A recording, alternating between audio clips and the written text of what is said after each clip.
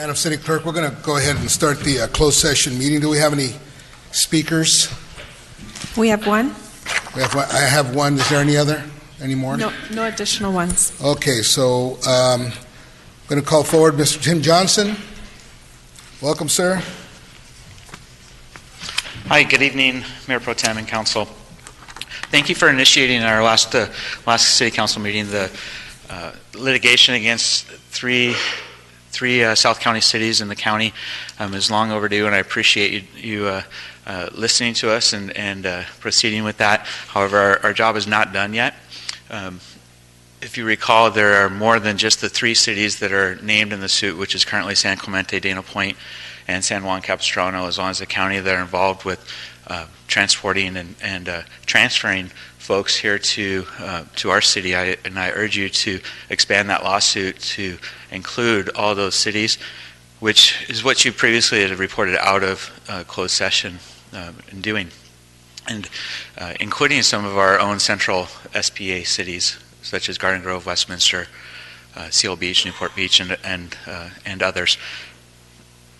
I also encourage you to pursue change of our municipal code to where we do not allow other cities to be able to purchase or rent a piece of property in Santa Ana and operate a shelter, which currently I believe our municipal code would allow. I'm sure that's an inadvertent type item, but it's something that is very important that we need to get on right away and explore that change.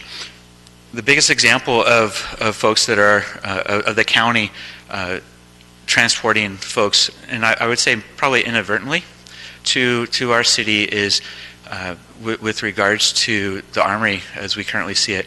There are currently 2 bus stops that are folks that are allowed to leave the Armory, and both of those are located here in Santa Ana. So if I'm a homeless person, say in Seal Beach, and I want to seek out services at the Armory, I only have 2 choices to go to in the morning at 6:30 when I'm kicked out of the Armory, and both those are in Santa Ana.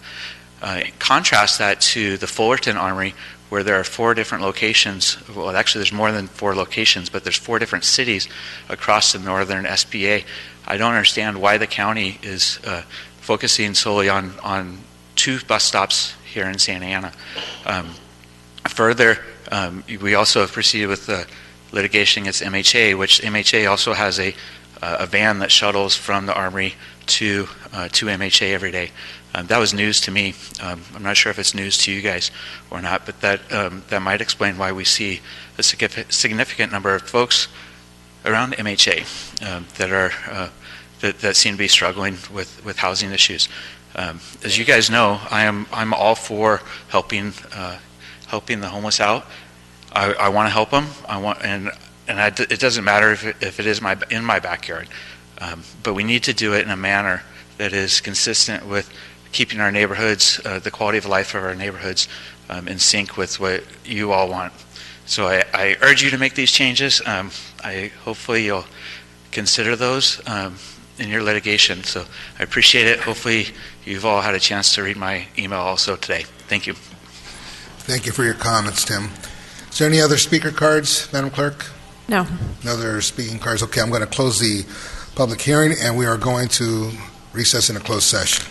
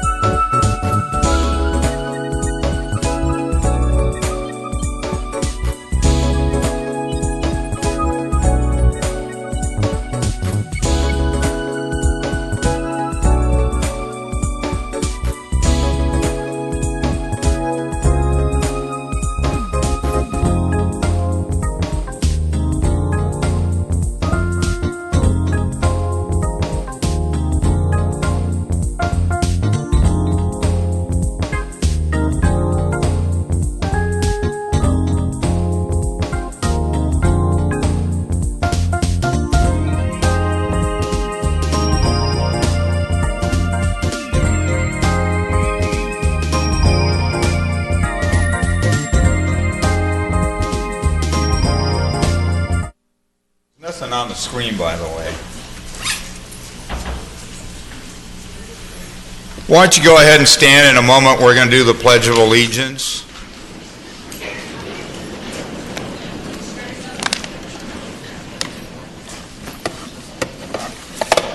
All right, ready? Begin. I pledge allegiance to the flag of the United States of America and to the republic for which it stands, one nation, under God, indivisible, with liberty and justice for all. Remain standing, please. We have our invocation by our police chaplain, Bob Barnett.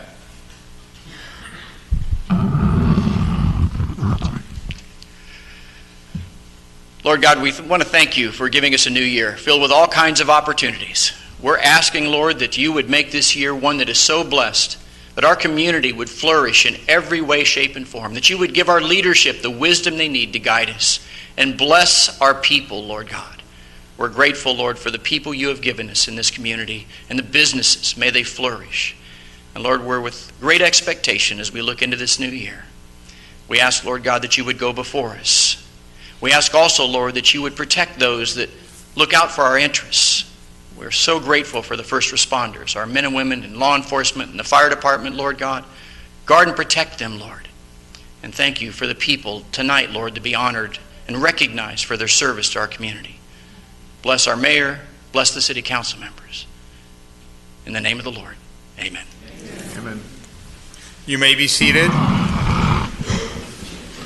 Mayor Pro Tem Villegas, you have the first recognition to the Olivos family for their outstanding contributions to the community. If I could have the Olivos family join me up here. And then Councilor Peñalosa, you would be next, as soon as we're done with this.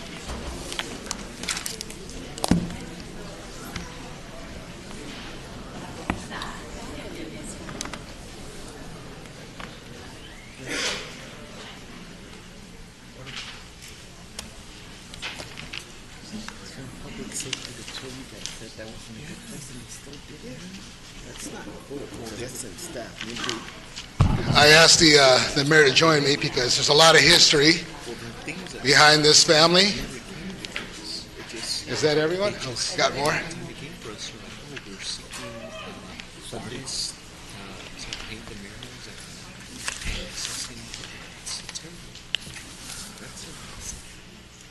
A lot of history in Santa Ana. Being the county seat, we have the first jail, we have the first courthouse, we have the first sheriff's office, and moving on, decades after that, there's some of the founding movie theaters or theaters for entertainment here in the city of Santa Ana. And one of them is the famous Yost Theater, as we know it. Something very special about that, I know that it was founded. Can we have you, Gay, can you come up here and join me? It was your grandfather that started it, Luis Olivos. And I remember, I'm originally from LA County. After I left the service, I came down here, I got hired by the county, so I've been here ever since 1989. And I met a woman from Santa Ana, I got married, and when my father came down to ask for her hand, I was sitting there at the time in the couch, and I'm hoping, well, here's my father's going to ask for her hand and to her parents. And it turns out that my father and my soon-to-be bride's father both worked at the Yost Theater together back in the 1950s. That conversation went great, by the way. So that's a little personal story of mine that, they were part of the history, and it was funny how they meet years and years later to find out that, hey, you were there too, and it was your grandfather. And I remember I called my dad today to ask him to verify the stories. And it was like 1953, 54. Still, his memory's a little off right now, but anyway, that is a part of the story. And if you could please share a little bit about your family's history and the theater, because your grandfather was one who brought a lot of the small Hispanic businesses here in Santa Ana. They're the ones who spearheaded a lot of this. And my father, I remember him telling me today that they gave him a flashlight because there wasn't a lot of light, and he was out there, bringing people into the theater and helping sell, I think it was popcorn, not sure what it was in those days, but there's a lot of history. I'm very happy to be part of that a little bit. Thank you to your grandfather helping my family out. And this is Gay Olivos, and if you could please say a few words, and thank you very much. Good evening. My name is Gay Olivos. I am the eldest granddaughter of the Olivos family. Speaking on behalf and representing my family, I'm the 25 underneath me. But anyhow, I just wanted to acknowledge Mayor Pro Tem Villegas and Mr. Pulido and the rest of council for recognizing the Olivos family. As a child, I grew up in the theater from sunset from morning to end. And what I realized at the time, with all this commerce that we would bring into the city of Santa Ana, as a child, my father would put me and my cousins behind a truck, and we literally go pass out programs in different barrios in Santa Ana, as well as Placentia, Anaheim, Fullerton, and all these people would come into the city of Santa Ana, and those people had to eat. So restaurants were opened. Those people needed a car fixed, Ace Muffler Shop. Those people had Helen's Records right across the street. Those people needed a haircut. And I would see all these businesses grow and flourish. So I'm very proud that my grandfather always lended a hand to those growing businesses, an advocate for Santa Ana. We love Santa Ana, and he wanted Santa Ana to grow. He also helped a lot of people with their immigration status. A lot of you out there that are listening tonight, my grandfather and our family helped you get your immigration status for Santa Ana. So we're grateful. We're represented here by some of our family members, not all here tonight, that finally the Olivos family gets recognized for all the commerce that it brought into the city of Santa Ana at a time when there was adversity in the city, at a time when maybe Mexicans weren't allowed at certain places. But he did believe in the commerce. They created a bank, Banco del Pueblo, and Santa Ana flourished. So I just want to thank everybody tonight. Thank you very much. I would like to ask the mayor to come forward and say a few words, and if you could present this certificate, being the ranking member of the city. Mr. Mayor, thank you.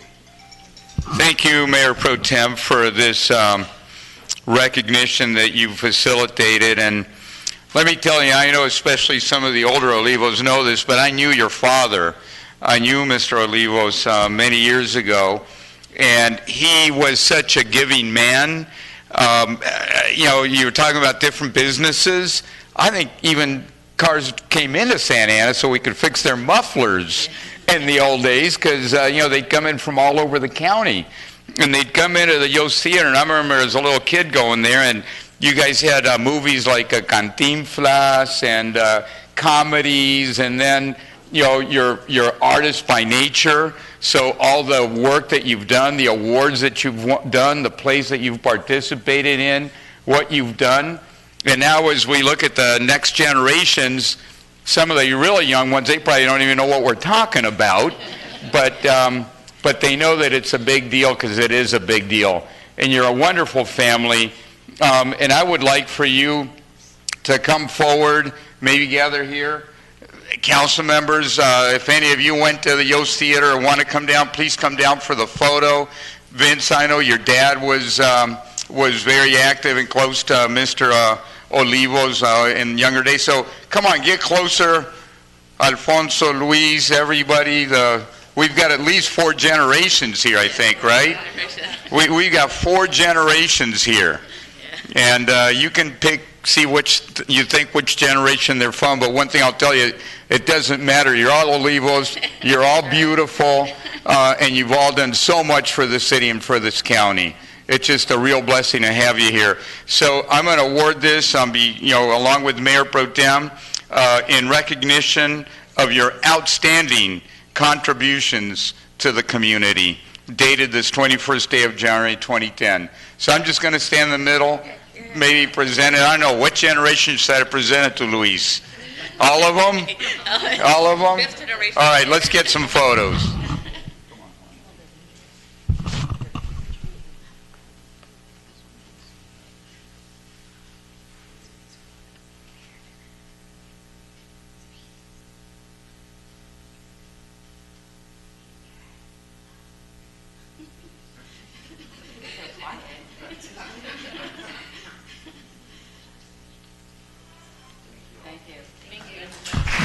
Thank you all. Thank you.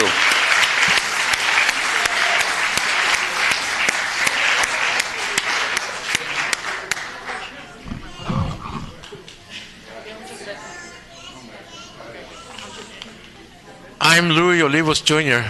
My father was the owner of the Yost Theater, and all the top movie stars of Mexico appeared in person. And when we go to Mexico, boy, they used to treat us great. So once again, there's no business like show business.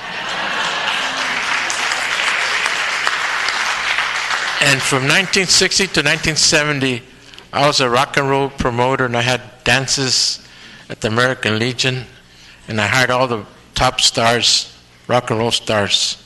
And a lot of you met your husband, a lot of met your wives at one of my dances. God bless you.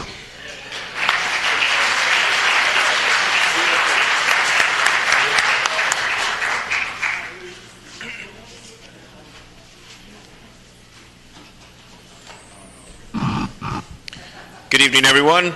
If I could please have the exceptional employees and that are part of the City of Santa Ana's 150th Anniversary Committee join me up here, please. Whoever is here, I know some of you aren't, but whoever is here, please come on forward so that we could give you the recognition you guys deserve.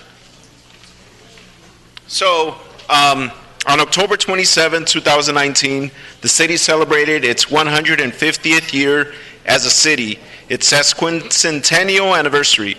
Initially, the planning committee was to consist of 7 people. However, with overwhelming enthusiasm, the group quickly grew to 25 members, including local businesses and city staff. The committee successfully executed over 10 events leading up to the main event, consisting of the mural at Heritage Museum, an aerial group photo, the blessing of the city, which was one of my favorites, a pancake breakfast, fiestas patrias, noche de altares, Dia de los Muertos, room classic show, people's tour in downtown Santa Ana, the pool party at Memorial Park, and very soon the final event, the time capsule ceremony. The 150th celebration brought in approximately 4,000 people, and with the help of the Santa Ana Chamber, over $50,000 was raised to fund the celebration. Over 50 local vendors participated in the anniversary event, offering family-friendly activities and free giveaways. The entertainment provided spanned cultural boundaries and offered many options for our diverse community. Most importantly, we all came together to celebrate this momentous occasion and honor the city in the manner in which it deserves. Today, we recognize city staff, Curious Entertainment, the Santa Ana Chamber of Commerce, and volunteers, and all the Santa Ana businesses that helped make this possible. Thank you for all your hard work, and thank you for providing the opportunity for wonderful memories to be made. Thank you, Julie. I know you were front and center of a lot of the planning, so thank you so much. All of you guys, none of the events that we had to celebrate our city's birthday would have been possible without the effort of each and every one of you. So from the bottom of my heart and the mayor and the city council, we thank you, and congratulations. You guys well-deserved recognition. If any one of you want to say some words, Julie. I wrote it there. Here you go. This one's yours. Okay, thank you. And I'll pass these out while you do your speech. It's a new technique. Okay, I'll entertain you guys while that happens. So, sorry. I did write a few notes because I wanted to make sure to capture and capsulize this whole entire experience. So, all right, we got our certificates in order. So it brings me so much happiness, and it makes me really proud to stand here with my peers. Guys, thank you for all the work that you put in, because it was because of a collective effort that we were able to execute about a dozen events, special events, within a very short amount of time. And hopefully we can continue this celebration until October of 2020, given that the city won't turn 151 until then. I do want to just highlight that beyond dedicating so many hours every single day and every single week, I really want to make sure that we highlight what's important, which is team. The team effort that we had amongst this group is by far the best team that I've worked with ever. not just because they're smart, they're talented, they have so many different skill sets, but because they truly had a lot of passion. We didn't even have time to fight. Whenever we got some comments that weren't as nice or got us down, we said, dust it off. We have things to do. And we really pushed through, and we accomplished the 3 goals that we set out to, which was to make things festive, to honor those that, what was it, Yesenia? Honor our past and celebrate our future. But the most important one was to bring positive stories about the city of Santa Ana, because so often we're portrayed in a negative light. But it's our city that has the most potential, that has the most hunger. And I am very, very proud to stand with the team here today, and I hope that the celebration continues for more generations to come, because this is a very, very vibrant city. So thank you, Christine, City Council, and especially thank you to my bosses and the bosses of the peers behind me that just kind of let us run with our ideas, let us be innovative, and let us show our best potential. Thank you to a couple other folks that aren't here. David Quintana from the City Attorney's Office, Stephanie Martinez from the Finance Department. She made sure we did things right. And to our excellent PD, who not only executed a very safe 150th anniversary, but it was a time for all of us to show our best colors. So thank you to the community, and I hope that we get to celebrate every year. Maybe not like last year, but in a festive way. Thank you so much.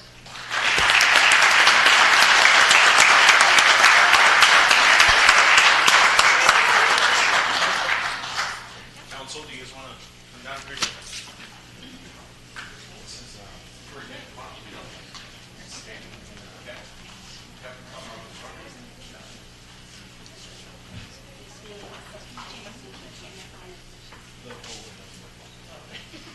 Thank you for honoring us.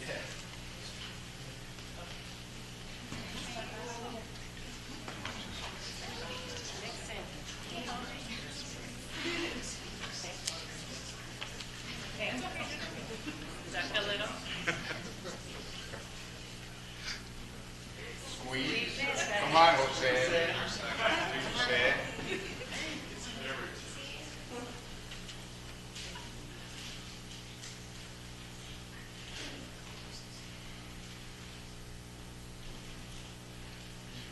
City manager should be in one of these.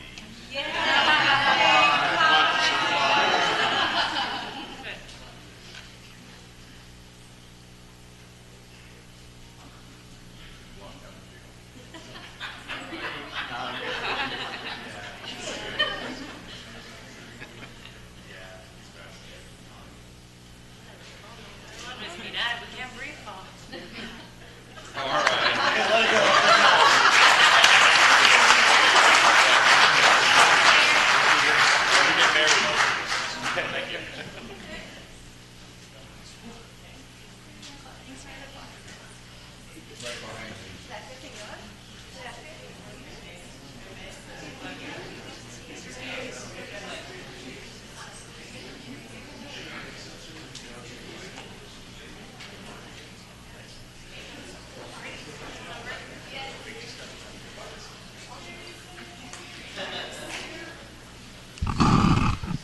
So, Mr. Mayor, I guess I'm next, Go ahead. right? So let me go ahead and get started.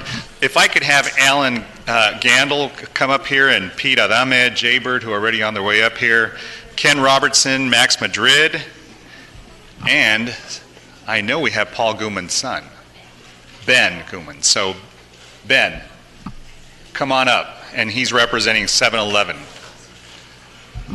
So who remembers Christmas? Seems like a long time ago, right? So I'm here to recognize these folks because they all helped in a really, really great effort this past Christmas. And before we go into February and the spring, I thought before more time passes, let's make sure we recognize some good people for what they've done. But these gentlemen here represent Toys for Tots, they represent 7-Eleven, they represent a nonprofit Save Our Fields, they represent Suavecito, which is a homegrown product here, a pomade and hair care product that we should be very proud of because it not only originated here in Santa Ana, but it continues to be here. And they get catered to from all over the country, and now I think it's even going global. But we're just very proud of the work that they do. And we also have our friends from 7-Eleven, which is a great asset as well. So a little bit about why we're here, and I'm going to turn it over to a couple of folks to let them explain what they do. But every Christmas Eve, in the morning, we provide free food, a meal, and toys for families and children that are less fortunate in the downtown. This started about 35 years ago when the Santa Ana Unified School District was looking for a site to use for this effort. And they didn't have one. My family somehow got involved with them and said, here, we have a venue downtown, go ahead and use it. And they started inviting kids. And it started growing, just a few kids at first, and then it ballooned to thousands of kids and thousands of families that started showing up.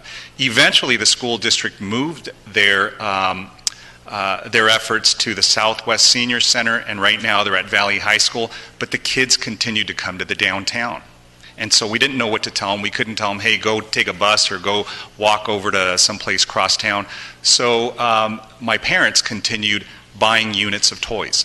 And they eventually started partnering with St. Vincent de Paul, the Toy Collaborative, and eventually now Toys for Tots. And then we started getting folks who wanted to help, like 7-Eleven, like Suavecito, like Save Our Fields, and a lot of different efforts. We've had the Mexican consulate join us in the past to bring books for kids.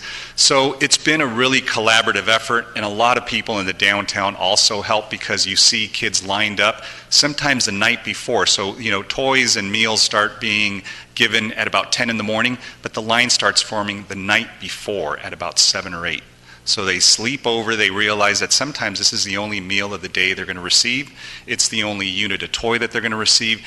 And when they look at all the toys available, their eyes just, open up. And they just start glowing. And it's thanks to these folks in the back here.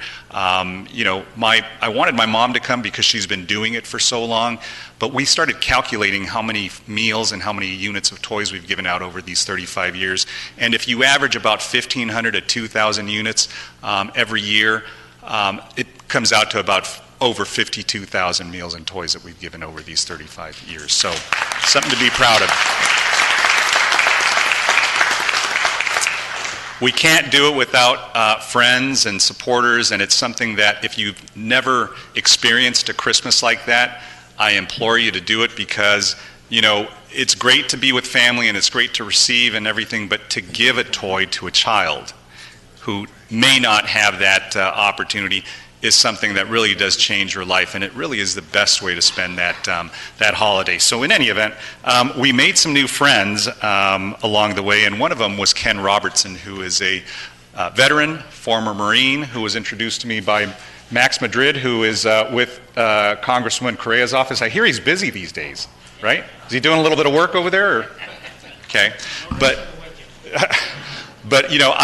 Max is a dear friend, and Pete and Jaybird and everybody up here that does so much good for the community. Alan I've known for years. They all just give of themselves. And so when we need help, they say, well, what is it that we can do? And I know Max was in New Mexico trying to scramble around, connected me with Ken at the last moment, and Ken came up and said, look, let's get some toys, let's get some more toys over to these kids. So there was an abundance of toys this year, which is hard to do, but I know we're trying to get you guys into Santa Ana so we can warehouse a lot of those toys for this upcoming year. So if you don't mind, Ken and Max, why don't you both come up here and tell us a little bit about what you do. Please give them a round of applause. My name is Max Madrid, and I've been with Toys for Tots for over 40 years. I started when I was a baby in diapers. Well, what happened was, in the past years, we have not had that many toys. Sometimes we give half the order, and sometimes we can't really give them that much because we don't have the toys. But with this year, with the pastor here, and this coming year, and with the support of Vincent and Congressman New Correa, we're going to start earlier and try to get more toys going so you folks won't get mad at us just giving you half an order. And I can tell some of you are there because I can tell the little bitty faces you're giving me. But the only bad part about this is that Congressman Lou Correa used to be my Santa Claus for the last 15 years, but he decided not to do it. But if you can kind of encourage him a little bit, we might be able to get him back. Go ahead. Well, we're the distribution center now, the hub. We're in Fulton area, and we're the Center OC. We want you to know that we're here for you not just during Christmas season. We're a nonprofit that works throughout the year. I'm regional HR at Kaiser, so we don't do this for money. We do this for the communities and for the children. We maintain a men's home that support about 42 different men. My wife and I. My wife's a medical professional at Kaiser, and I'm again regional HR. So we believe in giving back. We believe in sharing abundance and ensuring that it gets to people who are not just trying to serve community, but people who need it. You have to embrace that we can never do enough if we are blessed with enough. And it's hard sometimes to see the value of service, but if you don't start experiencing it, you can't pass it to the next generation, so it will continue. So don't feel like you have to just come for toys. Come for food, come for clothing. We have volunteers from Kaiser, 17 of them, who will come and give psychological counseling. We can help you get medical care. Right now we're working with the colleges to get hot meals to kids who aren't eating. So there's lots to do. We love giving out toys, but we love also supporting the entire community, not sections of it. There's no color, there's no age, there's no discrimination. As he said, I'm a former Marine, Max is a Marine. We are here for you because we signed a line a long time ago to support, protect, and ensure the right to liberty. And we'll not change that, and we'll never change that, and we'll always stay committed to serving this community.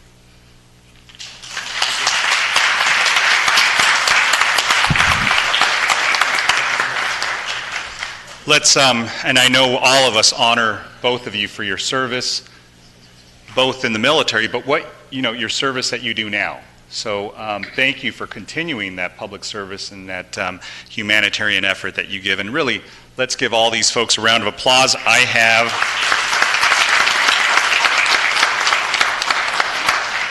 some certificates from a very grateful city and very grateful children and families that received your help this past Christmas. Max and Ken, if you guys will receive this on behalf of Toys for Tots from us. Thank you, sir. Beautiful. Alan Gandal for Save Our Field Incorporated for being our nonprofit sponsor. Thank you, sir. Suavecito Incorporated, who makes sure, these guys were the hits. So yeah, these guys came out, and when they started showing their products off, the kids were like, forget the toys, I want some pomade for my hair. So, right? Thank you guys, here you go.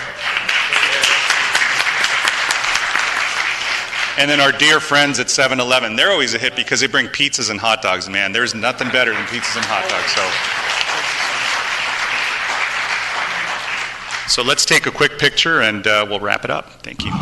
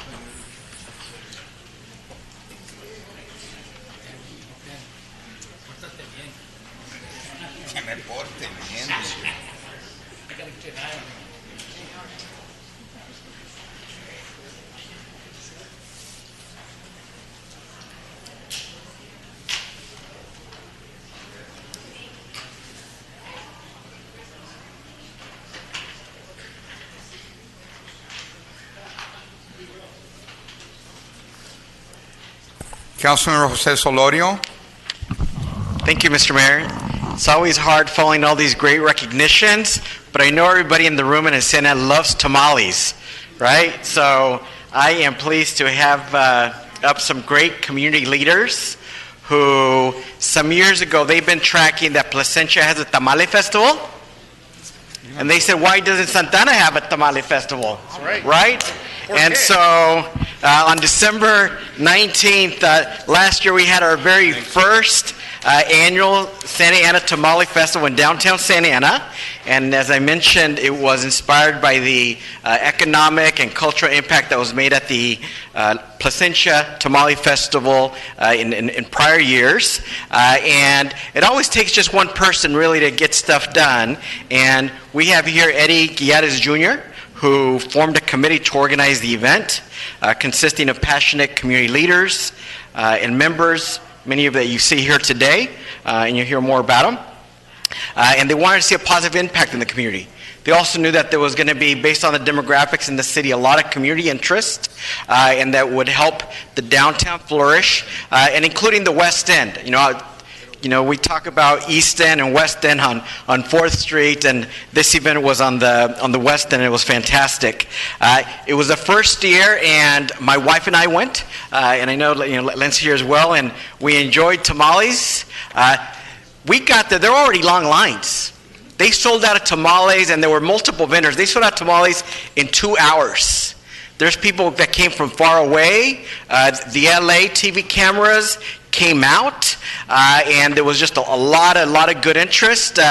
They had meat tamales. They also had vegan tamales, which was really good. So maybe our mayor can join us next year. They had live music and activities for all ages, and a very diverse crowd, all enjoying good foods, good time, and good socializing, and some dancing. As I mentioned, it also helped activate the west part of the downtown and 4th Street, and so it was nice to see a successful event there. And I know that many of us are seeing how it's going to grow. On behalf of a very thankful city, it's my honor to recognize these individuals and to have you hear a little bit more about what they did and how they're going to do it bigger and better. And hopefully have a date, but no pressure. But it's my honor to invite up Eddie Guillares. Felicidades y thank you. Thank you so much. Awesome. Good evening, everyone. Good evening. I promise you we'll have 3 times the amount of tamales for next year. But first and foremost, it's really not about me. It's about the people behind me. It doesn't take, it wasn't me, really. It takes a team to accomplish what we were able to accomplish on December 19th of last year. But first and foremost, I got to thank Mr. Solorio, Councilmember Solorio, very much. Thank you so much for the recognition. The rest of the council. I'd also like to thank my committee that's right behind me. They did a phenomenal job. I have, of course, Mr. Sam, who is also a board member for the Santa Business Council. But more importantly, I have Mr. Romo, who is 2 peas in a pod with me. I wouldn't have been able to accomplish so much without him and his logistics throughout the city and the downtown area. Followed by Jesse, who I call him the ninja of the night. He did a phenomenal job that night. Everywhere I looked, he was there. He was spawning everywhere. Followed by Kimberly Lopez, literally right hand, sleepless nights. I'm not saying we were there. I'm just saying that it was a nice soundboard.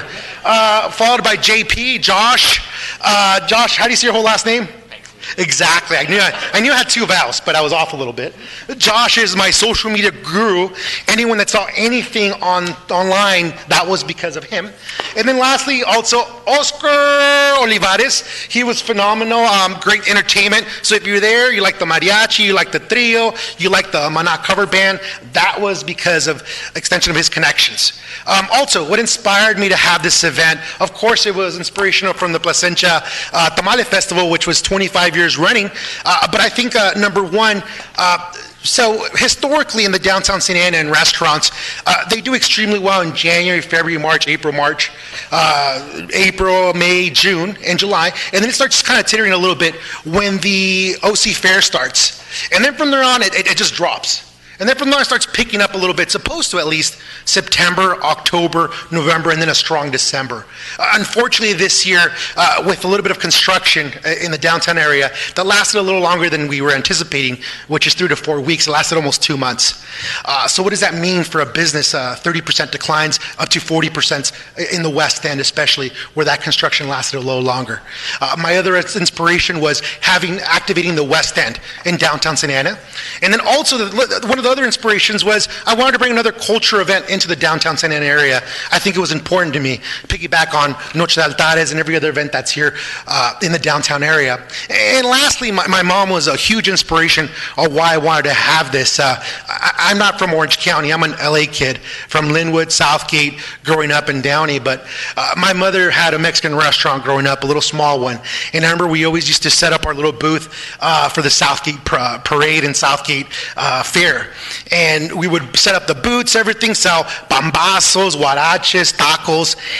And my mom's motto was, we're doing this para la renta, which means so we can afford the rent for this month. And that inspired me a lot, because seeing the business owners locally and seeing it in their eyes and that same kind of pain, but yet achievement throughout the night, it inspired me as well. Other things that I want to just tell you, a little bit of the highlights. Just to piggyback, we did sell out tamales within an hour and a half period. We sold 12,000 tamales. Imagine that. How many little fingers it took for that, right? Also on top of that, over 2,500 people in attendance. That's a pretty remarkable number for the inaugural event of a tamal festival. So also wanted to thank the tamal vendors. I got Loretta here, right here, Ms. Maria here from La Vegana Mexicana. I have Chevitas. We have Latino Health Access, Chapter 1. I mean, I'm talking about El Indio. We have Café Cultura. Who else am I missing, guys? Anyone in particular? La Vegana Mexicana and Chevitas. A lot of other ones, and if I forget, just text me and tell me what you really think about me. Sorry about that. Also, the sponsors couldn't have had this possible without the sponsors. Since from the city, Santa Unified School District, individuals from this city council. All right, so think this wouldn't have been possible without you.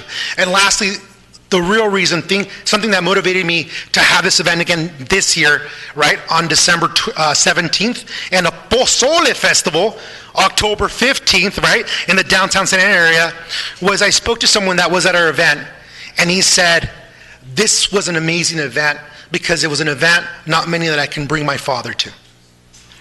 It was an amazing event. I want to thank you for that. So I want to thank everyone here, because it wouldn't be possible without you and all of you. Thank you very much. Have a good night, and excited.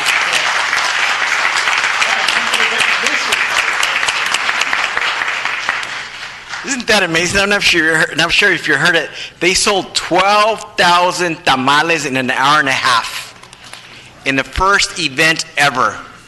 It's just amazing, mind-boggling. And then part, obviously, in addition to this great team, the Eddie factor. I mean, the energy that Eddie Guiares has is just amazing. He's, obviously a leader behind this group. He happens to also own a State Farm. They're on North Broadway, right? They sell insurance of all types. It's my honor to recognize Eddie Guiares. Oh, thank you so much. Jose Romo from Downtown Santa Ana and Downtown Business Inc. Thank you. Josh Pagtalunan. I had to study it, but I did okay. Jesse Marquez. Thank you. Oscar Olivares, El Indio. And Kimberly Lopez, who also happens to be with State Farm. Thank you. Thank you again. Let's give a big round of applause. Sam Romero, who's really a dean of the downtown as well. A couple of words, please. Yeah, they forgot for Santa Business Council. We're the other downtown business association. And when these guys came up to us and said they're going to put it on a short time, we said, these guys are crazy. And they put it together. I couldn't believe it. Thousands and thousands of tamales. Forget about pancakes. Forget about that. Okay? Anyway, thank you.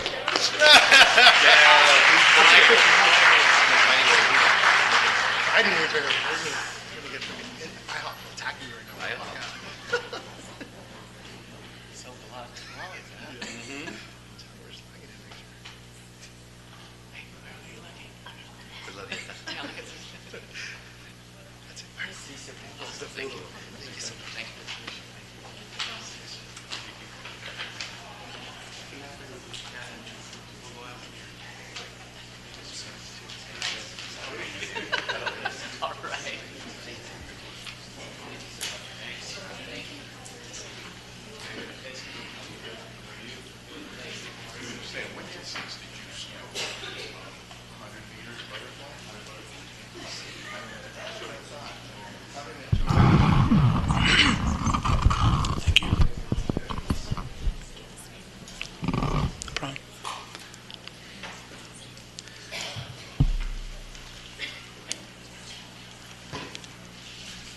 By the way, a little known fact, but Jose Romo, who's now leaving, used to work at the city, and he met his wife here.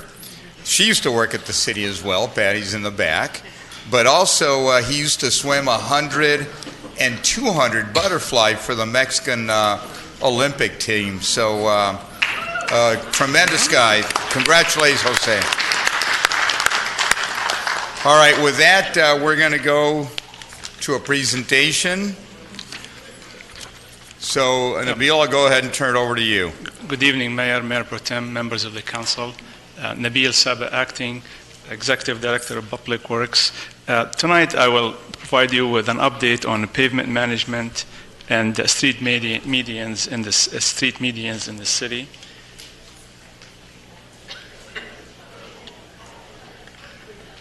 The pavement management plan or program is really used to accurately inventory all of our pavement conditions to predict future pavement conditions and develop a cost-effective repair and maintenance program for the future. In addition, that program is used to meet the OCTA, Orange County Transportation Authority funding eligibility. Nabil, if you could speak up a little bit and into the mic, it's great. It is used also for or to meet the OCTA funding eligibility, and every year, every 2 years, our streets are being assessed. Now we are going through an assessment as we speak. In 2017, we retained ACOM, our consultant, to do a life cycle analysis of our pavement, and the conclusion was that the city really needs about $20 million a year to invest in the pavement, in our pavements. And here I have a diagram or a chart for you to explain the pavement condition index life and life cycle. PCI, which is pavement condition index, starts at 100 with a freshly or new street, and it degrades as time goes by. The takeaway from this chart is we really want to capture our pavement before it degrades and costs quite a bit of money. We want it to be on the gold line and not more, which in that case, for example, it will probably cost about $1.50 per square foot to bring in our street condition from 75 to 100. We really don't want to be in the blue or nor in the red, because that is very costly, and the cost goes twice as much, all the way to 10 times as much to do the same work. The PCI really is a qualitative and a quantitative measure of our condition or pavement condition. The qualitative goes from excellent, good, fair, poor, and very poor. The quantitative is really a number. It goes from 86 to 100 and so forth. If you see on that chart, on the lower part of it, on the right-hand side, our concrete street PCI is 51. Our industrial streets are 51 too. Arterial streets PCI is 73, and our residential streets PCI is 81. The way we maintain our street is to really continually invest in our street in a periodical way. We want to put some money into the streets before they degrade. This way we save them and we spend less money and become more effective. This chart shows on how we invest into our streets every so often. That's where the $20 million a year comes in. This is a similar curve that shows that if we don't invest in our streets, the $20 million becomes $27 million, and if we ignore the situation, it will be $45 million. So conditions become worse.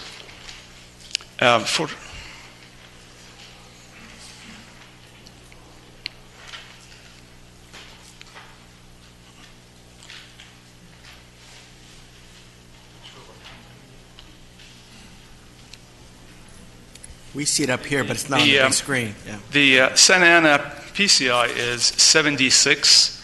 Orange County average is 79 and the state average is 65. So we are a little bit better than the state, but a little bit less than Orange County. We would like to work on that. For pavement management, there is revenues and expenses. Our revenues come from the state, or the gas tax, SB1, Measure M, fair share, CDBGB, some of the utilities, and some grants. Total of about $21,700,000 as revenue comes to us, but we also have expenses.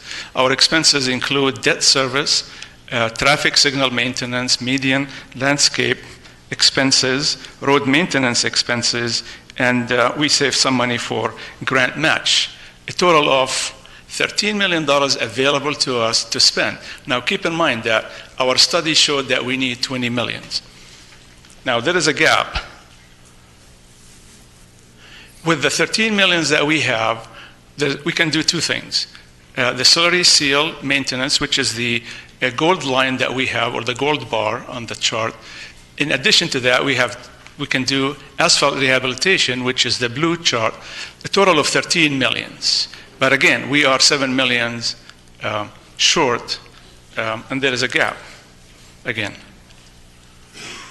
To fill the gap, we're looking for other sources of funds, like pavement impacts, grants, private-public partnership, assessment districts, and possibly the general fund.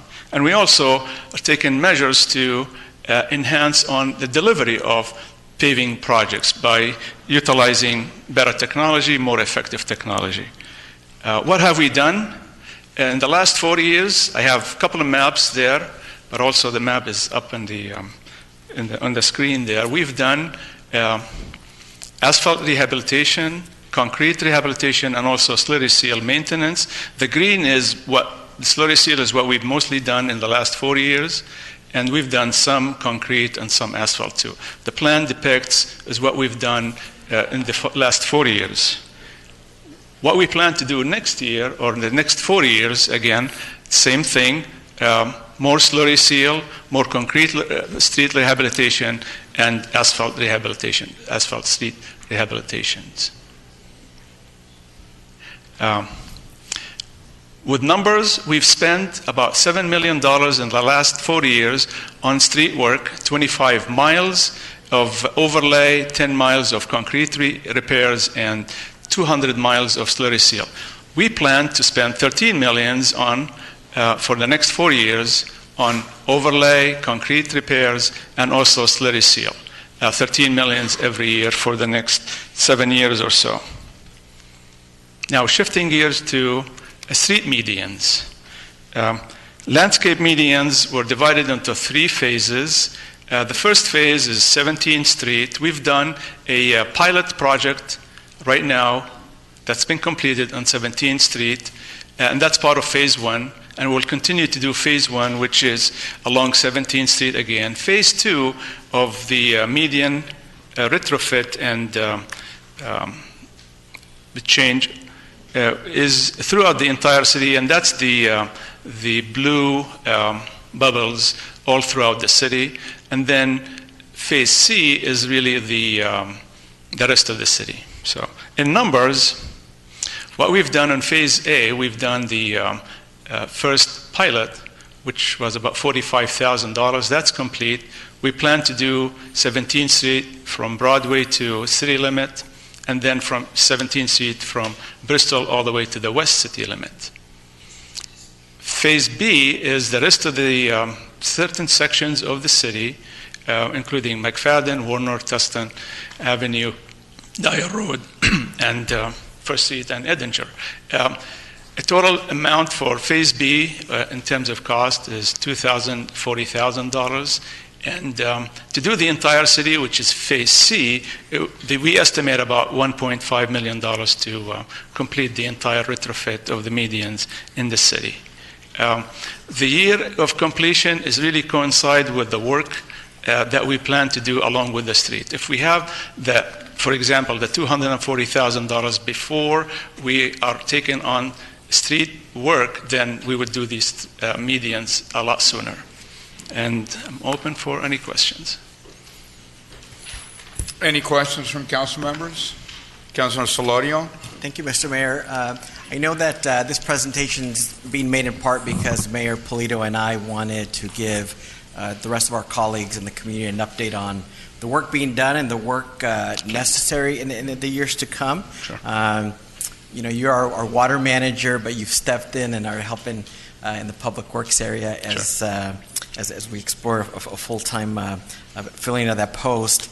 I know we've talked about previously the earlier big street improvement programs would skip some of our concrete street neighborhoods like Floral Park and parts of Park Santiago, Wilshire Square, as well as some of the industrial areas, and we've skipped them over once or twice, and it really is time to go back and help in those communities. And I know tonight, based off that type of urgent and request, we have major improvements, including street improvements in the Riverview West area, as well as in Floral Park on Flower Street, as well as portions of 19th Street. And it was a very savvy way of using water funds because we needed some water improvements in those areas, as well as street improvements as a result as well. So thank you so much for pairing those two projects, and thank you, to our city manager for understanding the concern and addressing it. So I'm very grateful, and we have some items tonight, but we got to keep going because there's still a lot of need. Sure will. Thank you. Says Councilor Iglesias. One of the questions that I had, Nabil, was when I believe Councilmember Solorio touched on that. When I drive around the city, especially when I go into the industrial complexes, those streets are worse than Rate Street. And one of the things is that's, I think, when I asked Christine is, how do we know the schedule of when you're going into those streets? Because especially the ones by Main and Warner, like by where the old Sears outlet used to be at, and where MHA is now, and it's horrible. You drive there, it's kind of like bump, bump, bump, bump. And then also too on Rate Street, maybe that's something that we're waiting on because of the streetcar, but all of the industrial complexes and the areas also too, like over there by 4th Street and Grand and all that, there's also some not nice streets. So do you have a schedule on those streets and when they're going to be serviced? We have a schedule, but however, the money is not available. We know what the highest priority streets that needs to be taken care of. Like I mentioned, the pavement condition index for these streets, then the average is 51. That's pretty bad. So we have planned, but we are looking for funds to fix those streets. A lot of those streets require a major rehab work. It's not slurry seal, and it's not just the top, I want to say, 2 to 4 inches of pavement that needs to be done. It needs to be going down to the base and then build the street back up, which is really costly, but go ahead. Because of the businesses, they're the ones that are bringing in all this income into our city based on what we've passed Measure X. Isn't that something that we could allocate as a priority for us to fix those streets? When is the time for us to, as a council, to put that as a priority? Christine. Thank you, Council Member. Absolutely, that is something, and we're beginning to start the budget process, so that's the time to express those priorities for us. In the meantime, the staff is aggressively seeking grants so that we can increase the funding for the pavement conditions. But I believe that's something that we should already have it as part of a topic of conversation for us when we're developing the next fiscal process in our budget, that we are going to be investing so much money into the streets, and then that because I've heard a lot of concerns from business owners that they pay all these millions and millions of money that they're bringing in, and what do they get in return? They really don't get anything. So if we could put that as a priority, I would really appreciate it. Absolutely, and you have, based on his presentation, I mean, each year you have set aside monies dedicated to this. So we'll continue to list that as a priority and set forth the plans. And then the other item that I did hear you mention, which we could easily do if we do start any of these street construction projects, we can help on the website keep the public informed of when they're starting, when they're stopping, and what the impacts are to the traffic. Yeah, that's something, yeah, because they're asked, Sure. you know, they ask us, like, when is this going to be done? Because I know other cities may have, like, this is a plan, this is, you know, what it looks like. So if we could do that as a city, that'd be something good for us. Thank you. Thank you, Councilmember Sarmiento, and then Mayor Pro Tem Villegas. Thank you, Mr. Mayor. And I think it was, well, I think all of us wanted to see this report at one point or another. We all asked, and I think you remember back when we bonded on this, and we did. I was going to bring that up in a moment. We did about 300 miles or more of residential streets that weren't covered by some of our other funding sources for major arterials, and we were doing things like emulsification, cold in place, construction, reconstruction, obviously, of some of the residential streets that were in bad shape. But we also did a lot of slurry sealing on some of those streets that weren't failing yet, so they'd maintain a high level of performance. So one of the things I know that we did is we touched some of the neighborhoods first that hadn't been touched in years, right? And I think we even started in the Delhi neighborhood, we started in Logan, some of our older neighborhoods, because not only were their issues not addressed, but they had a lot of industrial and light industrial around their neighborhoods. So so two things. You're seeking funding for this, obviously, so maybe, the rates are very reasonable right now, and I know a lot of other agencies have gone out. We carry very little debt, so maybe not a bad thing to work with some of our folks in our finance department to see if it's possible to even go out to bond. I think we did $60 million last time to do the 300 miles. And, the second thing is just, as we have a schedule, let's look at some of the ways we sequence these, because I think that we do owe it to some of those neighborhoods that haven't had much work done on them recently to make sure that we keep them performing at a high level. But, I appreciate the discussion, but the timing may be good for us to go out to the bond market. Okay. Thank you. Mayor Pro Tem, then I've got some comment, and then we'll continue. Thank you, Mr. Mayor. Just briefly, I want to support everything that my colleagues are saying regarding addressing this issue. And I had a meeting with you this morning, Nabil. I get a lot of requests. This street needs to be fixed. The alleys are terrible. All the photos. They send me videos. And I try to stay on top of these things. But I learned quickly that when I joined the council in 2016. I was in a parade in Wilshire Square, and somebody said, "Hey, what about the street? Because this car's doing this." Here I am in a parade, and things jumping up and down. It was horrible. It was embarrassing. And then I went back. I remembered. I looked at the block, the address. I said, "This street right here. We need to do something about it." And they said, "Okay, well, hold on." You pull out the schedule. It's 4 years down the road. 4 years. I mean, man, I learned a lot. Went over to, to Public Works. You guys got this big map, and it's telling me, the order in the which we repair. Of course, we want to do a good job. We just don't want a little patch up, and then I understand that. But anything we can do to address this, I'm on board because this stuff is just unacceptable. But thank you, Bill. I know you're doing the best you can. Thank you, Mr. Mayor. Thank you.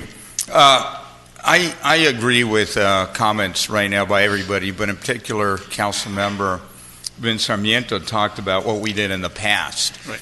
And Councilor Iglesias, part of the reason some of the industrial areas in real bad shape is because when we looked at 300 miles and what can you do, we laid out the 300 miles and we did mainly residences that, believe it or not, were in worse shape than some of the other streets that we have right now.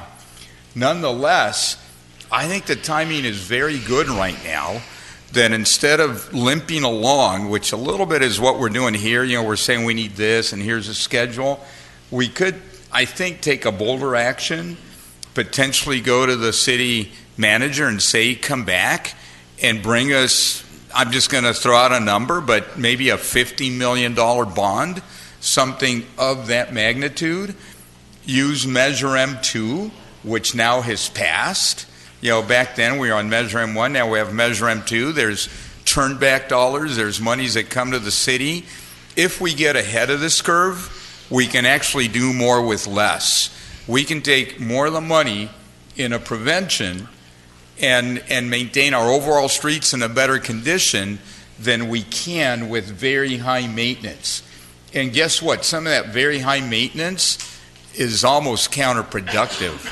I sent some photos, and I'm going to give more to the city manager. I happened to be around Warner and Main recently, and we had a crew out there that was doing some pothole filling. And by the time they were done, the filling was way above the rest of the street, so now you almost had an inverse pothole, where instead of a hole, you had a bump. And now when you drive, you still are going up and down. It's just that you're not going in holes, you're going in potholes that have been overfilled. And that was a new street. But look, another pet peeve, and I brought this to the city manager, we've got to get on whoever it is, OCTA, our own contracts, whoever it is, drive down Santa Boulevard, drive down Broadway or Main Street. You know, they've been tearing up the streets to do some of the utility work different recently. Coming along Santa Boulevard from the freeway, oh my gosh, you know, the streets they've been resurfaced just in the areas where they work, but the work is so shoddy that your car's at an angle. You know, one side's high, one side's low, and there you go along with everybody else. And, you know, it's up to us to fix this stuff. It's not up to par. And Nabil, I think you're doing a good job with what you've presented here. Okay. But really, I think you're hearing from the council, let's bring back a plan that says we can fix, I don't know what the number is, maybe it's 150 miles, whatever the balance is that we didn't do about, I think it was maybe 7 years ago, something like that. And we did a lot. Right. But right now it's time with Measure M2, we can do a bond, let's fix all the streets.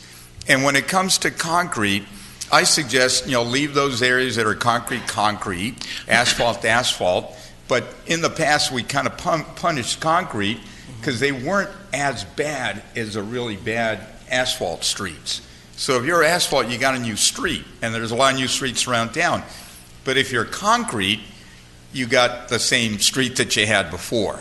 And we've patched some of those streets, but look at 19th Street and Floral Park. It also has, I think, a very negative impact. Once that street is redone, it's going to be beautiful. Now, I know you're not a traffic guy, Nabil, but I think as it relates to concrete, we ought to look at some of the work that's done sometimes on freeways. They'll scrape it, and I'm talking concrete now. They'll scrape it, even it out, and relay it, and that's better than a full reconstruct. And what I would argue is that we don't need a full reconstruct in some of the concrete streets because the foundation is there. There's cracks, but they're not going way down. They're not disappearing. They're not going down an inch a year or even a millimeter a year. But maybe we could scrape those streets and just do a brand new street and maybe get more bang for the buck. And because it's concrete, maybe it's going to retain better. And when you look at that CPI, I know you had your curves earlier. It is very true that when you're close to 100, you're hardly spending any money. Right. And if you catch it early because you're able to with a slurry seal or whatever, you're going to stay up there. Right.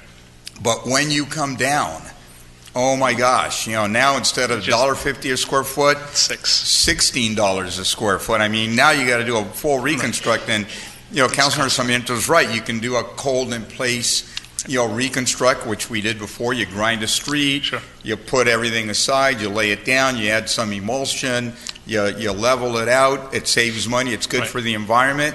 But I think we can do even better than that now. There's newer, greener technologies where there's rubber that's recycled that goes into the street. It lowers the cost. There are also a little bit quieter streets, which is nice. Peace is nice, quiet is nice. We already have enough, noise and issues going on in town. If we can even get better pavement, better materials, we can take advantage of it all. So if there's concurrence from the council, I don't need a vote or anything, but maybe we can encourage the city manager to come back and say, let's put together a big plan that does a lot. I have Councilor a question. Iglesias. Yeah. Who's going to pay for this bond? Where is the money coming from? A Measure M turnback dollars. Well, what does that mean? Who's going to pay for it? It's the half-cent sales tax that was passed by the voters. So it's going to, is it going to be an added tax on No, the it's not a residents? new tax, it's a reallocation of dollars. It's an existing funding source that you can only use for streets. You can oppose it, and I'm telling you, it's a good idea. Well, there's just some things you always tell me it's a good idea, but I would have to question it. Okay, thanks. Well, thank you, Mayor. Mr. Mayor, just a couple of things that did on the concrete stuff. It costs a little bit more, but also lasts much longer, and it looks great. And especially, we don't want, black asphalt and concrete. We want to keep a nice look. In terms of the dollars, yeah, we don't want to create new taxation on our residents, but we could Measure M, turn back dollars, gas tax dollars, and I think Measure X dollars too. What I like about using Measure X dollars for one-time costs or prudent things like this, as opposed to, staffing or other things that are ongoing commitments. And again, if our city manager can look at all these other options to come back with a very robust plan. Thank you. Thank you, Mayor and Council members. I have an understanding of what you're seeking, and we'll return with that. Thank you. Thank you. So with that, let's go on. Are we on the consent calendar now, Madam Clerk? Yes, we are. You have public comment? Oh, I'm sorry. We have closed session report. Madam City Attorney, anything to report out of closed session? Mayor, we do not have any reportable action from our closed session discussion this evening. Thank you. On the consent calendar, are there any items? I'm going to pull item 18B, 19D, and 25I because we have speakers on those items. Any other items that council members wish to pull? Mr. Mayor? Yes, Councilmember Solodium, and then... If that wasn't on your list, I would like to pull item 11B. 11B, that was one of the three items. You got it. Great, thank you. I had 11B as well, and can I also pull 20B and 25F? You got those, Madam Clerk? Yes. Councilmember Iglesias? 11A. 11A. Any items to my right? I'm just a no on 19C. 19C, please record a no for Councilmember Vince Sarmiento. With that, I would entertain a motion on the balance of the consent calendar. The balance. So moved. Second. Those in favor, press green. So, Madam Clerk, which is our first item? 11A. 11A.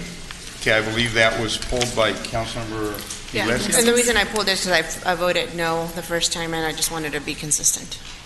All right, so I entertain a motion on 11A. So moved. Second. Those in favor, press green. 11B, we have a speaker, Jeremy Kogan, please.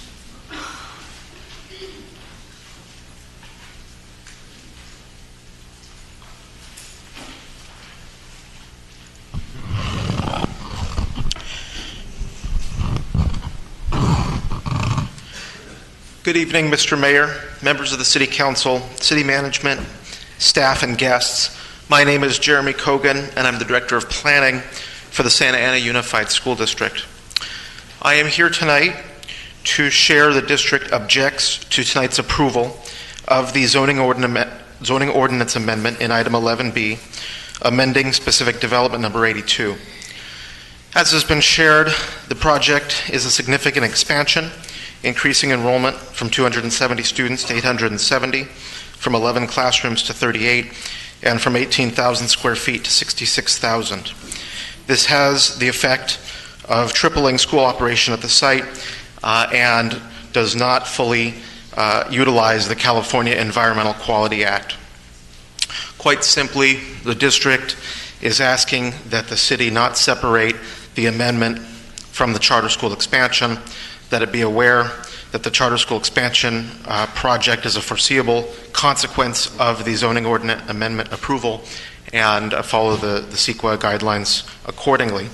As we've shared previously, the district commissioned a traffic study wherein a traffic engineering analysis found significant impacts to traffic, circulation, and safety.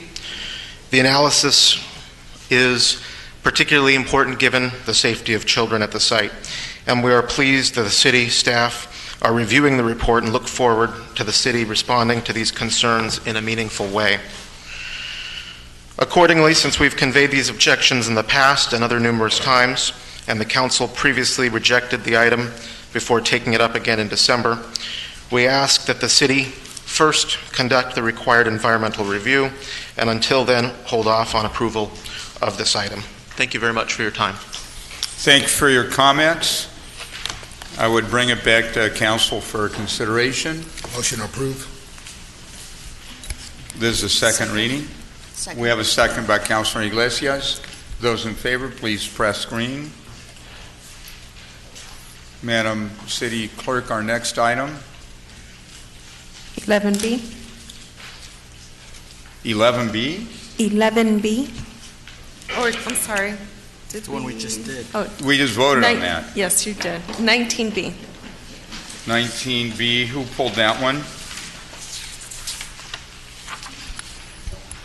19B. I think it was your, I believe you have a public, is it for a public card? I had 19D as in David. Okay, I caught. So the other one we already approved. So it's 19D. 19D? D as in Daisy. Is that All right, so we have two speakers, Tim Johnson and Keith Carpenter, I believe.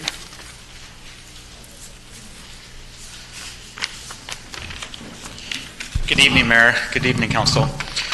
My name is Tim Johnson. I'm a member of the Major X Citizens Oversight Committee, although I'm not here in an official capacity with that committee, which is part of the issue that I'm bringing up before you.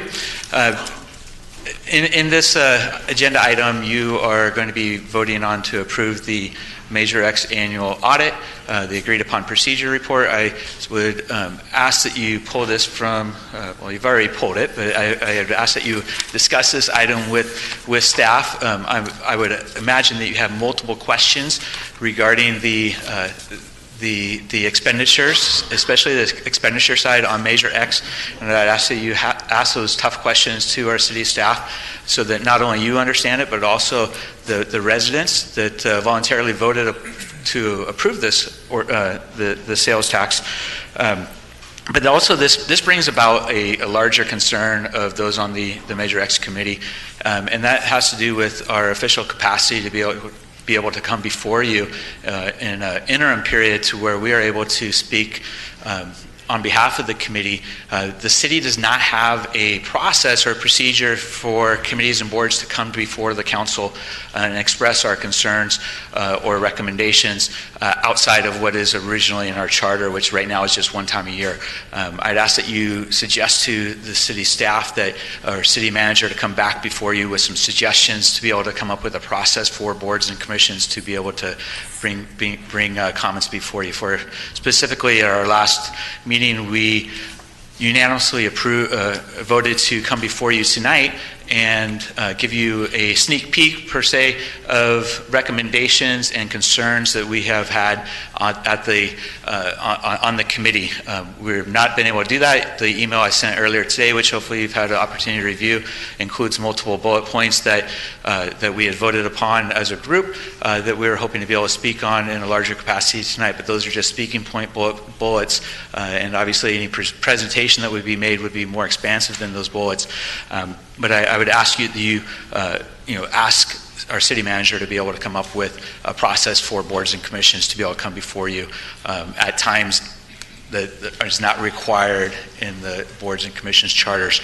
Specifically, there are multiple questions that I think you should be asking about Major X, the audit report, per se. It's an agreed upon procedure report, which I'm a CPA, so if I had the questions, hopefully you have the questions, and I can guarantee that the residents, if they're looking at it, should have the questions, even though they may not even know what to ask. And that's part of what I think your council is supposed to be doing to help the citizens understand these things. So I ask that you consider asking questions tonight before the staff. Thank you very much. Mr. Carpenter?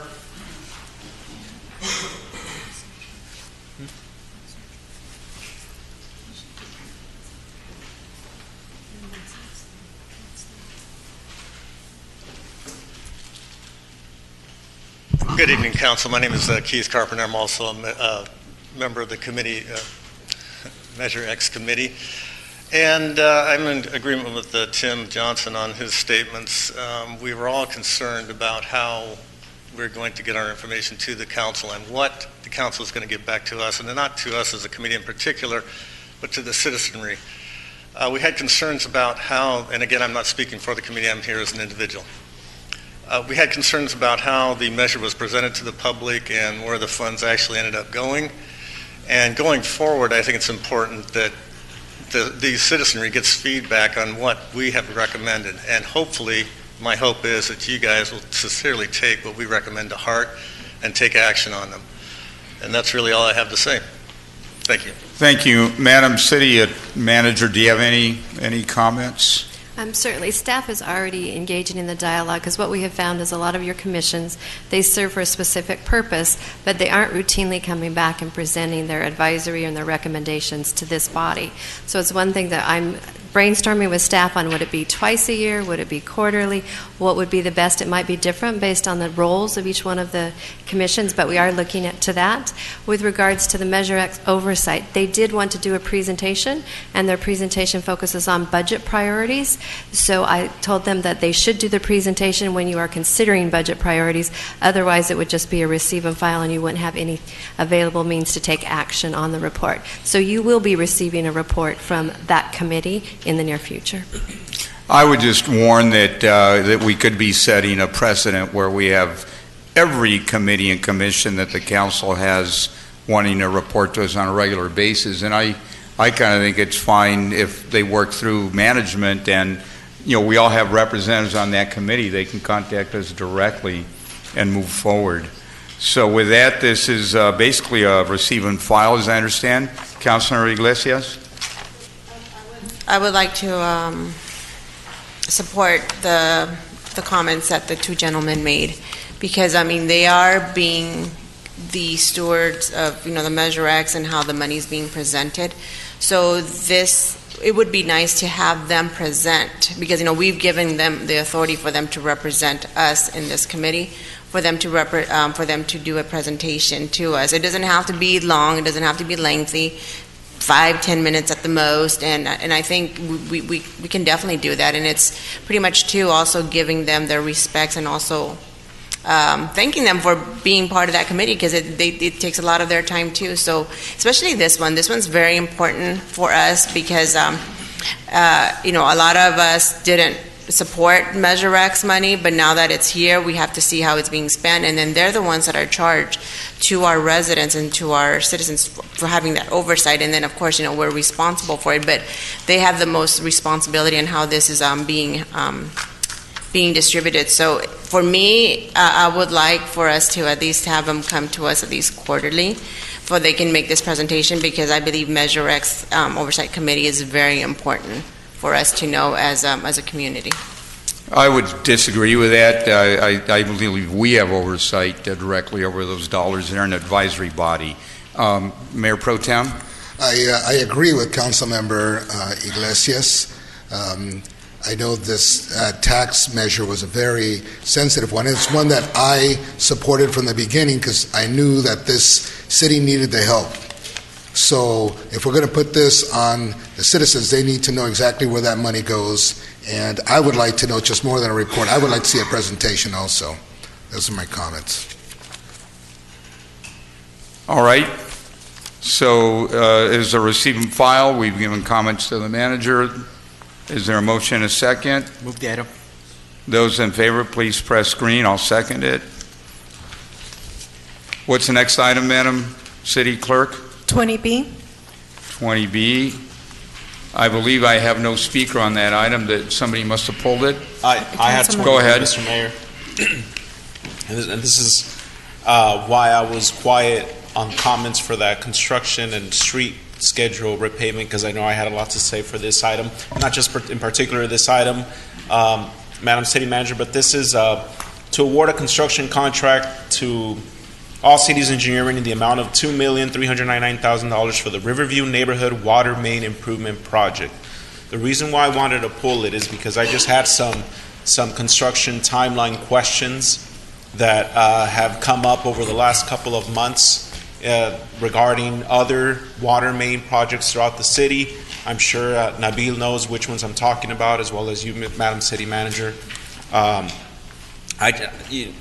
There's the Thornton Park neighborhood has had a water main construction project going on since early summer, and the concern is that the construction has been done, and then they go months without seeing any work being done on their street, and it's left in disarray and bumpy and gravel pits and potholes, and like the mayor was talking about earlier, it's unleveled, not leveled, and it's filled with dirt, and it has been like that for the last couple of months.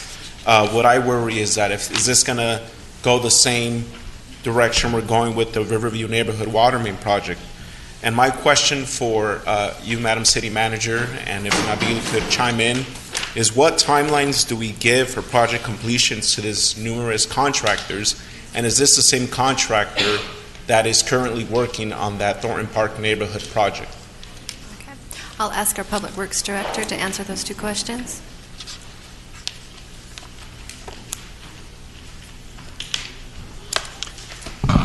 I believe it's a different contractor that's being awarded tonight, and we are going to take measures to make sure that these conditions do not occur.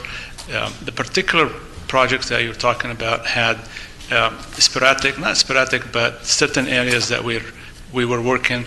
I believe that the contractor was working in some location or another at one point in time where some of the residents didn't see him working because they probably don't drive that section of the neighborhood. But regardless, we will take care of those issues going forward. The problem was that with this particular neighborhood, it was brought to my attention that you'll have no parking signs posted on a certain street, and it would be from, let's just say, January 6th through January 16th because of construction work. So now you have a neighborhood that can use their street for parking, but throughout that whole week, nobody ever sees any city construction vehicle on the street at all. So there's no visible work being done. The street is off limits for parking. It's full of dirt. You've seen pictures that I've sent that have been sent to me, residents of the work or the work that's not up to par or to standards. And my question is, do we have city employees that are out there inspecting the work being done at the end of the day? Yes, we do. Just to caution you, is we do have four inspectors for the entire city, in addition to the streetcar project that we are continually inspecting after hours, at night, and so forth. So we are short of inspectors, and I'm going to discuss that issue with my city engineer and see if we can retain additional help for these projects to deliver a quality project like you expect. Okay, and the last question I had was going over through the staff report. I believe right as the Exhibit 3, 20B-8, where the engineering company is filling out the proposal to win this contract, I noticed that according to what they wrote on their application, the license expiration, their contractor license expired on November 30th, 2019. So I want to ask if we have reached out for them to have an updated application on file. Is their contractor's license, has it been renewed? Was this a typo? Or are we awarding a contract to somebody whose contractor license has expired as of November 30th? We will make sure that they have a valid license. I'm not sure if this is a typo or not, but I will look into it and make sure that they are licensed and they have a valid license during the work that they're doing in our city. Okay. Absolutely. And final question, so we could move on. With this particular project for Riverview neighborhood, do we have a timeline where they have to start and complete the work? Are we giving them, hey, you have 3 months to do the work? Are we expecting a 6+ month deadline or timeline like we are with the Thornton Park neighborhood? or what kind of construction timeline do we give them? We have 175 working days for them to start and finish the project. 175 days after start date for them to complete the work? Working days. So if there is an interruption, like weather conditions where it's raining, they can't work. So those are not taken into account in the 175 days. So working days, do they work weekends? I mean, because the 175 days could turn into 365 days if we cut out rainy days, holidays, weekends. Sometimes we, and holidays is we can inspect, so we don't want them to work on holidays. And during the rain, it's a hazard to work in trenches and such, and it becomes a mess when you work during rainy weather. So there is conditions that we don't allow them to work. But however, we will make sure that they are compliant with the 175 days in this project and future projects. Okay, I just wanted to point these questions out, Nabil, so that we could be mindful of that we are affecting residents' day-to-day lives, and we're limiting kids from playing out on the street. We're limiting, we're having people's homes and cars filthy 24/7 for 6 months on end because of work that just kind of seems to linger and linger and linger without any evident work being done.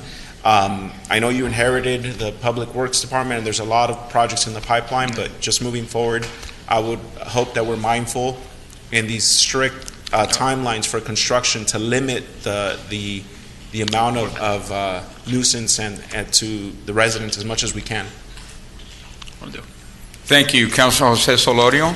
Thank you, Mr. Mayor. This is one of the projects I was referring to earlier.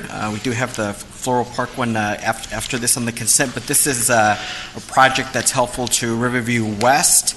And again, special kudos to our city manager and water manager, acting public works director, Nabil Saba, for taking really what was going to be a water main improvement project and making it a street improvement project as well. Absolutely. Because for the benefit of the community, if we're going to tear up the street once for water sewer improvements, it really is much more efficient and better for the taxpayer if we co-join them. The streets that we're going to be working on are 17th Street, approximately from College to English, 18th Street, 19th Street, 20th Street, similar, and then the north-south ones are College Avenue to 19th Street, Alona to almost Memory Lane, and then English up to 20th Street. I did also want to mention for the public and for my colleagues, the staff does put together on a monthly basis a capital improvement project, and it has a very detailed schedule with, are we doing environmental work? Are we doing design work? Are we in construction? Are we in inspection work? And that's a good area to track these projects, and I will be tracking this one and the Floral Park one very closely. And with that, I'm very proud to move this item. Is there a second? Second. Additional comment? Not press green. Next item, Madam Clerk. 25F, as in Frank. Who pulled that? 25F, Mr. Mayor, Go ahead. I just wanted to thank the Parks and Rec staff for moving in this direction, personally, because it was a long time coming that we needed a year-round pool to service our community. For the most part, as long as I can remember, our pools have only been open during the summer. And, we have a working class community where parents are looking for areas where they could, send their kids off to after school, those hours between 2 to 6, before parents get. I'm not saying that this is a babysitting, but it's just extracurricular activities that are much needed in our community. And also because we are using cannabis money to pay for it. So that's also a good thing that we are using cannabis dollars to fund youth programs, which I'm happy to support. And just wanted to thank the Parks and Rec staff for moving forward with this. With that said, if there are any more comments, I'll be. Is there a second? Move the item. I'd just like to make Go one ahead, comment. Councilmember Becerra. Just to echo the comments from my colleague, I really appreciate the fact that there's also going to be water polo as a program there at the pools, and I know Councilmember Penaloza appreciates that, but I appreciate the fact that because a lot of our kids their first exposure to water polo isn't until their freshman year of high school. So the fact that we have this for some of our younger kids to experience at our pools, I'm really appreciative as well. Thank you for that. Those in favor, please press green. Next item, Madam Clerk. 25I. Okay, this was a constituent, Lisa Okamoto. Please, if you could come and address us.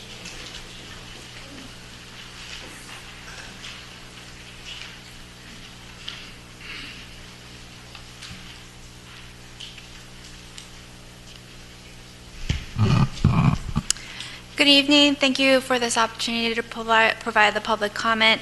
My name is Lisa Okamoto. I'm a managing attorney with Immigrant Defenders Law Center. I'm here today to provide support for the Santa Ana Immigrant Removal Defense Fund. Since its inception, the Santa Ana Removal Defense Program has provided legal representation to 30 Santa Ana residents, many who have children. In fact, combining adults and children, we were able to serve 65 Santa Ana residents through this fund. In this era of increased immigration enforcement, long-time residents are being arrested and detained. The average length of residency of our Santa Ana client is approximately 9 years, at least. The average age is 35 years old, mostly individuals from Mexico and Central America. These are our neighbors, family members, business owners, people who we see every day amongst us.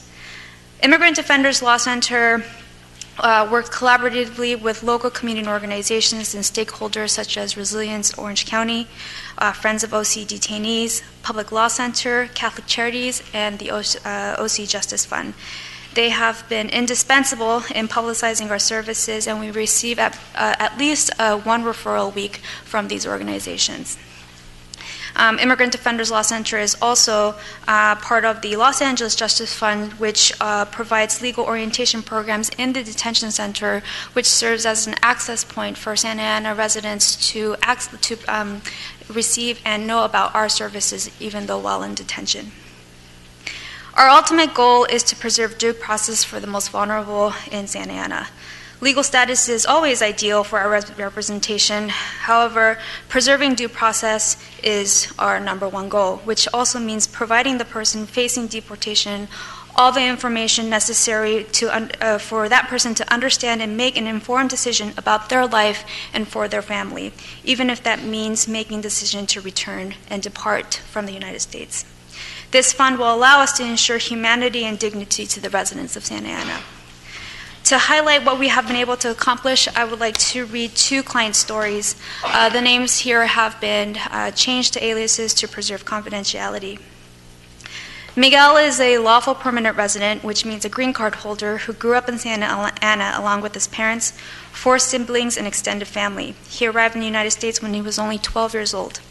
After graduating from high school in Santa Ana, he joined his cousin in operating a landscaping business in the area. After a traumatic event, Miguel became deeply depressed and turned to drugs. His life spiraled out of control and he ended up in ICE detention, where he was held for 6 months. Miguel became clean and turned his life around. With legal advocacy from Immigrant Defenders Law Center and support from the former City Council member Sal Tinajero and Santa Ana building healthy communities, Miguel won his immigration case and was allowed to stay in the United States. Next, I will talk about Marissa. Marissa is another lawful permanent resident who came to the United States when she was only 7 years old, along with her parents and 7 siblings. All of her siblings are U.S. citizens or legal permanent residents. Marissa has 5 U.S. citizen children, one of whom had special needs, who range in age between 12 to 31 years old. She is a dedicated volunteer at church and participates in school activities and fundraisers. If you could please conclude. Sure.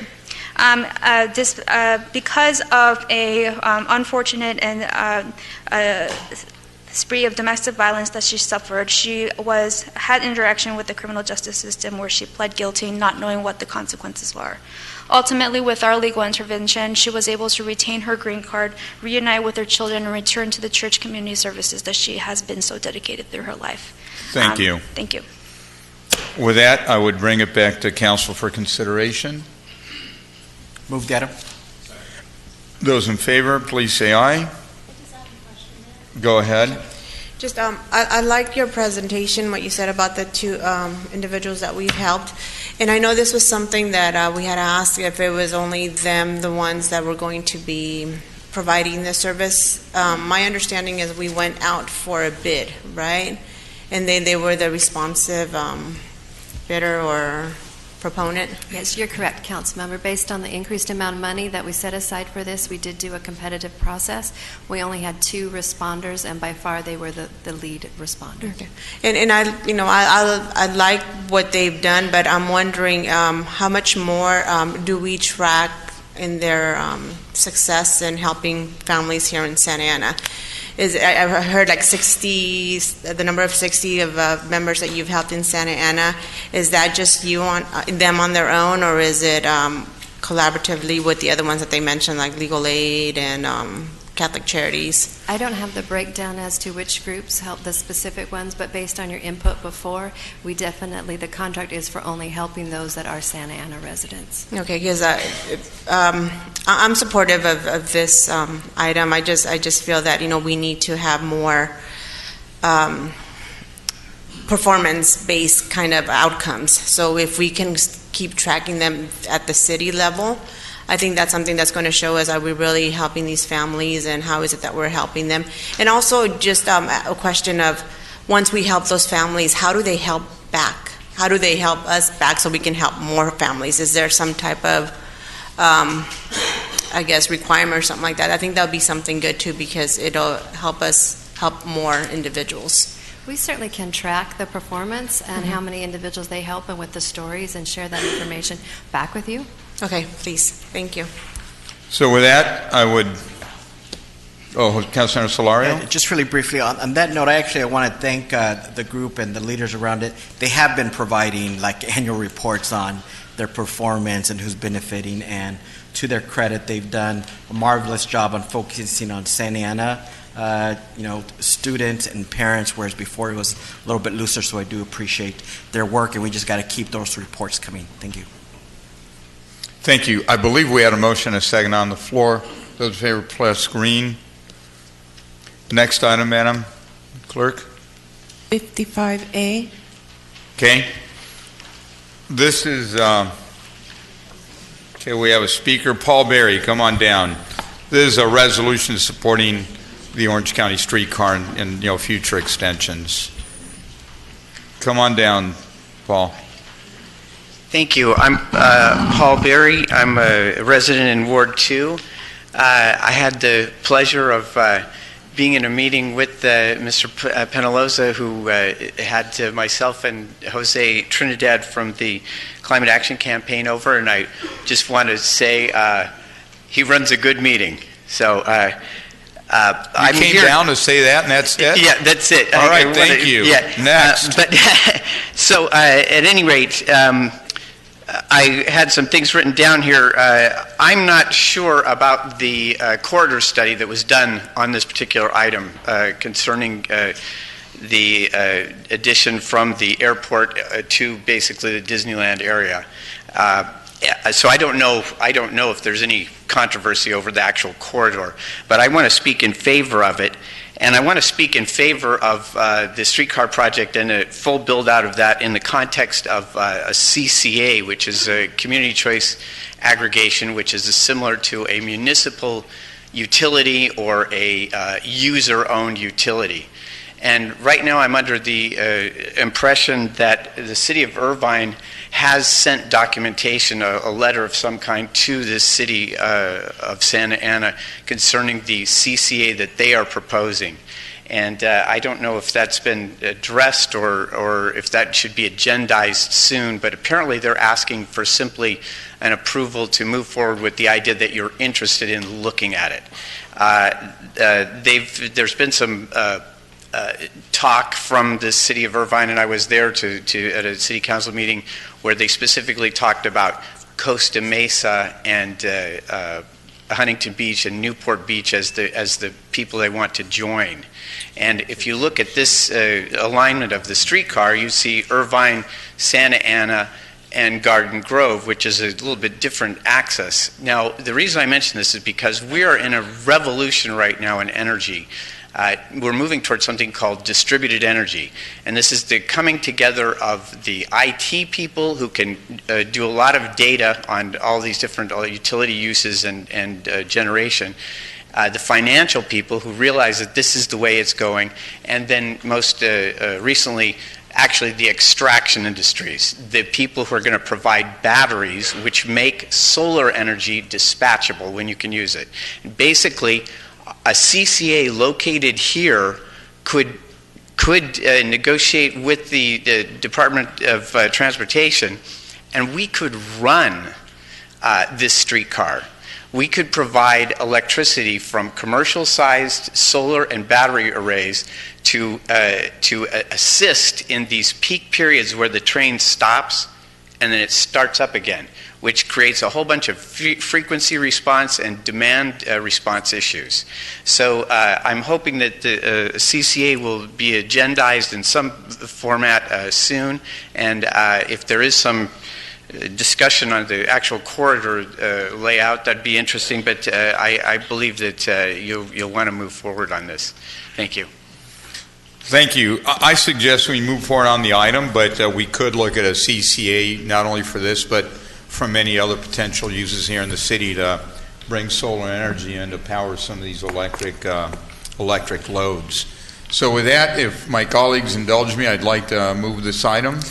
Yeah, Mr. Mayor, just very briefly, I support the resolution, but I did have a chance to speak with a couple of our merchants downtown, so to the extent the conversation with OCTA continues with them on relief, on just information on scheduling when there's going to be interruptions and construction that takes place, I know 100%. That they've been receiving flyers, but sometimes flyers don't look as official and, they get round filed.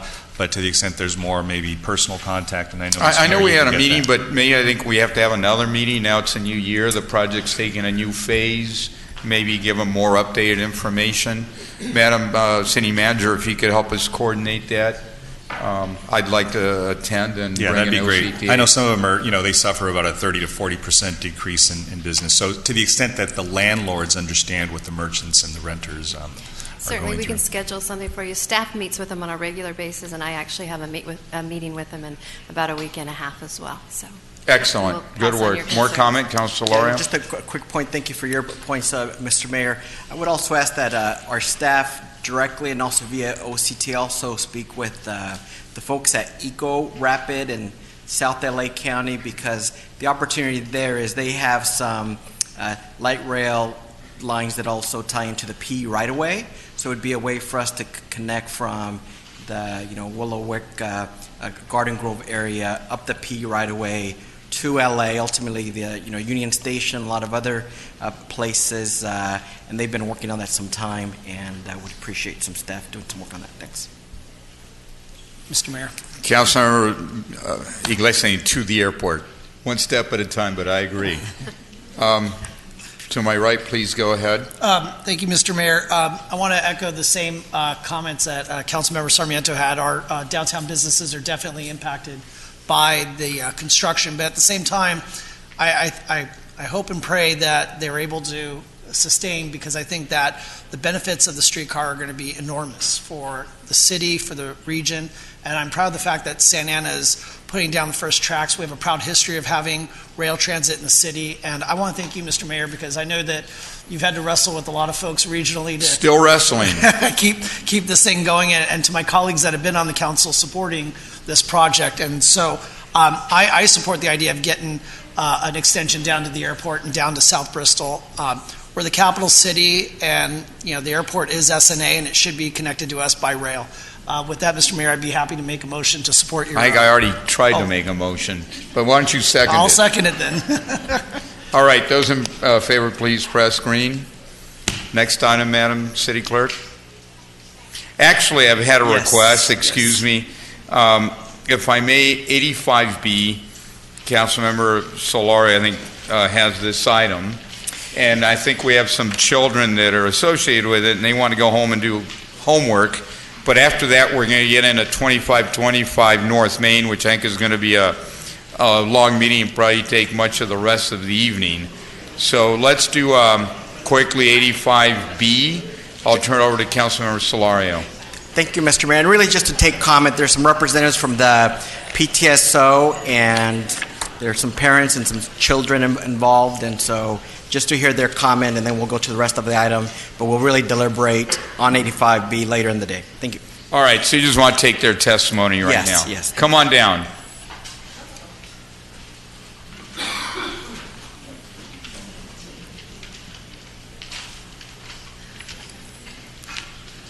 Thank you, Mayor and council members. The children, which is actually one child, had to do homework, so he went to the car to go finish his homework. My son, Diego. My name is Lynn Lee. I'm the president of the Godinez Fundamental PTSO. Behind me is Lisa Tran, our past president of the PTSO. Also Maria Sandoval, who is also a parent, a Segerstrom parent, and her husband. I'm going to make my comments, and then he will make his comments. We are in agreement with 85B. We think that it's a good idea to enforce anti-camping laws. We think we have lots of shelter for our homeless, so I think it'd be a great idea to enforce that. Adding on to that note, we're also here to urge you to take a stand against the planned homeless shelter to be built on Yale Street. As it is, Santa Ana has carried the brunt of the homeless crisis, holding over 1,000 beds, whereas all of South County only has one county shelter of 55 beds. All cities in Orange County need to share the load and responsibility of taking care of the homeless.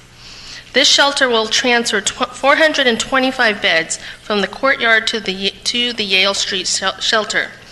This will be a county shelter, which means cities from all over the county will be shipping their homeless population to Santa Ana. This is not equitable.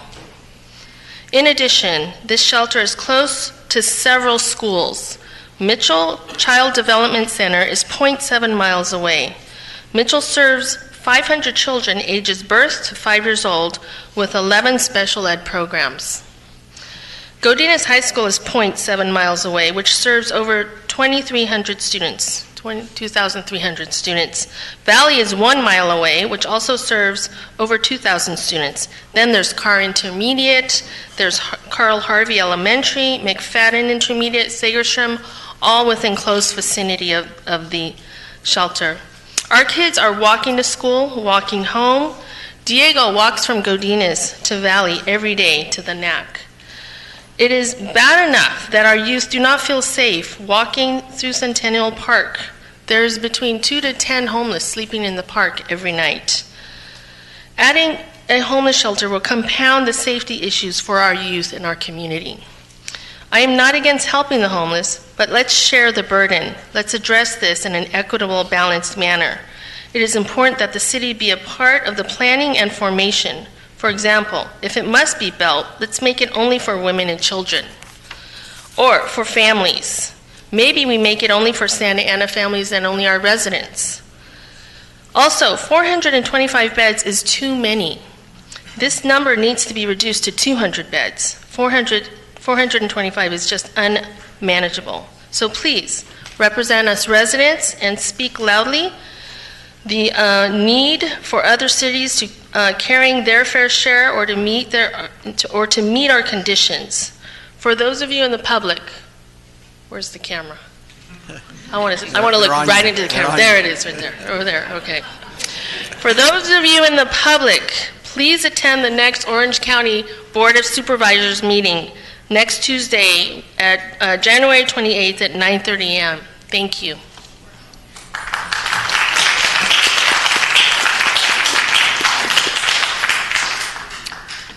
Good evening, Mayor, council members, residents of Santa Ana. My name is Jose Sandoval. I'm a resident of Santa Ana, served over 26 years in the military, and every time I come home on leave, be proud of Santa Ana. But every time I come, it keeps getting worse. I live 1.5 miles from Centennial Park. I went to walk the valley. My daughter's a student at Segerstrom High School. I'm here to petition your support. Last Tuesday, we talked to Santa Ana Unified School District, and they're going to support us. We're having a meeting tomorrow, on Thursday at 6 o'clock at Godinez to address this issue. Like Lynn said, Ms. Loyo said, there's over 8 schools that are going to be affected by this homeless shelter.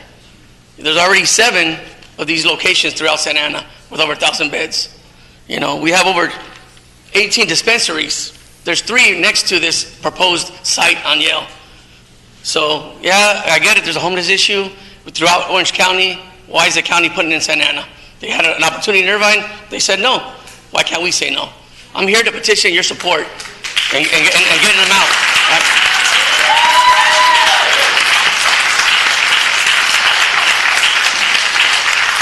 Like I said, I grew up in the neighborhood with the gangs, drugs. Now you're going to add the homeless factor. So when they get out, let's not go too far down the streets, the courthouse. We camped out. What was that like? We all know what that was like. Going to jury duty, walking through feces, urine, needles. Now our children can't even go to Centennial Park. Why? Because you don't know what's going to happen. You know, I have a son that goes to college and he takes a train. He almost got assaulted. It wasn't for a good Samaritan that stepped in by a homeless man.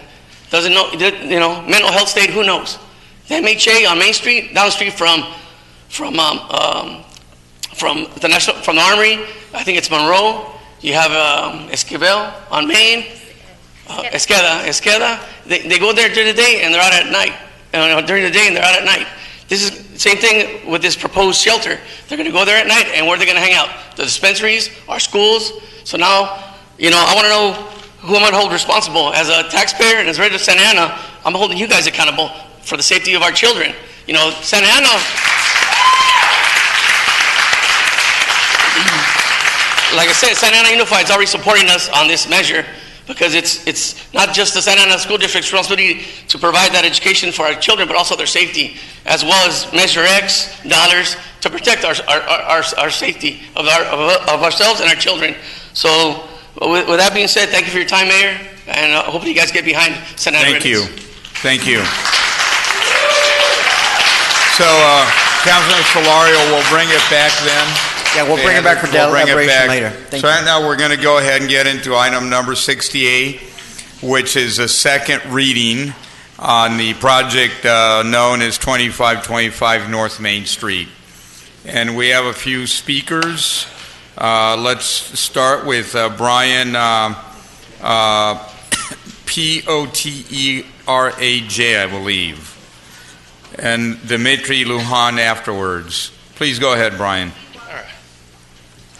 This may be the second reading. I think this is my 4th time in front of the council or the planning commission.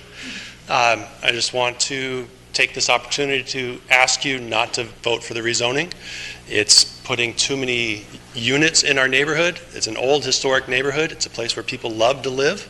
You put in that many apartments in the neighborhood, people are going to move out. People are going to leave.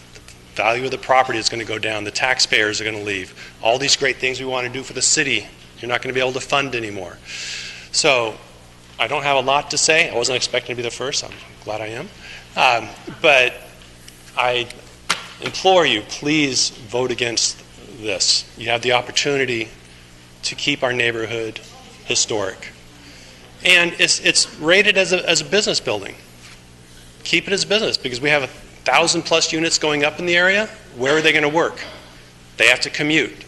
They have to ruin the roads that the planning commission, this guy over here, said we have to fix. We don't have the money to fix it. It's 4 years till the road gets fixed. We're putting in all these people with no place to work except outside of Santa Ana. So keep it the way it is zoned, and I hope you do the right thing. Thank you. Thank you, Brian.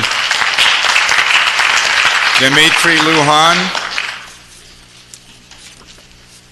Good evening, council members. Yeah, I ride a bike, and I believe we could use some street work in our block. The medians, a lot of work's getting done on them. I don't drive on them. But I live in San Diego Park, and I oppose this project. The traffic, it's not zoned for apartments, construction, the noise, pollution, for a timeline of 6 years, when currently correctly zoned apartments are being built. It's right around the corner, almost halfway, if not more than that, a year into the works. They're getting done in 2 years. I don't know where this 6 years is coming from. We now have a dark money developer wanting to use his connections to take advantage of our city. He cannot build in his own city that he lives in. There's laws which forbid giving money for favors, which we don't happen to have in our city. We look to our city councilman, Mr. Solario, to represent the people who voted him into the office. We're against this project, yet he favors this project when it was even at over 500 units. The developer, in partners with top city planners, misled the Planning Commission, the residents, and the City Council about traffic, building site, height, parking. Every time we meet, they changed new plans, handed out documents in the file. We found last meeting incorrect addresses. They stood here and lied. When questions, we still do not have the clear entrance or fire lanes. Not a word of objection. No questions from our council member Solario. Yet last meeting, 11B, charter school development, we just spoke about earlier, he was very adamant about the person that was building this work. He was angry at the developer for not having exact numbers of students. To correct it was like he was holding up to the number of students from 900, I think it was 875, the guy. What is it? Get it correct? Not yet one word question directed at the 2525 Main Street developer. It was Councilmember Ms. Iglesias who was upset over incorrect, misapplied information, wrong documents in the file. What else is this project incorrectly? I believe she canceled the meeting, we voted on it, and she was going to negotiate some numbers with our developer. That's all I have to say. Thank you, Christine Helvig, followed by Miguel Ortiz.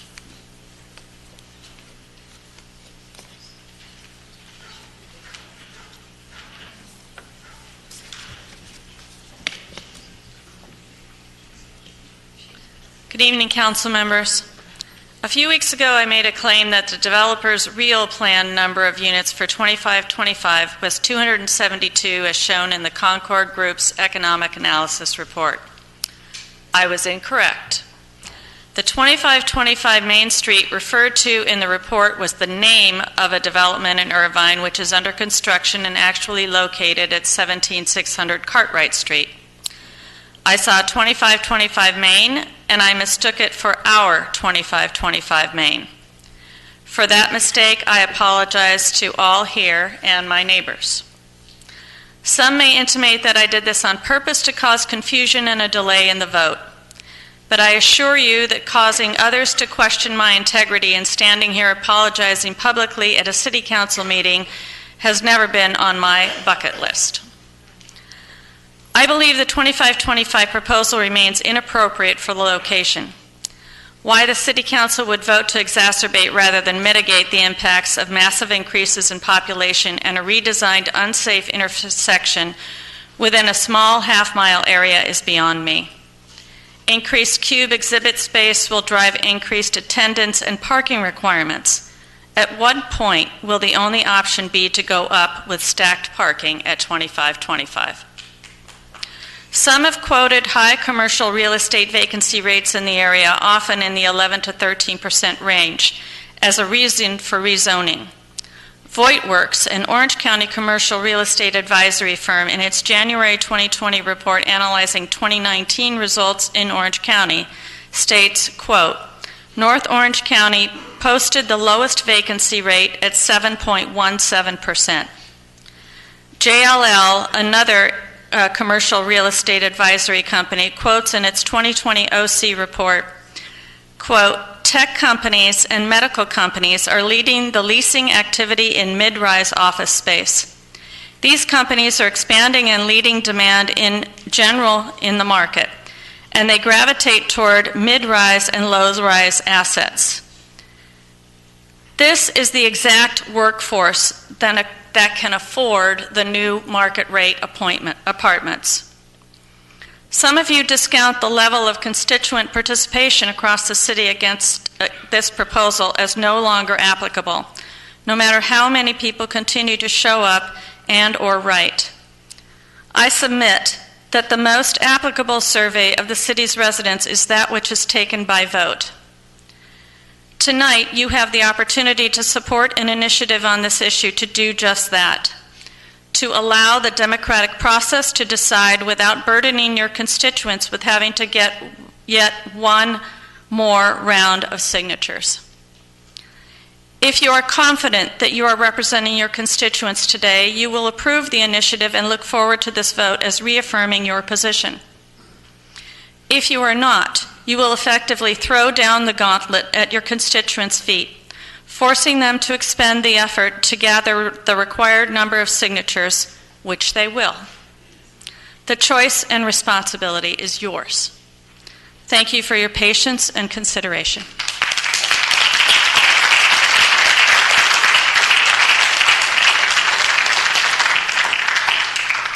Miguel Ortiz. Thank you.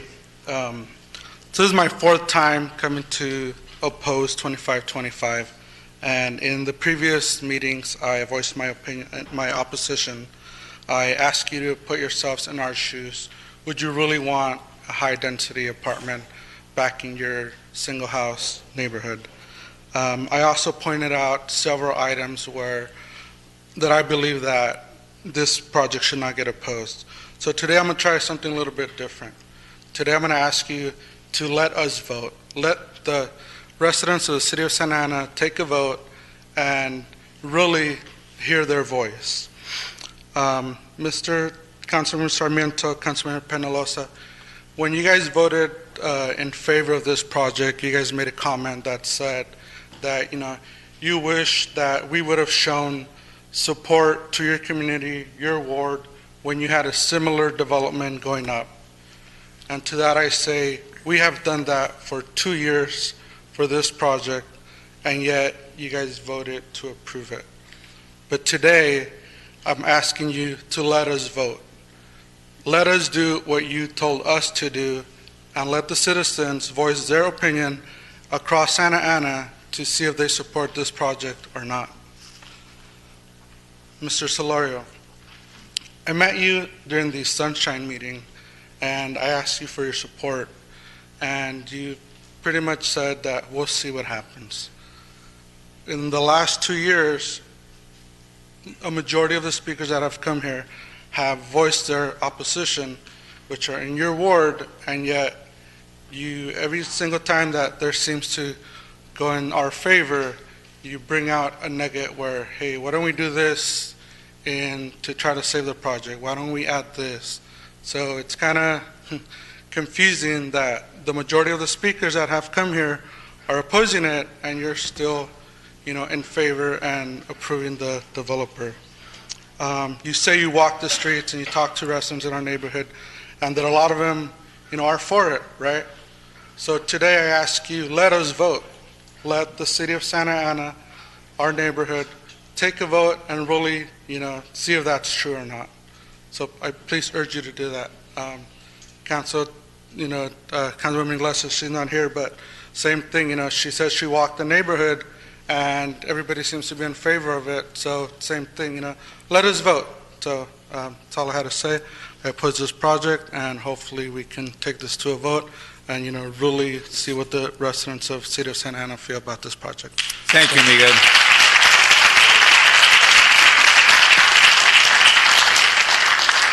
Thank you, Miguel. Now we have Ed Murashi, followed by Ellen Galnaway.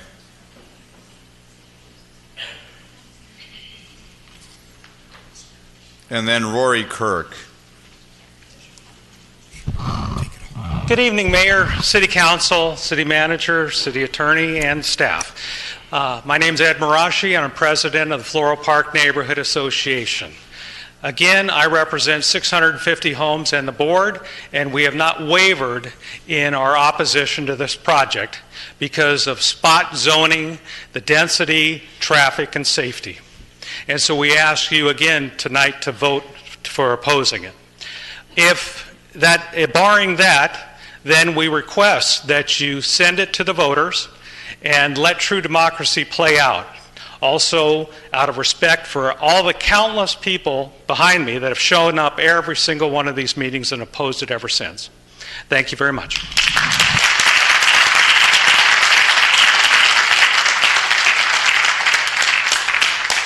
Thank you. Ellen, followed by Rory Kirk.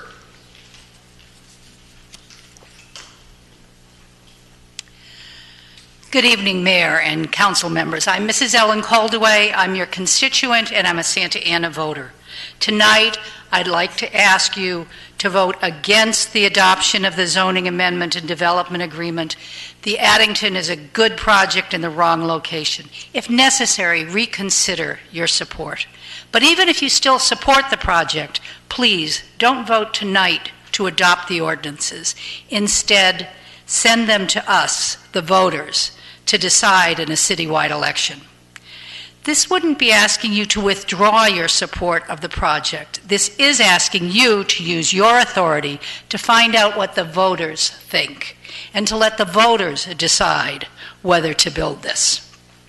Please, don't act on unverified or partial information. After 2 years of public discussion, there seems to still be doubt about how much and how intense constituent opposition or support there is for this project. The way to settle this uncertainty and move on is to send the measure to the voters. A ballot initiative will provide you with an accurate and reliable survey of whether your constituents support or oppose the Addison. Now, in public meetings, we've heard from hundreds of people, but unfortunately there have been questions about the quality of the public discussion.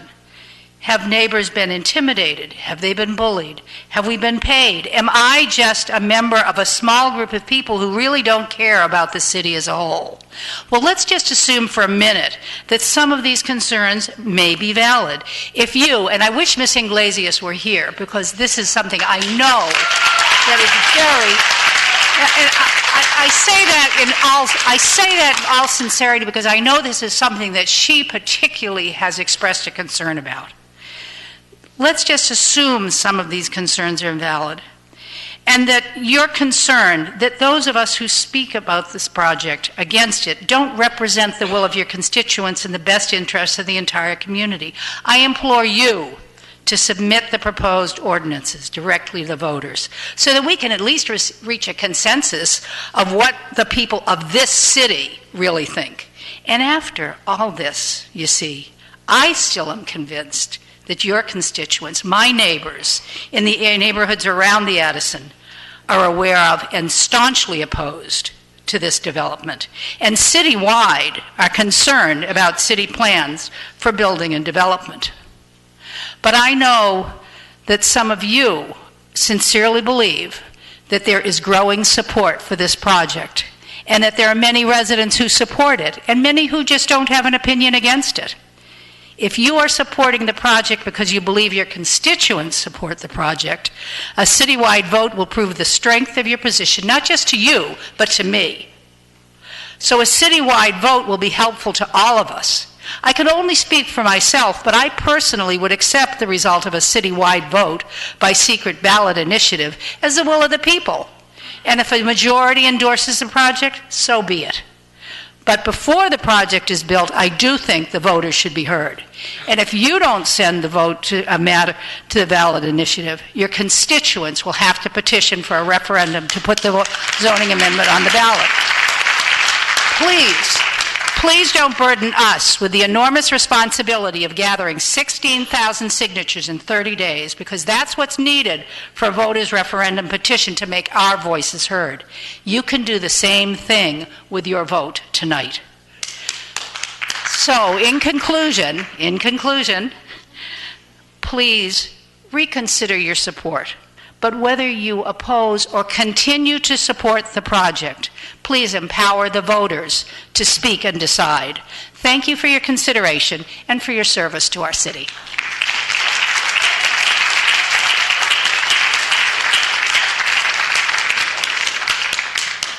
Thank you, Mayor and Council, for letting us voice our opinions once again, and we're here again. it's hard to imagine that a project with the cloud hanging over it like this would ever get approved. And the opposition that has been following it for 2 years. There are going to be people who want the project, but the overwhelming people of your constituents do not want it. I've noticed that the council has taken one or two little things that somebody that likes the project in the neighborhood, and they'll run with it without taking all of the valid reasons and good reasons why this project shouldn't go forward. And tonight you folks have talked about, well, we're concerned about the residents in every one of the things that have come up. Well, these are the residents that don't want this project, and you should be listening to us. So we want to support you, but we cannot support a council that doesn't support us. Thank you. Michael Glentamura, followed by Lewis Wood.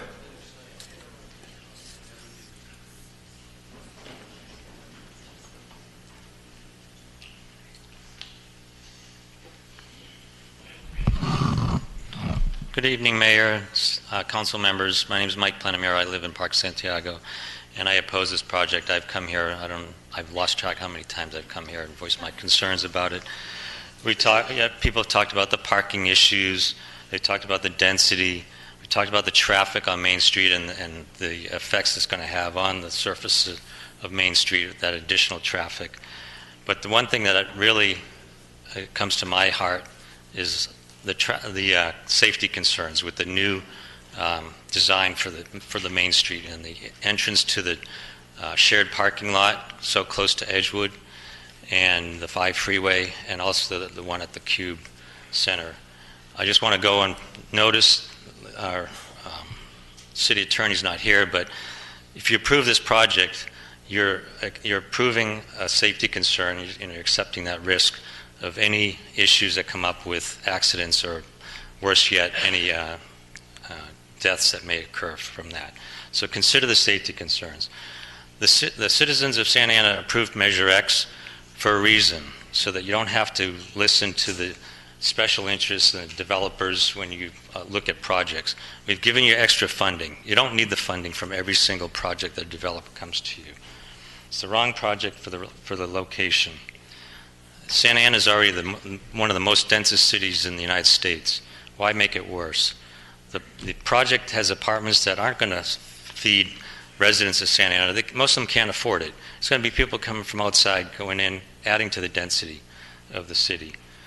It would be much better to have a low-density place that has ownership properties for people from Santa Ana that could move up from an apartment into a house. Why add more apartments to the city and make conditions worse? And we got pot shops, we got bail bond shops, we got dense apartments. Is that really what Santa Ana really represents, or are we looking for the future? So I ask you tonight, let the people, as others have mentioned, Christine mentioned, let the people of Santa Ana vote on this project and approve the referendum initiative. Otherwise, we are going to go out. There's more than 100 volunteers going out to get signatures to put this on the ballot. So it will get on the ballot one way or the other.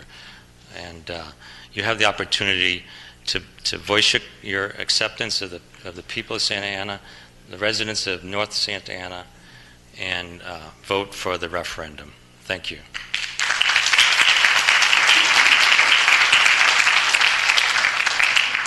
Thank you. Lewis Wood, followed by Giles Candy. Hello, Mayor, council people. Mayor, I wanted to say one thing is the streetcar, thank you very much. Great project. I hope it expands. It's nice to see. It's nice that Santa Ana's the first, you know? It's great. I live in Park Santiago. I've been living in Park Santiago since 1992. My wife, 2 kids. They're grown up now and they're gone. But Park Santiago is bounded, as you know, by Main Street, the park, the railroad, 17th. That's not our neighborhood. Our neighborhood is inside of that. Main Street and the park and 17th and the railroad, that belongs to the rest of the city, to the whole city. And things are different there. Density is needed. We've needed density for a long time to support businesses in downtown Santa Ana and the Arts District, to support Main Place. If you walk Main Street, you can see that it's needed. It needs to be much more vibrant. You've heard all this before from me. I support this project. But I just want to say that our neighborhood is our neighborhood. It is not the edge. The edge belongs to Main Street. The park needs to get developed, needs to get cleaned up. It has been something that nobody wants to go to if you walk through the park. But if you clean up the park, if you develop the park, we will get more people, right? We'll get more traffic. I think that's a good thing. Because it is the city's park, it is the people of Santa Ana that want to use that park, and it'll increase traffic, it'll increase density. Density is required. A cleaned up park will attract more people. You know, the freeway is on the edge of our neighborhood. The freeway is not our neighborhood. The Chevrolet dealership, the gas station is not our neighborhood. It's on the edge. So is Main Street. And I think having luxury apartments on Main Street will be good for our city, and will be good, I think, ultimately for the value of our homes. Thank you. Giles Candy,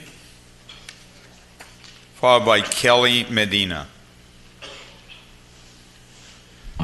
Good evening, Mayor and Council. Thank you for the opportunity. The gentleman just made one of the points I was going to make. The opposition to 2525 is not absolute, but it's almost absolute. I will be very surprised if we get more than 1 in 10 speakers, such as was just before me. Valid? Absolutely. But this community has no group, no pro-group. If you take the time to drive through Park Santiago, you will see no yes signs. Chatting to Ryan Ogelnick in my backyard, he was amazed at the, I'll say, resistance of the community. He had never seen anything like it before, and told me he would never do this again. Think about that. That is the level of community opposition, genuine, to this development. The community does not genuinely support it. Your city's internal mechanisms to review a development repeatedly came to the conclusion that this development should not go forward. The community has demonstrated and spoken. Your processes have demonstrated and spoken. All of the public metrics by which you are meant to judge a development have come to no, a resounding no. By what public metric can you vote for this? And if you are inclined to vote for this, I would ask you to revert to your constituency and have a referendum. There are no public metrics that demonstrate a yes vote for this project. Not even the developer thinks that this is good, that this community wants this project, and he's never seen opposition like it. There's no genuine support for it. Thank you.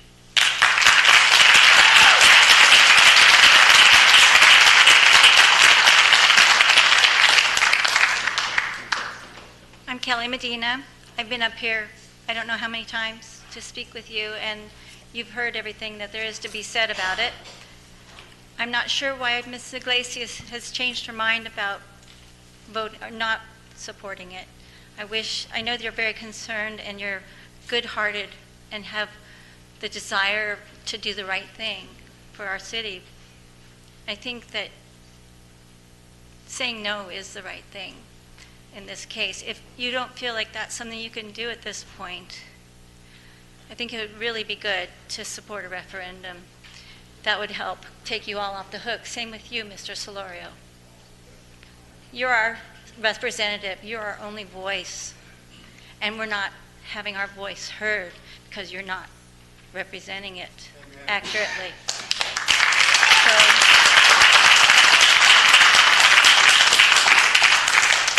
if there's some reason why you're unable to support us, could you at least support a referendum and let it get on the ballot so that it can be presented to all of the constituents?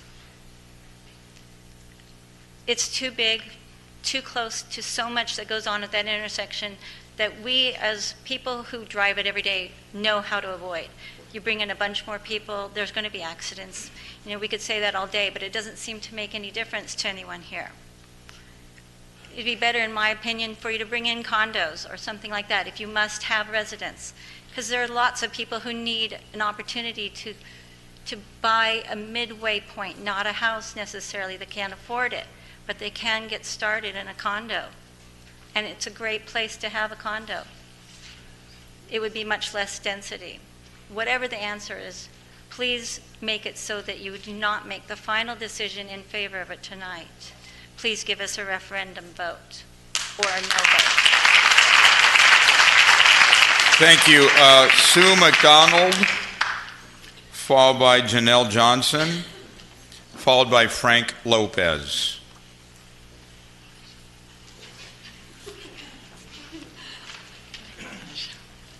Hi, I'm Sue McDonald, and I've lived in the Park Santiago neighborhood all my life. And I've watched this corner for a long time, and it is a beautiful piece of property. And I'd like to see something go in there that has more to do with the museum district. In fact, months ago, I informed you that an innovative group was looking to acquire land at the Great Park in Irvine to build the Orange County Natural History Museum. I had approached them about the 2525 lot as an alternative site if the Great Park did not offer them acreage. This is the response I received when I checked back with them in December. Hi, Suzanne. Thanks for the support and information. January seems to be a big month for decisions. We are supposed to hear the results of a feasibility study commissioned by the American Museum of Natural History, New York, for an annex at the Great Park. For sure, if things do not work out for the Great Park, we would be interested in the Main Street location. I will keep in touch. And all through the late 80s and 90s, great projects have been brought to the Main Street corridor by our Mayor Polito, and along with such names as Alberta Christie, Brett Franklin, Lisa Bist, Lisa Mills, Pat McGuigan, Robert Richardson, Tom Lutz, Don Cribb, and so many other memorable names in the Santa Ana history.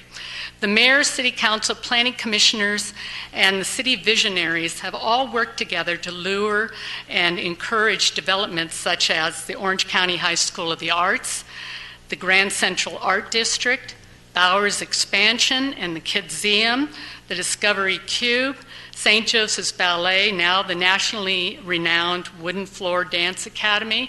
And Mayor Polito and I have been around long enough to see these things all work out because people worked really hard to get them here. And thank you. Appreciate that. So I want to know why we are settling for an ordinary apartment development when we have proved in the past that we can lure great things to the museum and art district. We don't have to accept the first project that comes along. In the past, all city officials have worked to pick the best projects for the Main Street corridor. Why are we not continuing that legacy of past advocates for Santa Ana and pursuing outstanding projects? Even if we don't get the Natural History Museum, there are other great projects we haven't even tried to lure to this great piece of property. Please do not cover this acreage with a ho-hum apartment complex. Thank you.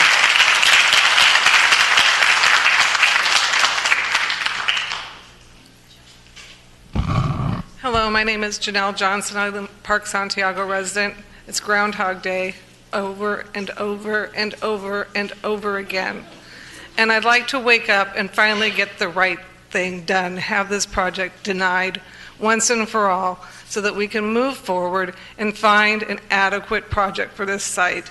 The developer brought this project with the zoning known, and making all of us come back here over and over and over and waste all of your time to oppose this project seems very unfair to everyone in this room.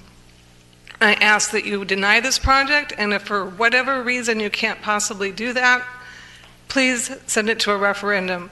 And if you don't, I'll be knocking on some of your doors to get signatures, because this has got to stop.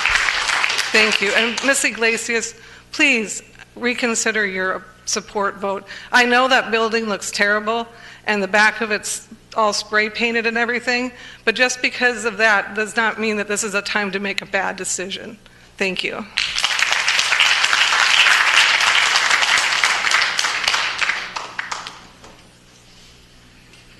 Good evening.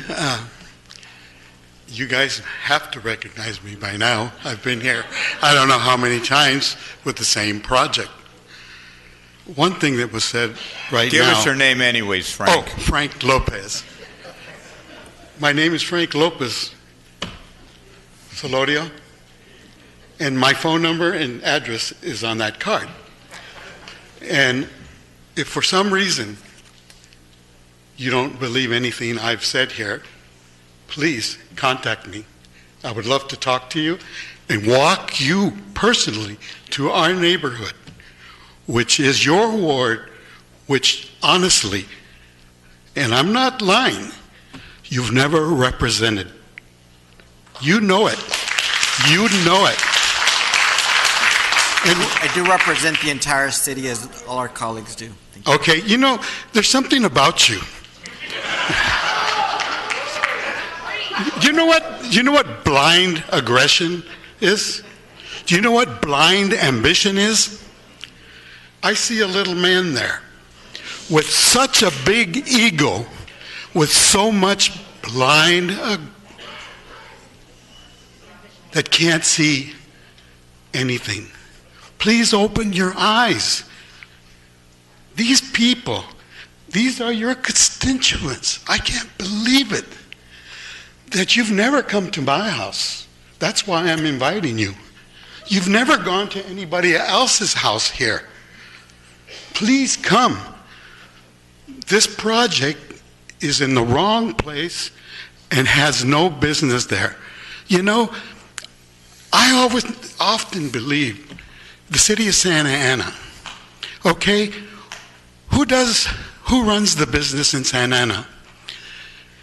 I see more and more and more that the developers make the decisions here. You guys sit up there. You took an oath, each and every one of you. Please read it again. You took an oath to us. You took an oath to us. Please represent us. If not, and if your true convictions are that this project is not for the area and that the developers, you know, let's just say, bring it to a vote. Give us the opportunity. Just give us the opportunity to prove you right or wrong. And then, just like the other lady said, if we're wrong, so be it. But never make decisions like you do, and never come into our neighborhood, to our homes. Iglesias, same thing. Come to my house. I can show you my neighborhood. I will show it to you. Sarmiento, same thing. Come to my neighborhood. I'll show you. But no, you guys stay away. I don't know what else to say, but I am against the project, and I don't know what it takes to make any of you realize that we are the residents of Santa Ana. We are the city of Santa Ana. You are the caretakers. You are supposed to follow many of our directions, not the opposite. Okay, good night and thank you, and please reconsider.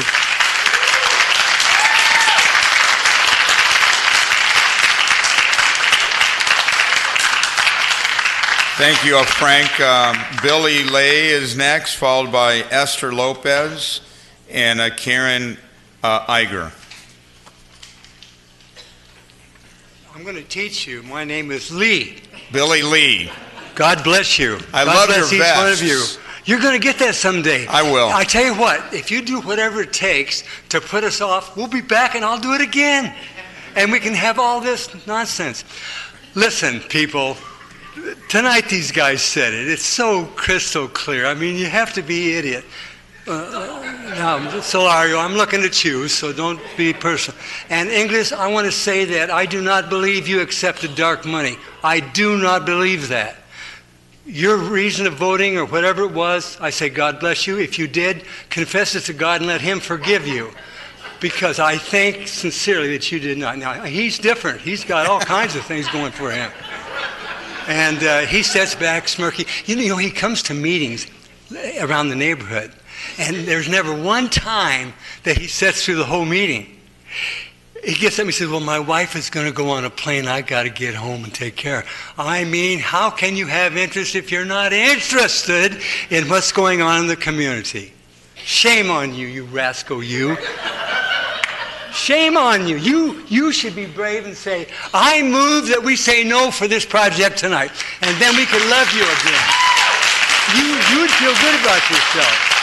You would feel real good about it. Believe me, you would. This ego and all this stuff that's going on inside of you, it would depart and you could be proud of yourself. You could be a man that could stand tall. You may not be 6 feet tall, but you could be a man that could stand tall. Mr. Mayor, a little bit of decorum would be nice. Yes, let's stick to the issue, please. Okay, sorry. Okay. Very rude. Well, again. anyway, I tried to logic everything that's going on, and honestly, I don't know your politics or your philosophies, but it is so illogical to vote yes on this thing. And it's so logical to vote no. I didn't know all these folks were going to talk about referendum, although I'm one who's going to go out and get signatures and so forth. But people, examine your hearts. As it's been said, put yourself in our shoes and see for yourselves that you will say no to this project. God bless you guys. I pray the Lord will bear heavy on you so you'll make the right decision.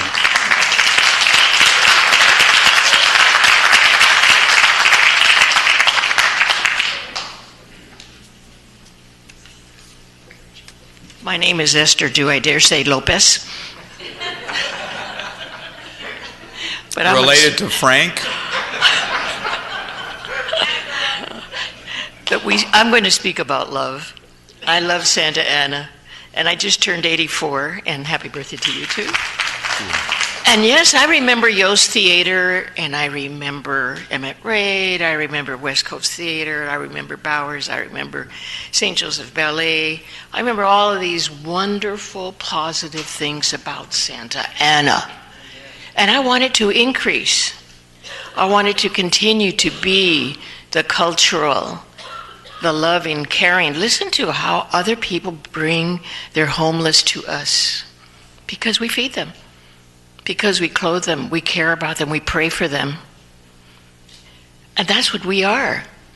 We're not here to hear big money. My father used to say we don't have anything material, but we have our good name. We are Santa Ana, and we have a great name.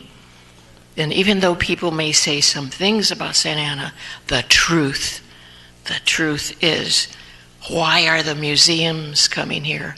Why the arts? Why the children?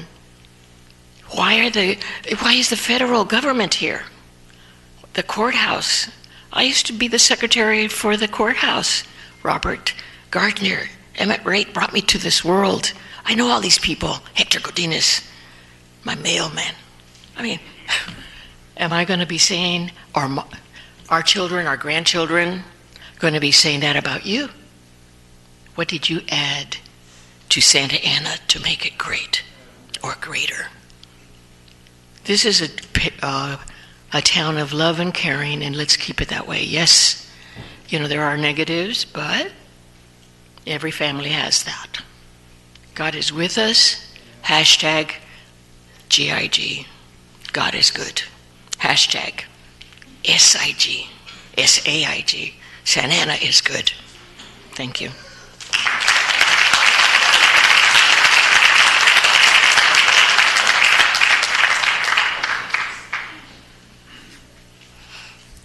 Hi, my name is Karen Igar, and I'm a resident of Park Santiago. You've heard me say this before. I'm against the project at 2525 North Main with the way it's presented. It's too dense to be up against a single-family neighborhood. It doesn't make any sense in that location. There's plenty of apartments being built all around it. Ruining a single-family neighborhood, a gem of Santa Ana, just doesn't make any sense in this environment. Piecemealing your zoning, going against your entire zoning planning, your master plan for the city, just for this one development, also doesn't make any sense.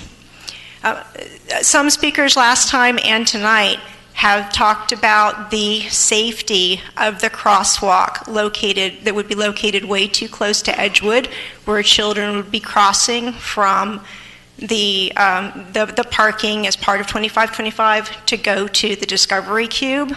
I hope that in the time since our last meeting, you've had the opportunity to drive in that area, to be on North 5 and exit at Main Street as though you were going to go to the Discovery Cube, and put yourself in a mindset of a South County soccer mom who's just used to the generic architecture in South County. And as she's coming off that freeway, and it's a strange intersection, then you go through Edgewood, and then you see the Discovery Cube, and right away there's that crosswalk with the stoplight there with children in it. I think it's just too strange of an intersection, too much to ask of people who don't regularly visit Santa Ana to deal with that, and it's too big of a risk to safety of children to be in that intersection in that location. So for all of those reasons, I'm asking you to vote against the zoning change and deny the development project. Your staff has given you a backup plan to all of that, which is to take all of the residents, everything we're saying tonight, into account and let the referendum go on the city ballot. You've heard from neighborhood after neighborhood that is against this project. So let's let all the neighborhoods vote on it. Let's let the whole city vote on it and decide if it's a good idea and if it's a bad idea. And if the referendum passes, if the residents would approve it, I'll come back and I'll apologize to all of you, and I'll even wear a T-shirt that says, "Yes, I am a NIMBY." Thank you.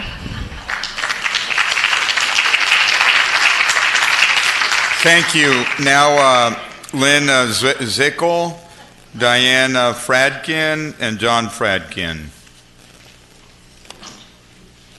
followed by Michael Ovalle.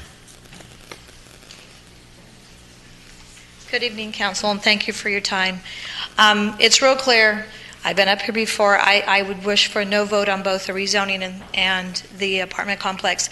And the reason why you had to call for decorum is because we're just flabbergasted that you could even vote for this. So we're trying to find anything in our minds to understand why, after you've heard from resident upon resident upon resident, that we do not support this. It's the wrong place, it's the wrong time, and you have 10,000 units going up within a half a mile, 10,000 beds, pardon me.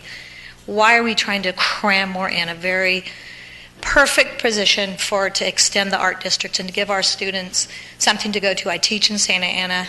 I'd love to have more to take my students to on field trips, but I'd also like to have our area safe. So you called for decorum because we just don't understand why you'd ever vote for this. So please think about this twice, 3 times, 4 times, however many times we're going to be up here, because we will get the votes, we will get the referendum signatures, we'll do whatever we need to come back before you and say no. But we just don't know what what's going to have you hear us? I think you're listening, but I don't think it's really sinking through. So thank you for your time. I'm against this project. I'm against the rezoning, and I hope that you understand why we keep coming back. Thank you.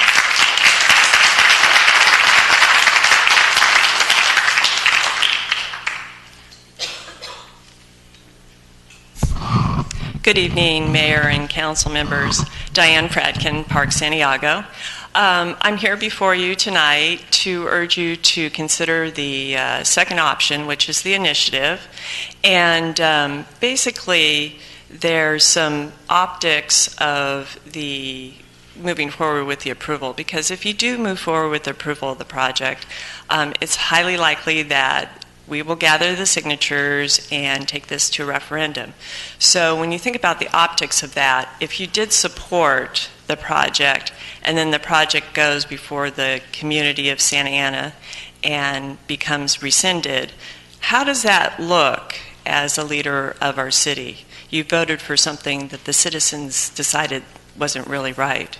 So just think about that. You have cover here. You can go by the initiative, let the the citizens of the city decide this, and it sort of alleviates any issue that you might have there, especially if you're pursuing a mayoral bid, perhaps in the fall.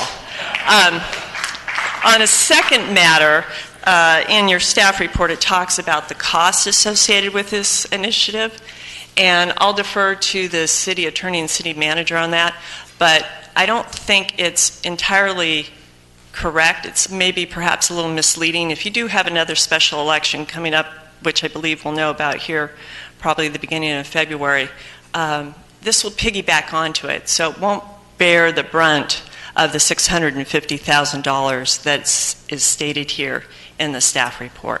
So just a few things for you to consider. I would urge you to go with the option of the initiative. I think that would be what's best for you, and then also best for the citizens of Santa Ana. Thank you.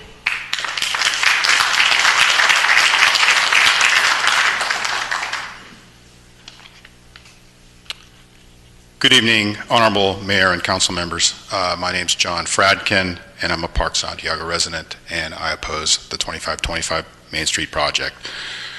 With regards to item 60A, this project, the 256-unit apartment building and shared parking lot, I urge you to vote yes on the initiative and let the citizens of Santa Ana decide whether this project belongs in that spot. This is obviously a very controversial project. Take the pressure off yourselves. Let the citizens decide. If you don't do this and decide to approve the project tonight, we're most likely going to wind up in a referendum, and the citizens of Santa Ana will get to decide anyway. Councilman Sarmiento, we discussed this 3 months ago, and you told me you thought we were headed for a referendum. I think you're right, but this would sure save a lot of work for a lot of people if you guys would just go with the initiative. Another thing to think of, some of you will be running for mayor in November, and I'd like you to think this through. If a referendum on this very unpopular project is on the same ballot as your mayoral election, and if you have shown a history of voting for this project, do you really think that's going to help your chances of winning the vote for mayor? With regards to the projected $650,000 cost of this initiative, like my wife said, I hope you realize that that is most likely a highly inflated number, as in all likelihood, we will be going to a special election in 2020. And the cost of adding an initiative to that ballot would be nominal. We'll know for sure by February 3rd, which is the day prior to your next scheduled council meeting. I would ask that you read option 2 tonight very carefully, as tonight you're really only voting on asking staff to prepare an initiative measure, and you will have the opportunity to vote on it at the February 4th council meeting, when you will have full clarity on whether or not there is going to be a special election anyway. Next, I'd like to address some of the topics that I believe to be a false narrative that are bandied about regularly when discussing this project. The existing building is blighted and should be torn down. False. The applicant has allowed and encouraged that building to become blighted. It's been part of his sales pitch all along. The truth is that building is a very nice 80s era building that could easily be brought back through adaptive reuse and made into a medical office space or perhaps even a medium density apartment building. The next thing I have a problem with. If we don't approve this project, developers will cease to be interested in doing new projects in Santa Ana. False. High-density apartment buildings are so profitable that they will be proposed in many locations going forward. Developers are making a profit of about $150,000 per door in these things. That means a 200-unit building results in a $30 million profit. Do you really think they're not going to want to do any more of these in Santa Ana?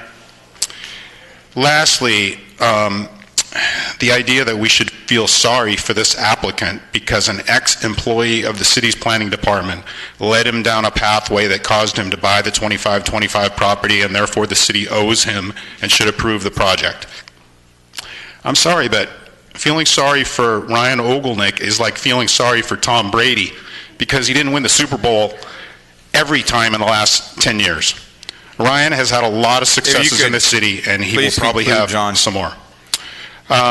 Okay, real quick, I think that one reason the residents are so upset is the process. The process surrounding this project has been bad. I mean, the democratic process at the local level isn't working. We got involved, we showed our opinion, and very few of the players are listening. For those that have listened, Mayor Polito and Council Members Becerra and Villegas, we do thank you. But for the other players who continue to not listen to us, we are very disappointed. And just one last thing. Please, it's red. Yeah, I know it's red. Okay. I was thinking about this in the shower today, that when I read the staff reports authored by Min Tai, they always make me angry because I feel that he's not impartial. He's one-sided. He supports the project and he argues all the points to support the project.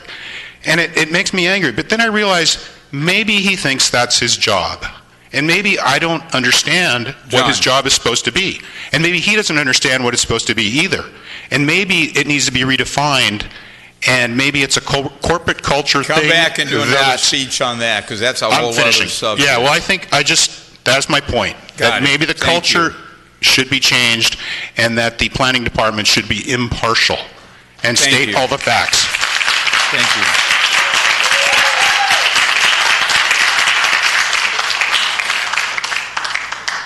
Thank you. Michael? Hello, Mayor, council members. I'm Michael Valle, Park Santiago president. You guys ever played a telephone game? Remember that when you were kids? By the time you started over here, by the time it got 5 people down, what you said, yeah, forget it, right? So that's kind of how I feel what's going on with our neighborhood. We keep hearing we're out of touch. And Councilmember Inglesia, we met the other day and we talked about doing a survey. And, I put some good effort into getting the Survey Monkey thing together. And, one of my board members was like, we need to vote on this. And then the whole democratic process comes along. And I'm explaining this to you because you may have not seen my emails that I sent out to my quad reps by this time. I wish I had shared it with you earlier, but I tried to take the most nonpartisan position possible because I wanted to really know what was going on.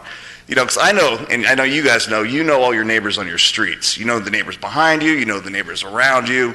Well, we have 1,200 homes in our neighborhood. And, I'm lucky that one of our previous board members, our previous board, actually had the foresight to create quadrants. Our neighborhood is broken up and divided, north, south, east, and west, divided by Santa Clara, divided by Santiago. And we elect quad reps every year. And we have these quad reps out there because they're in tune with their neighborhood. They're in tune with their streets. They're in tune with their neighbors. And they have what I consider to be the pulse of their quad. And they all come back and present to us. So we put some good effort into this survey, and whether or not we felt it necessary to survey the neighborhood. And we got 70% back saying, we're confident we don't want rezoning there. with 30% saying, yes, I'm still interested. Now, if Mr. Lee actually read his emails, I would probably consider, well, I'm not going to guess what he read, and again, it was nonpartisan, so I'm not going to ask him to give me an answer right now.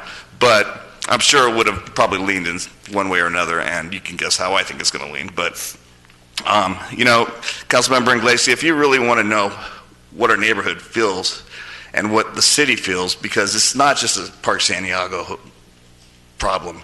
We have all these neighborhoods out here supporting us, all these neighborhoods who believe this is the wrong project for the wrong place. Send it to a referendum. Councilman Solario, we've been through this, and you've had a long night already, I'm sure. I walked to the gym, and I've been running to the gym again, and, Park and Recs has done a great job keeping that park clear. I don't know where these people are sleeping, but between Main Street and Broadway tonight, there was 17 to 20 people I counted. Of course, as soon as I get underneath there, I have to pick it up because I think it's a good idea to jog to the gym and go under the Main Street Bridge, and you get down there and you're like, oh crap, right? So these guys are down there, and we've talked about, we've got more police, we've got more beds, we don't need more beds. We've got fencing down there with holes in it, bars on one side with bars missing. They're cutting metal bars out. They're going to cut more fences out. If the police can't do it, if Parks and Rec can't keep it clean, if we can't keep it clean, if you can't keep it clean, and you really think an apartment building is going to keep it clean, then send it to a referendum, sir, and let the people decide, because you represent the city. So, I think you represent our ward, but you keep saying you represent the city, so send it to a referendum. Thank you.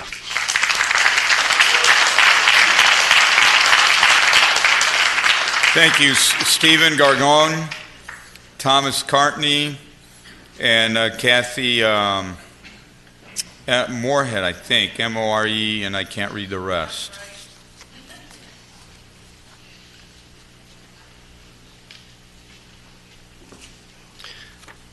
Mr. Mayor, council members, my name is Steve Gorgoni.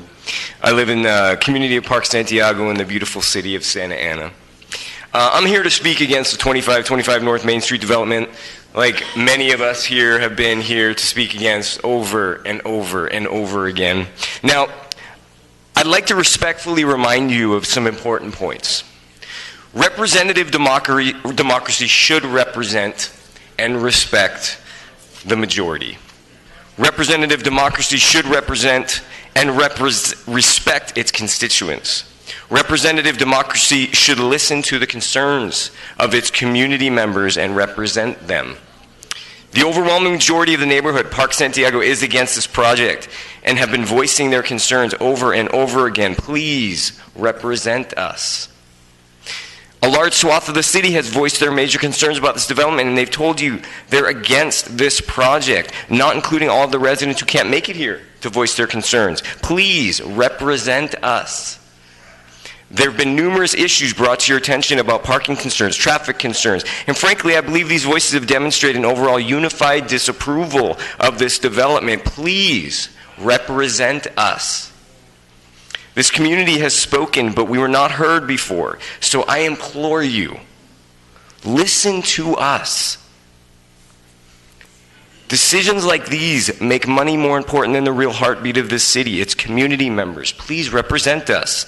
Let me be clear with you. We are unified in our resolve to oppose this project. I truly hope all of you can support your constituents and oppose this second reading. I implore you, please represent us so that we don't have to waste time and money needlessly on a referendum. $500,000 is a lot of money. That money could be spent in other major important areas in the city. I work for the district. It could be spent on many things for the students that I teach. That we shouldn't even be going down that road. But if we need to, then let's have the referendum and let's actually see democracy take place. Thank you.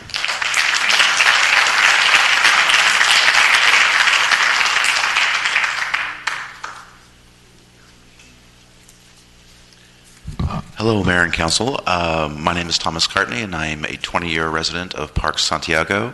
There is just, so much to say this evening.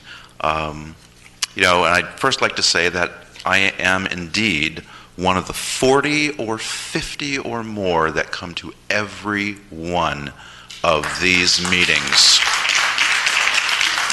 And I would have to say that the 40 or 50 of us each cumulatively know many more friends and neighbors that can't afford the time to come here and spend hours and hours and hours, to come to meetings in February, to be shut out by hordes of union workers. We support unions, and we actually had one of the unions come out to speak for us.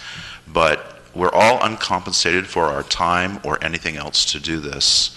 And if anything else, I've thought about a lot of things. I'm a transplant to California from the East Coast. I've lived in Corona del Mar. I've lived in Newport Beach. I've lived in Irvine.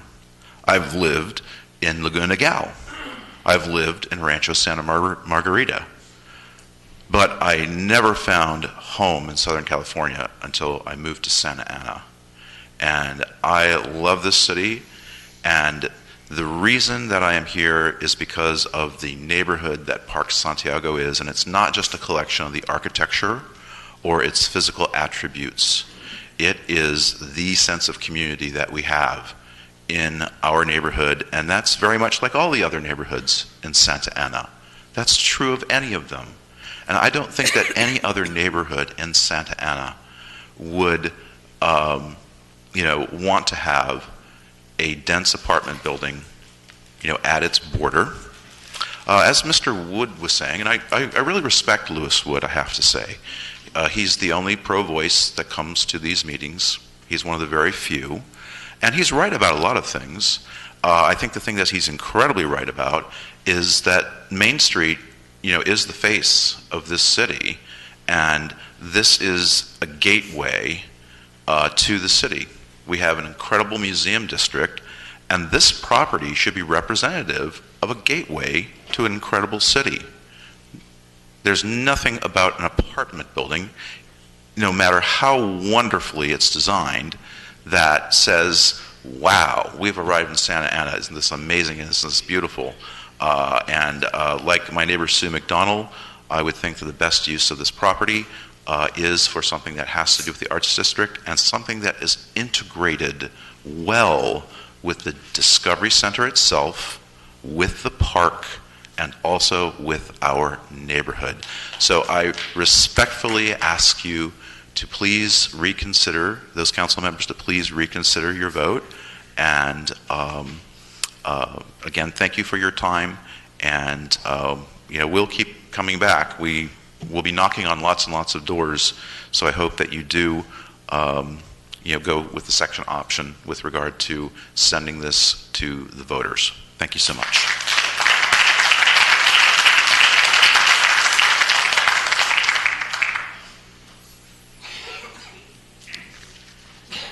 Good evening, Mayor and council members. I'm here to ask you to please consider sending this to a referendum.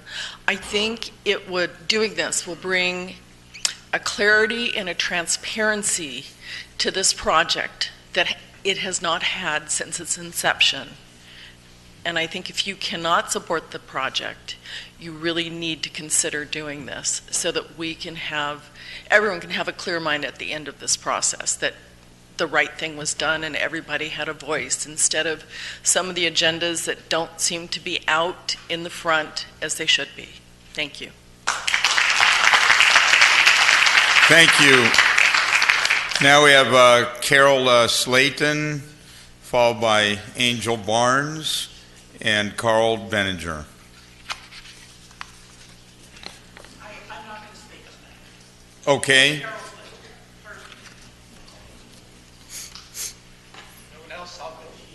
You're up, Carl. We are here again. I think of how much time and how many speakers have spoke, and I don't live in that part of the city. I live down in the south side. But the neighborhoods down there are watching closely what happens to this section, because we're feeling that if their voices are not being heard, ours don't matter either to you on it. So we're wondering what the purpose is. I'm an engineer by training. I get very frustrated when good logic gets destroyed by emotion. And when I look at the safety issue of children crossing that street, and those of you in the panel who have had small children know that when they're 4 or 5 and they're excited, they dart out. And if you drive that street, that is I hate to say it, but an unsafe situation is going to occur if we build this building. We keep hearing the elevations of this building. Is it 5 stories, 6 stories, 7 stories? It's 60 feet in the air. That's 6 stories. That's higher than people point out other areas other constructions in my area, like at MacArthur and Maine. That's a 3-story building. And that builder worked with the neighborhoods because Les Goldberg was able to negotiate good things for that neighborhood, that they benefited and the builder benefited. And there's a wide street between them, and there's good exits to those areas. So it's worked out well. For all logical reasons, this is the wrong project in the wrong locations. So I do hope that those that have supported this project against the Planning Commission's advice, rethink your position, think about who you represent, and think about the people of Santa Ana. Because not only is this neighborhood looking, but all our neighborhoods are looking, including mine. Thank you.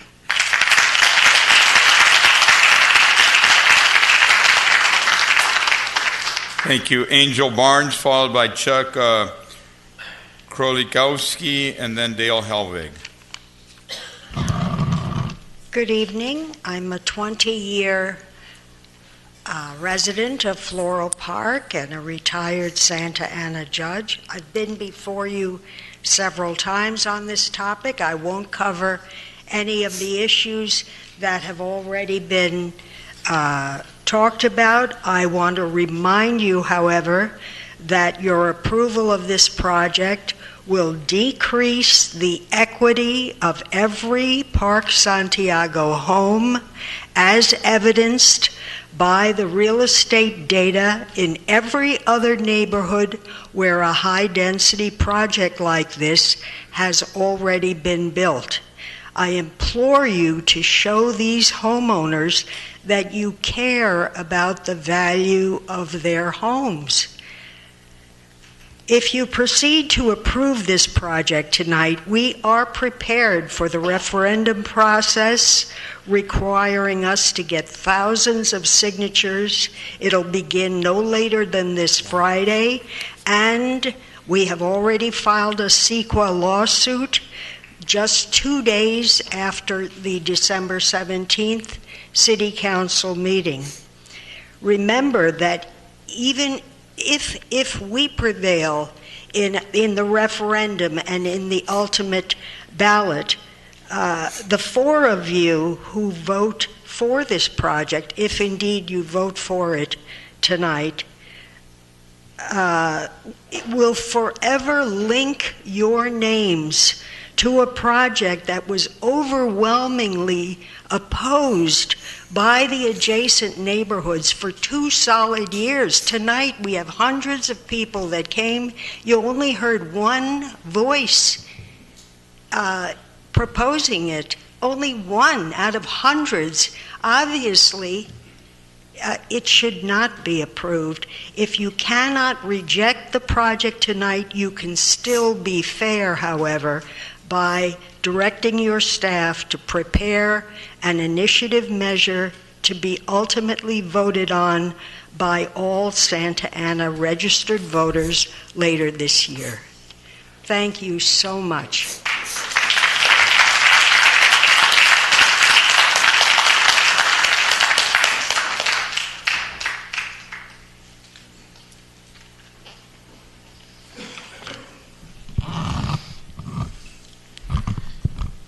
Good evening, Mayor and members of the City Council. My name is Chuck Krolikowski. I'm legal counsel for the Santa Ana Citizens for Responsible Development.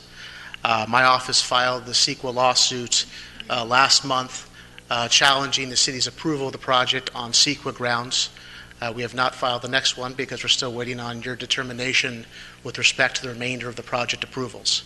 But what I heard tonight I thought was interesting, was that someone talked about having a voice in this process.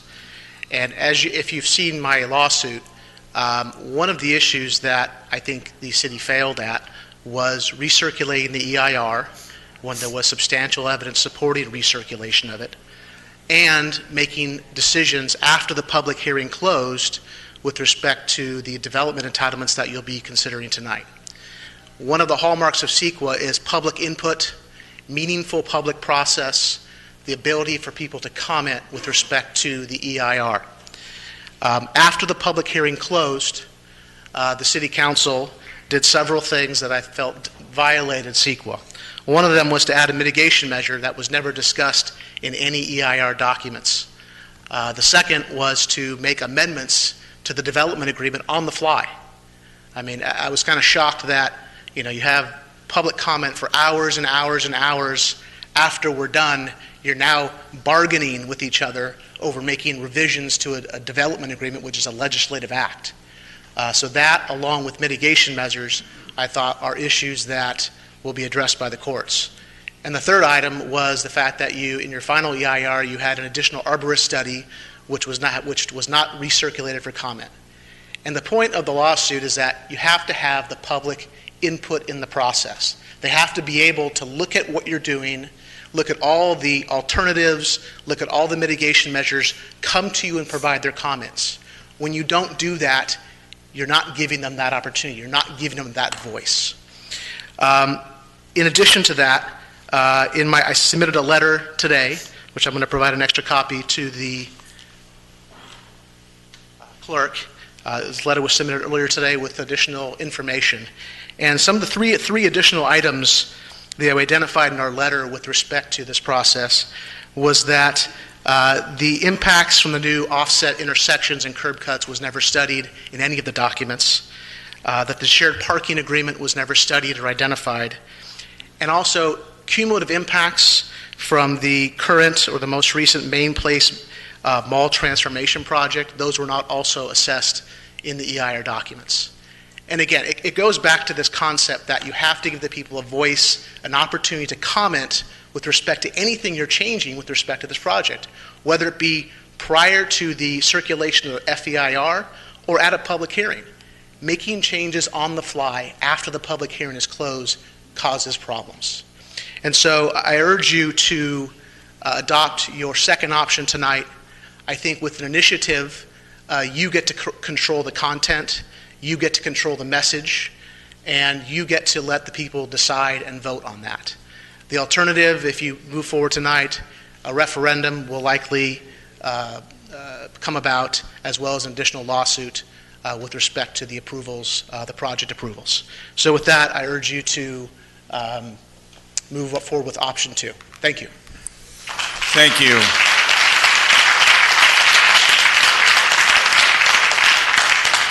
Dale Helvig.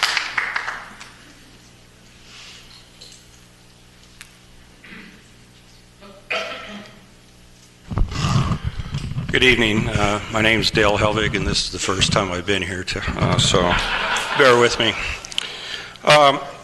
Back in the 1980s, the city adopted the slogan of the Golden City. I'm hoping maybe we bring that back and bring the luster of the city back into play and let the people help in that process.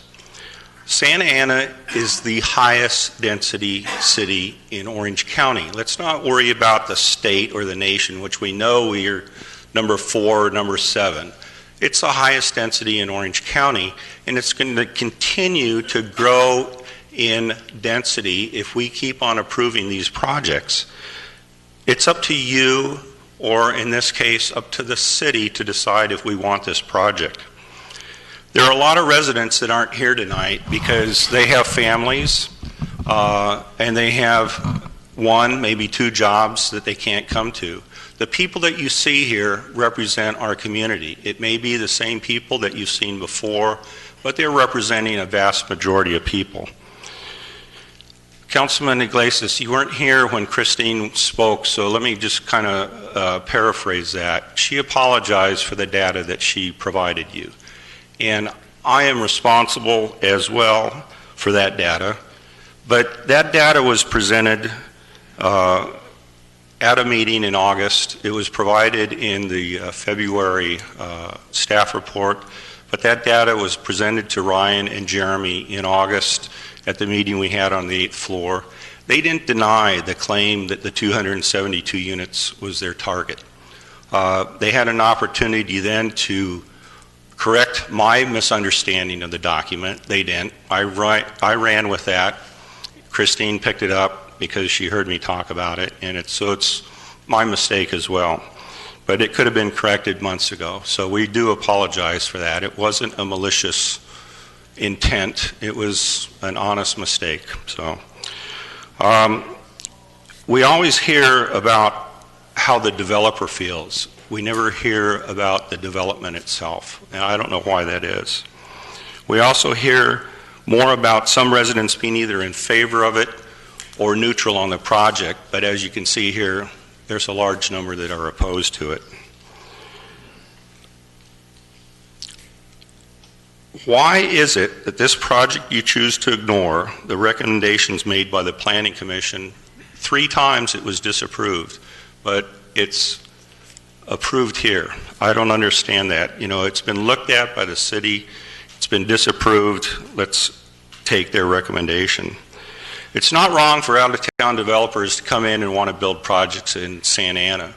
But what I think is wrong is for them to come in and tell us what we should build. If we go down to First Street, you take a look at the project being built there right now. It's huge. The Toll Brothers project, which is a very good example of what will go in at 2525 if it were to come to pass, it's 260 units. And take a look at the massing of that. That's what we would see right on Main Street. I don't think that's acceptable. There was an article in the LA Times called that dealt with demolition of neglect, where a developer purposely lets his property become a dangerous position, and therefore the city lets them demolish it because it's been neglected so long. Everything happens for a reason. So if you believe that this is what the people want, let's reaffirm it through the initiative process, or we'll go ahead and get the referendum signatures. Thank you very much.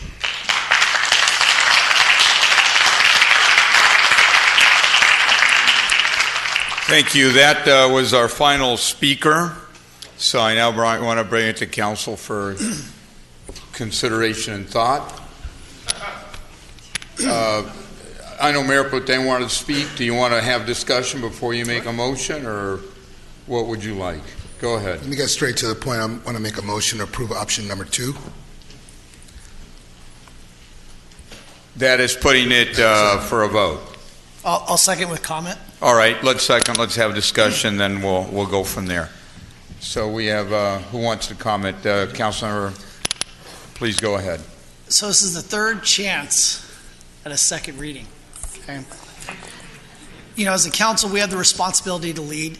And personally, I don't want to see this go to an initiative or referendum. I think we need to make that decision. From the last couple of meetings, it's obvious that there's a couple of us that are pretty committed to our positions and some of us that are having doubts about the decision. And I think at that point, you know, it's one thing to continue it a couple of weeks, heck, even 30 days. But I think given the fact that we are at a second reading, I think it behooves us to let the residents decide this. And so with that, I appreciate Mayor Pro Tem making the motion. I strongly support seconding it. Okay, would I suggest if we have more comments, make them. If not, I've got a couple comments. Then I'd like to, suggest we vote on this. If it passes, we're done. If not, we'd go back to the other recommendation that's on the by staff. Comments I want to make is that some of the speakers, I think, really spoke from the heart. And Santa Ana is a wonderful city. I think everybody up here, we're up here because we all love the city. And things don't happen by accident. Whether, I know some of the speakers talked about the Ronald Reagan, federal courthouse. There's the 4th District, Court of Appeal. There's all the things that are going on in the Civic Center now. Go up and down the city, there's so many beautiful things happening. Every single one of those projects has a story. It has a story, and it has a story where we're trying to lift the city and reach a new goal. And I do believe that there are other good uses that could take place at that site that we're talking about, 2525. It could be, a natural science museum. I know that there's interest in that. The county looked at it in the past, and it doesn't mean that if we don't push hard, it can't be in the future. I also believe that the Red Roof Inn, it's something we've talked to the Science Center about. They've had their eye on that for a long time. I think it might be possible to join forces, the city, with the money that they have right now from the state, and possibly do something to acquire the Red Roof Inn. And that would be a much more natural facility for them to expand and for them to be able to improve. I mean, they could, have aquatic exhibits and things along the creek, remove the Red Roof Inn and use that, to expand the museum and to have parking. And those options have been there in the past, but now with the money that they have, if we work together, I believe we can get there. So I think there are other visions that could happen, but I do agree that ultimately, especially when something is of this magnitude, this controversial, involving so many people from different neighborhoods throughout the community, maybe it is best for us to step back and say, let the voters decide. Generally, I don't like to do that because I believe that we're elected to make decisions, but not every decision is of that nature. And I believe this one rises to a higher level. You've made a compelling case for a long period of time, and I'm prepared to support the motion. Mr. Mayor? Councilor Solario. Yes, I'd like to make a substitute motion so we could first act on what we've been discussing the past year or so. So my substitute motion is to move in support of items 1A and B.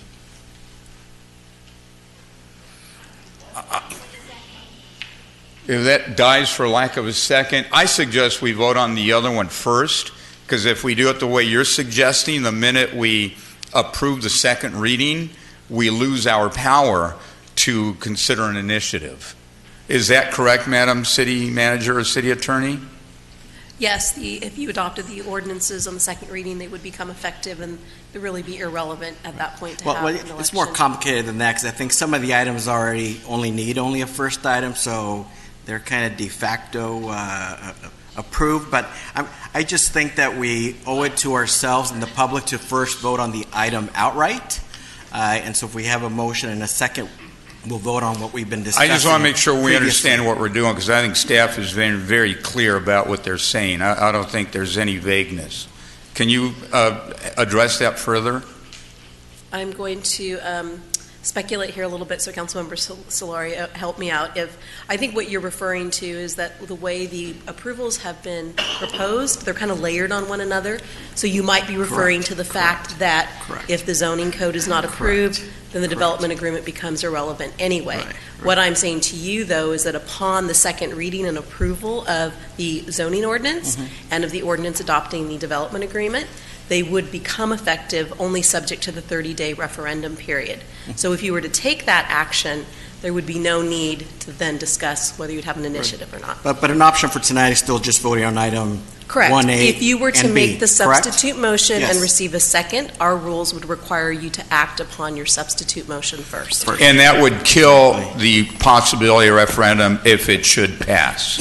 If it passes, we can't later come back and say, well, now we want to decide about letting the people decide.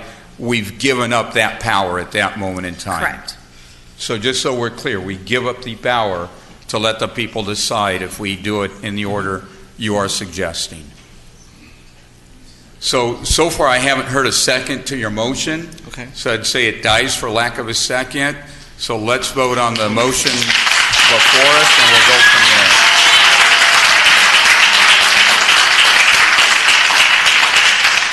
So let's vote. If it fails, we'll be back, but those in favor, press green.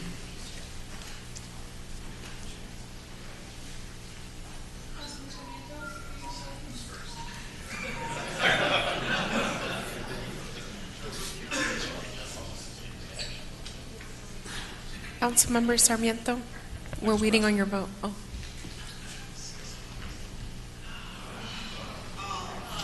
So the motion for the initiative dies. So now we come back. Mr. Mayor. Yes. So what the heck, I'll throw this out there. I'll make a motion that we just outright deny the second reading of the two ordinances on the agenda. I'll second that. So we have a motion and a second. Any more discussion on that? If not, let's vote on the motion to deny.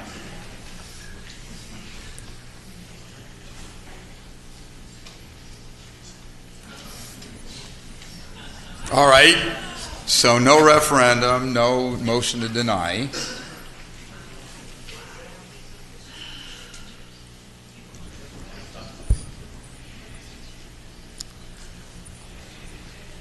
Mr. Mayor, now that your motion has failed, let's go back to what we've been discussing, which is item 1A, 1B. I'll move the item. Just for discussion purposes, if we could have a courtesy of a second so we can fully discuss. Is there a second? I'll second it for discussion purposes. All right, we have a motion and a second for discussion purposes. So let's discuss. Okay, so I want to make my comments, and I feel that we have been here for way too long, way even before I was elected. And I recall that the reason back in February when we talked about us delaying the process of approving was with the intention that the neighborhood and the applicant, the developer, would go back and work things out. I know that didn't happen, and I know there's a lot of personalities that have been involved in this, and it just seems like we've never found a happy, I guess I would say like a happy medium on where we should be going with this. I know a constituent emailed me last week asking me why would I support this project, and I believe I've said it in the past, and I'm going to say it again. I feel that it's a good project for the city. I believe that it's something that could be negotiated, we could have been negotiated to be lesser units. And I know that's something that the developer was willing to do, and I know we had some of our community members there at that meeting. And it just seems like it's going back and forth, and we're just wasting everybody's time. And the last thing that I would want to say is I met with Mr. Uvalle, and Adriana, another community member from Park Santiago. And my hope was that there would be some type of dialogue that happened, that a survey or some type of thing that would come before them, so we could have these negotiations with the developer, so they could talk about what's feasible and what couldn't be feasible. Because I know we started talking about for sale units, and there was more interest on individuals who wanted that type of project to be built. And but unfortunately, the emails of all the Park Santiago residents was held hostage. And so that email didn't go out to everyone. And I just feel that it's something that it's been dominated by certain individuals, and I just feel that individuals that wanted to support this project haven't done it publicly for fear of retaliation, and I don't blame them. So if I may. So my hope is, we were here for this project. This could have been approved at 498 units back last year. It would have. But then I took it on myself to go talk to you guys, to make sure so we could do some type of collaboration, some type of pros and cons. And I know my biggest concern was the residents on Spurgeon, because they're the ones that are going to be faced with the most impact if this project gets approved. So I focus just on Spurgeon, the ones that are facing them, because I felt that they needed the most voice. And I know when I met with you all several times, it was always something like, okay, responsible development. What does that look like? That was my question. So when I met with all of you, you said, well, we don't want 498 units because that's too much. I said, okay, so what does responsible development look like? So then I said, when we met with Mr. Helvig and Rob Richardson, and we all met on the 8th floor, I threw it out a number because I said, okay, I know if it was in my neighborhood, which is over there by Centennial Park, if it was a 300-unit project, I would be okay with it. It's a nice project. It'll add to Edinger, because the way I see it is Edinger is the same thing as Main Street. It's a Main Street project. Okay, so if you guys allow me, please, thank you. So I would be okay. So I threw out the 300 number when we met with the developer. We met with Mr. Richardson. So then came the whole conversation with the Discovery Cube, 256 units, and then they'll get part of the parking structure. So for me, that is a project, and I stated it last time, and that's why I voted for it, that's a project that I could live with in my neighborhood. So we're all Santa Ana, and I believe this is a great project, and I know it's something that could, given the opportunity, it'll make that neighborhood a nice side of Main Street that we don't see now. And it'll definitely help with the homeless encampments. It'll help with individuals. Okay. So, and so the thing is, so it's 256 units. I'm okay with it. And I tried one more time to say, let's do this survey. Let's see if we could bring it down. So I am comfortable with. It's a beautiful neighborhood. It's a beautiful project. I wouldn't mind it in my neighborhood. It's beautiful.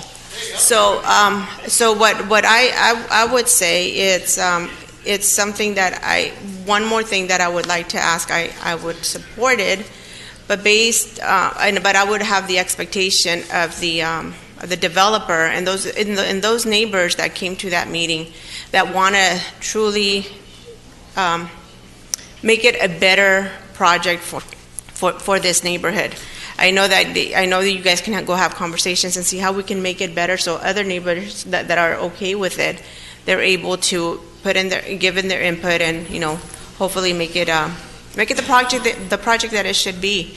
And I believe it's just it's time. That's why I voted no to the other proposals or whatever it is, the motions that you guys proposed, because if it wouldn't have been and Mr. Dale said it was an honest mistake, but I feel it was a little dishonest to say the least when it came to the numbers, knowing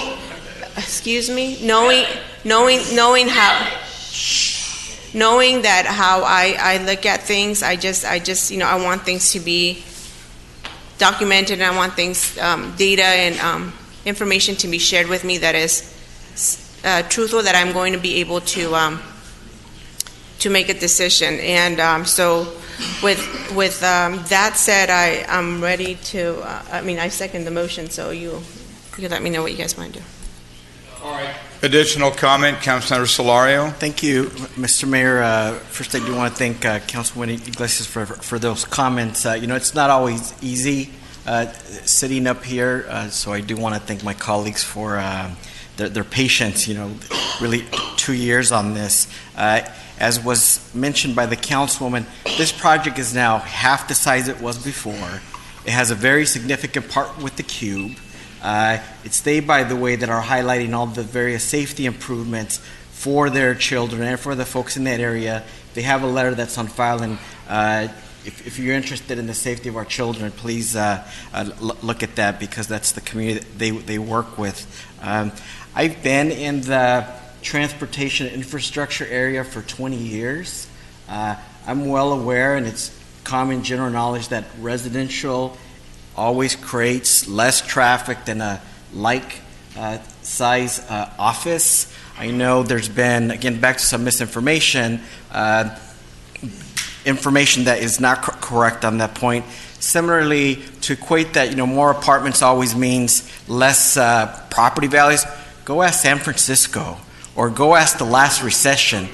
Really, property values have much more to do with the economy, much more to do with many other items, not whether there's an apartment next door or not. And so please take that into account. Finally, as a package of things with what's being considered today, it will also make the area safer in conjunction with what our police department and city is doing, but there is going to be a safety patrol program. There are going to be improvements to the creek. There is now identified funding to close off what some folks say is a gateway to nowhere there under one of the underpasses. And then finally, another key point, we're being asked to build, I believe, a minimum, it's not final, but about 4,000 new units in the next 10 years. If this doesn't get built here, we are going to need to replace it somewhere else, and so we need to, as a city, be collective in our vision there. Finally, I know that because of what we see on TV, civil discourse isn't always what it should be. Let's try to do the right thing here in Santa Ana and be civil. We can agree. Feel free to vote for me, against me in the next election. That's fine, but let's be civil with one another. Thank you very much. Okay, additional comment on the motion before us? Yeah, right here.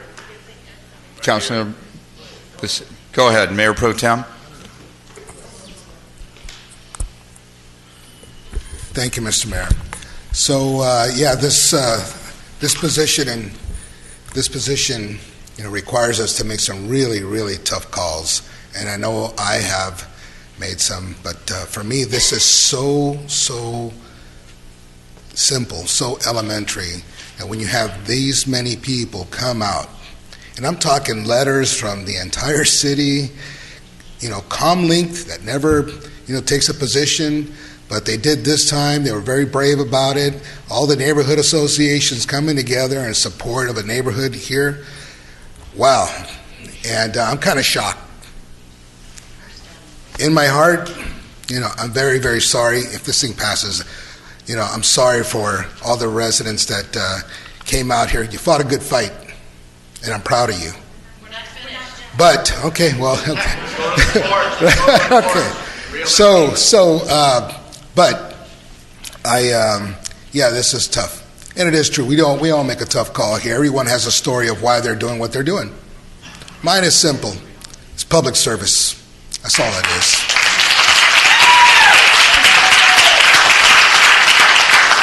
And I thank you all for coming out.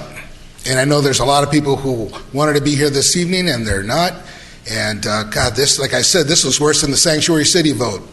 When we had everyone out here and the mob and the media and all that, just a million people out here, but this one took the cake, at least during the time that I've been here.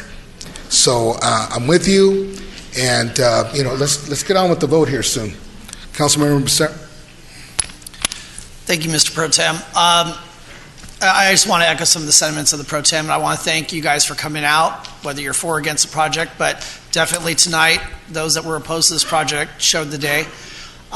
It is disappointing. I mean, I don't blame you. If I was out in the audience and, seeing the way that this is progressed, for lack of better terms, I would share in your disappointment. I up here had hoped to see, with the outpouring from the community and the strong opposition to this project, that we wouldn't have 3-second readings. But I'm going to repeat myself, guys. If it was such a slam dunk, we wouldn't be at a third or a second reading, but we are. So before you guys go right down that path and vote for this thing, just be aware, you guys had hesitation. You guys paused for a second. So take a step back and ask yourselves, why did you pause? Some will say, well, it's because you're trying to work with the community, which is appreciated. But at the end of the day, the community has come back in full voice saying, thanks, but no thanks, we don't want this thing. And I know that some of my colleagues also say this, that they want to respect the community and support the community. There they are. They're all right there. And they're saying, they're saying that they don't want this thing. So, I mean, it's disappointing. I mean, to see this many people take this much time to come out, and the fact that you have folks that are reminding us that they've been here numerous times on the same project. So, again, I want to thank each and every one of you for coming out tonight. And, Mr. Mayor, I'll turn it back to you. Thank you. Just final comment, and then we'll vote and we'll move on. We have other items on the agenda, believe it or not. But I just want to say, Orange had a similar situation, and they now have a referendum. And I believe if Orange can do it, Santa Ana can do it. It's up to the people. In this case, you have to buy shoes and do a lot of walking. It's a lot of knocking, but there's a lot of people out here. And it's can you get the signatures in 30 days? Again, Orange did it. They're a smaller city, but they made their numbers. And I believe that with the network that you have and the resolve that I see, this isn't over until you decide that it's over. And if you believe as strongly as you do, we have a process to allow you to continue to participate. So with that, those in favor, press green.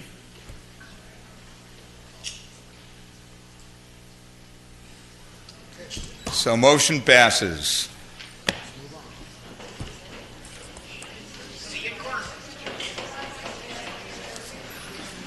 Madam City Clerk, our next item. 65A.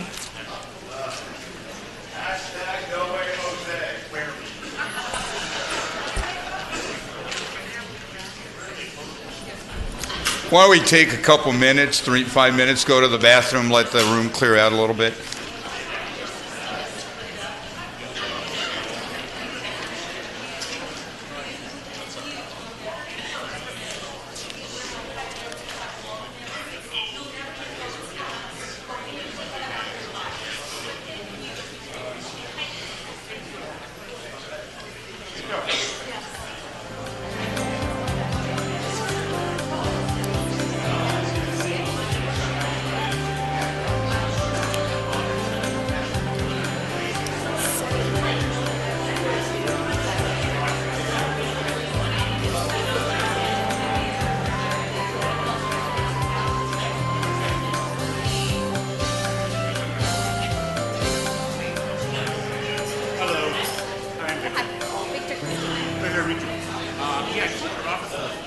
Several days ago, trying to get on your calendar.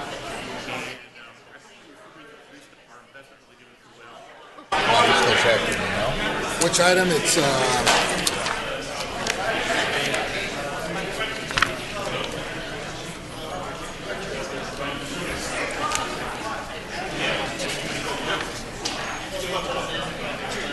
What item is ready? 75A. 75A. Okay, I've had a request from council members to bring up item 75A. Mariscos Hector, I believe it is. And I'm going to turn things over to Mayor Pro Tem. I've received previous campaign contributions, and out of an abundance of caution, I just think it's better that I not participate on this matter. So I'm going to turn things over to Mayor Pro Tem. Thank you, Mr. Mayor. Mayor Pro Tem, we do have a staff presentation on this item if you desire.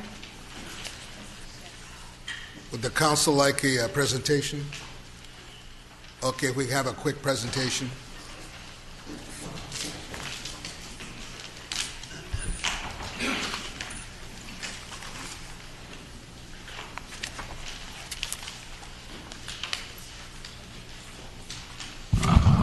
Thank you, Mayor Pro Tem and member of the City Council. This item is a request for approval of conditional use permit for the Morisco Hector Restaurant located at 1801 South Main Street. This item was previously considered by the Planning Commission last year, and it was approved. Subsequent to that approval, the City Council called this item up for review at a City Council meeting. The request is for an upgrade of existing alcohol license going from a Type 41, which is beer and wine, to a Type 47 to allow for distilled spirits for on sale in conjunction with a bona fide eating establishment. It also asks that the proposal for service alcohol be allowed for expanded into a additional 600 square foot area of an existing restaurant, which is about 1,850 square feet. And it includes a request for after-hours operation until 1 a.m. This item, CUP for the extended hours, was continued by the Planning Commission, and it is something that is on tonight, but at the applicant's request, it was also, as part of recommendation, if you were to consider, is to also continue the approval of that and consideration of that for 6 months. The property, as you can see, is located at the corner of Main Street and Occidental. There's a commercial center between Occidental and Berkeley. That's multi-tenant, and the restaurant has been there since the late 80s. The area is surrounded by commercial along Main Street as well as residential on the east side of the street and additional commercial on the west side of the street. Here's a site plan of the project. The Morisco Hector is located at the most southern tenant space of the existing 1,850 square feet. They're proposed, which is in pink on the screen, and they're proposing to also expand into Unit D, which is currently vacant. They have taken possession of that, and that's in Unit D. This is a site plan showing the service area. As you can see, it is a bona fide eating establishment with dining areas, kitchens, service, and storage areas.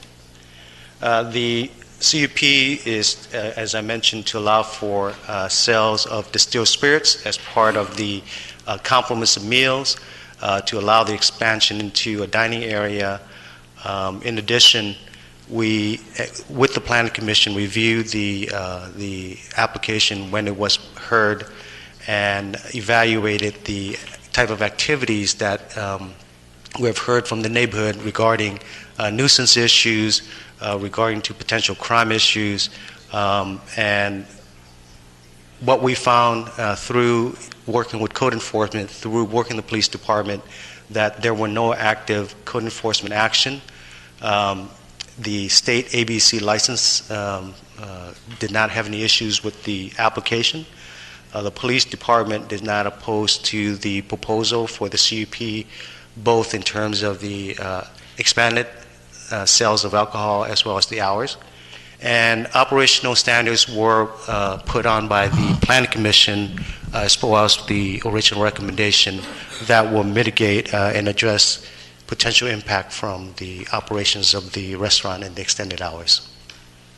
The hearing process, the Planning Commission, as I mentioned, heard it starting in April of last year. The item was continued based on the public input from the neighborhood areas regarding concerns about nuisance issues.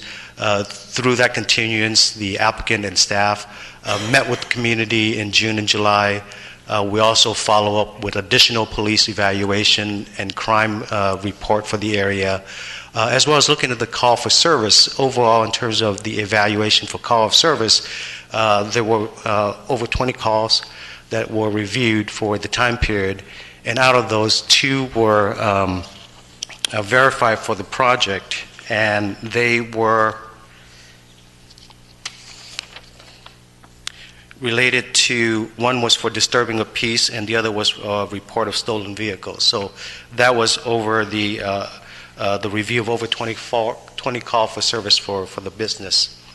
We also, as part of the preparation for this meeting, requested an update for the call of service from the police department since October, and there has been no additional call for service between October and today. The Plan Commission, through its hearing process, added a couple of conditions. One was to replace the storefront with a noise attenuating storefront so that it will help to attenuate noise from the interior going out to the exterior.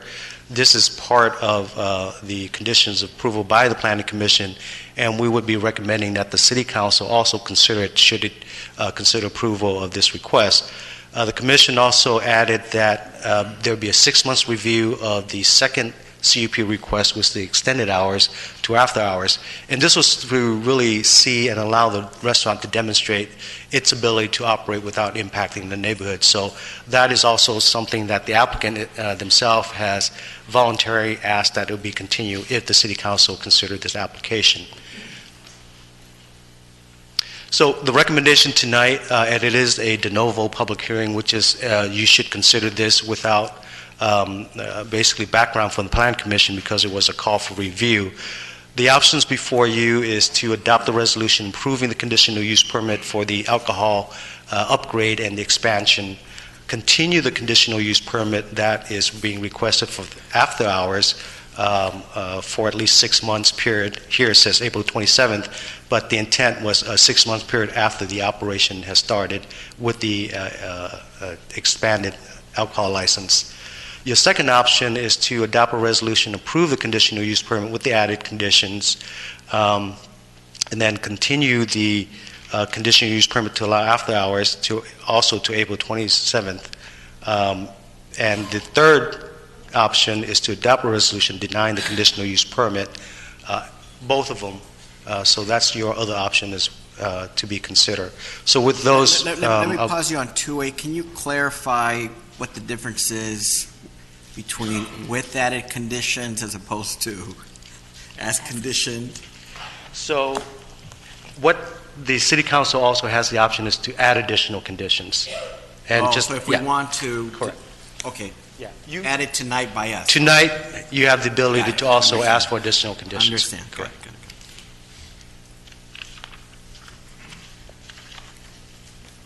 Is there any other questions from the council? Councilmember Sarah. Thank you, Mr. Pro Tem. Min, could you tell us, as far as for this license, so they're currently a Type 41, so it's beer and wine, public premise, and they're asking for an upgrade to a 47 and to be open till 2 a.m. in the expanded footprint, correct? In the expanded footprint, correct. Okay. So I guess what my concern is, so in that area, how many 47 licenses do we have, say, within a, I don't know, 500-foot radius, 1,000-foot? I mean, just kind of the general area. How many do we have? There is no other business that has a Type 47 within a half mile of this restaurant. So half mile, there's no other 47. So if we didn't approve the 47 for this, they wouldn't be at a disadvantage because all their peers in the area are at a 41 license.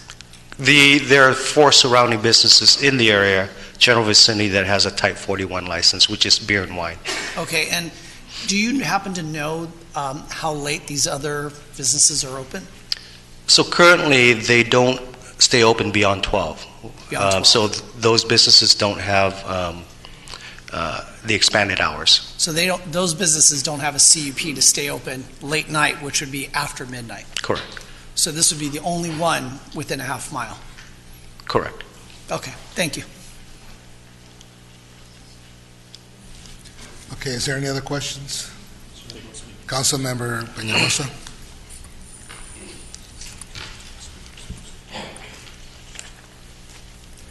Okay, so you have a question for staff? Well, it was more of a comment. Okay. Were we just hearing? No, go ahead. Oh, Do the comment, and then I'm going to have the speakers. Oh, well, I'll go after You want to this. wait? Okay, very good. Okay, so we're going to go ahead. Thank you, Mr. Min. We're going to go with Arthur Newton, followed by Ernesto Martinez.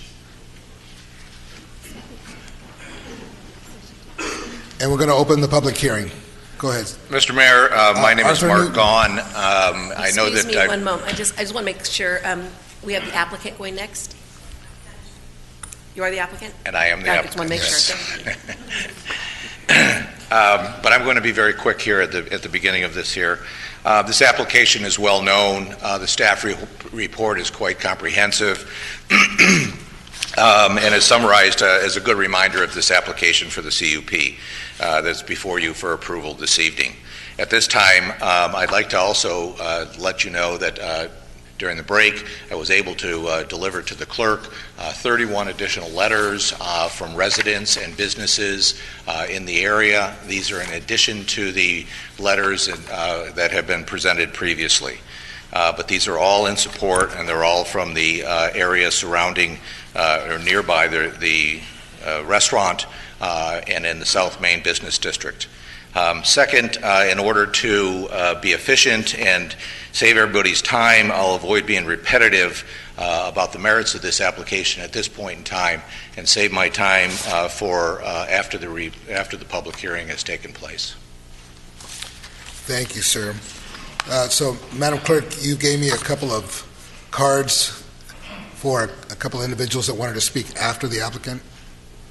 Okay, so the next person is Gustavo Rea, sir, followed by Richard Garcia.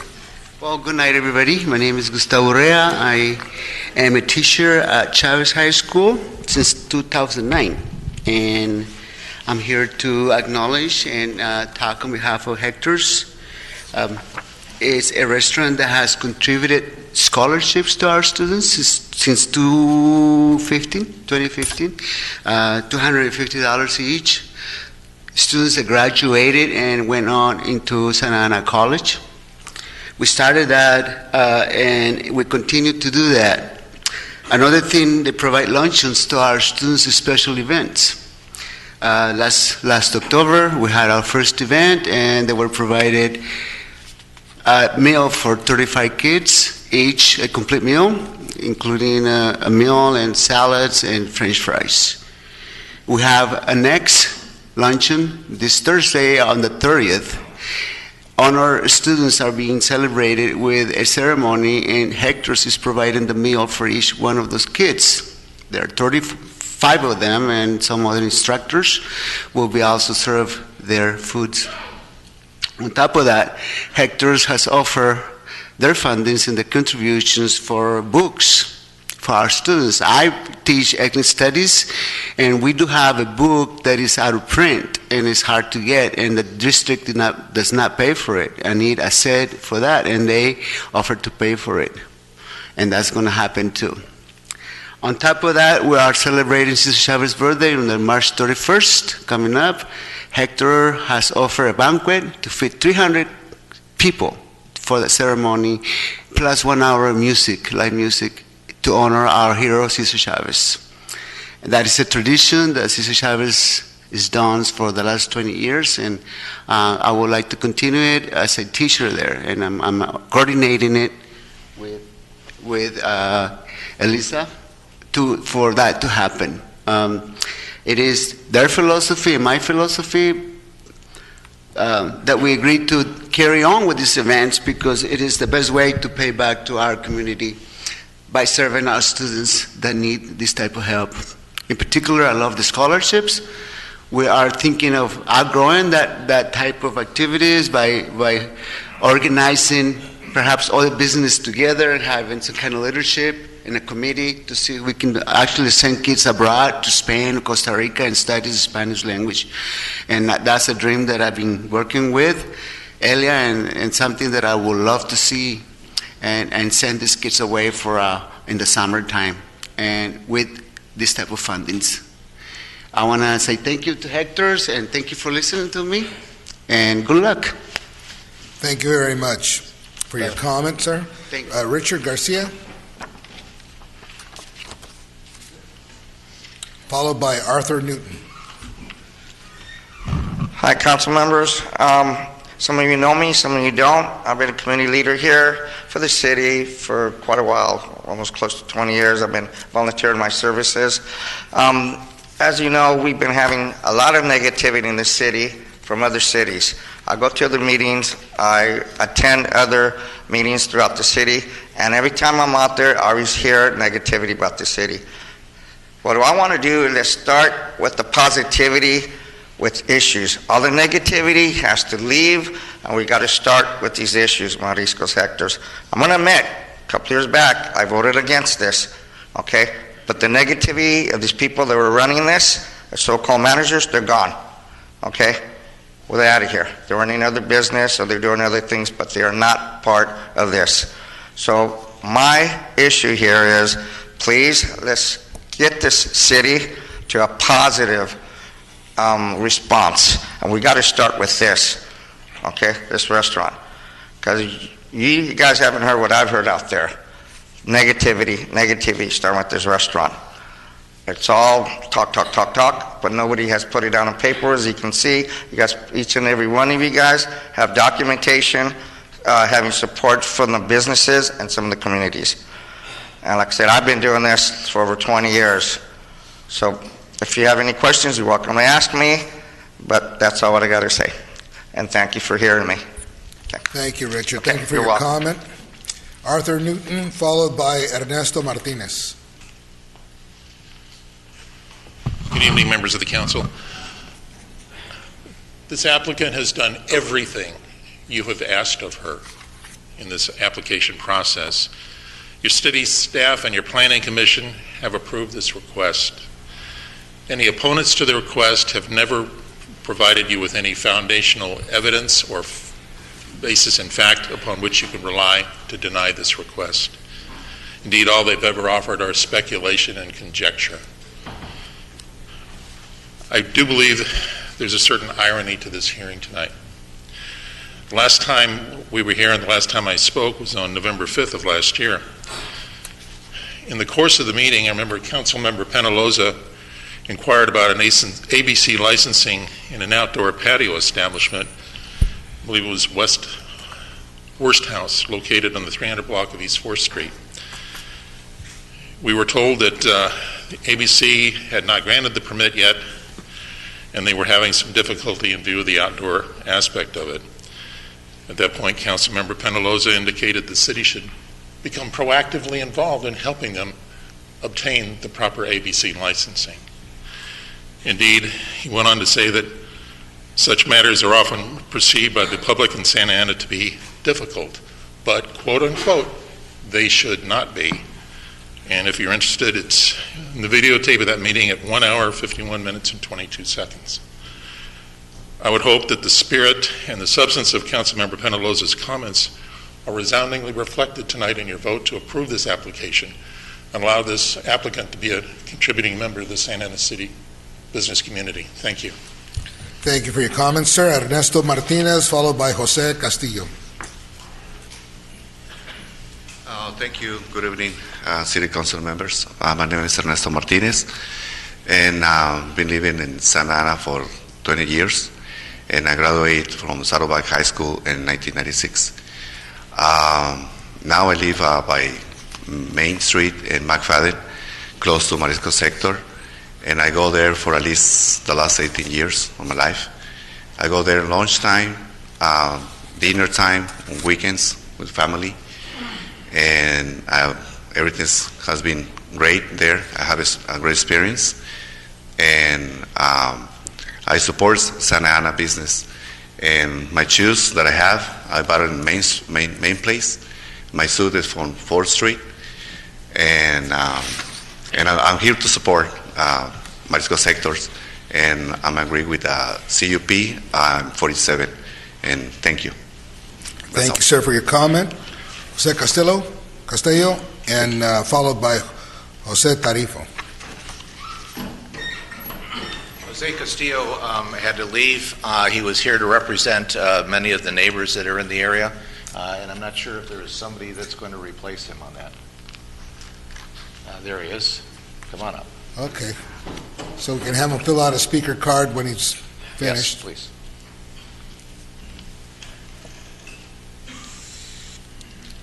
¿Puedo español, verdad? Si gusta, pero espera un momento, necesitamos el traductor. Un momentito. Sí, Here comes. Ok, puede empezar. Bienvenido. ¿Puedo hablar? Sí, ahora sí. Sí, Gracias. Soy Germán Farías, vivo en la parte de atrás de estos mariscos y pues a mí no me molesta el ruido ni nada, todo está bien y nunca he tenido problemas con la música ni nada de eso y apoyo por la ley 47, no hay problema para mí y yo creo que es todo. Muchas gracias. Si me hace un favor de hablar con la señorita aquí. My name is Germán Fadillas, and I live behind the hectares. I'm not bothered by the noise. I don't have any problems with the music. Everything is good, and I support the issuance of license, the 47 license, and that's all. Thank you, sir. Jose Tarifo.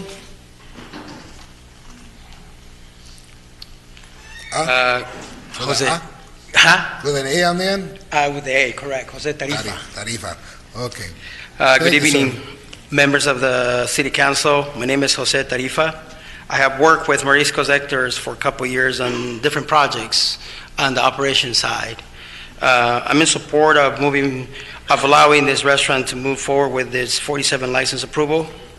Moving forward with its approval, license allow Mariscos Hectors the opportunity to compete under the same platform in comparison to other restaurants that have been opening their doors recently with a 47 license. Mariscos Hector has been in the community for over 30 years.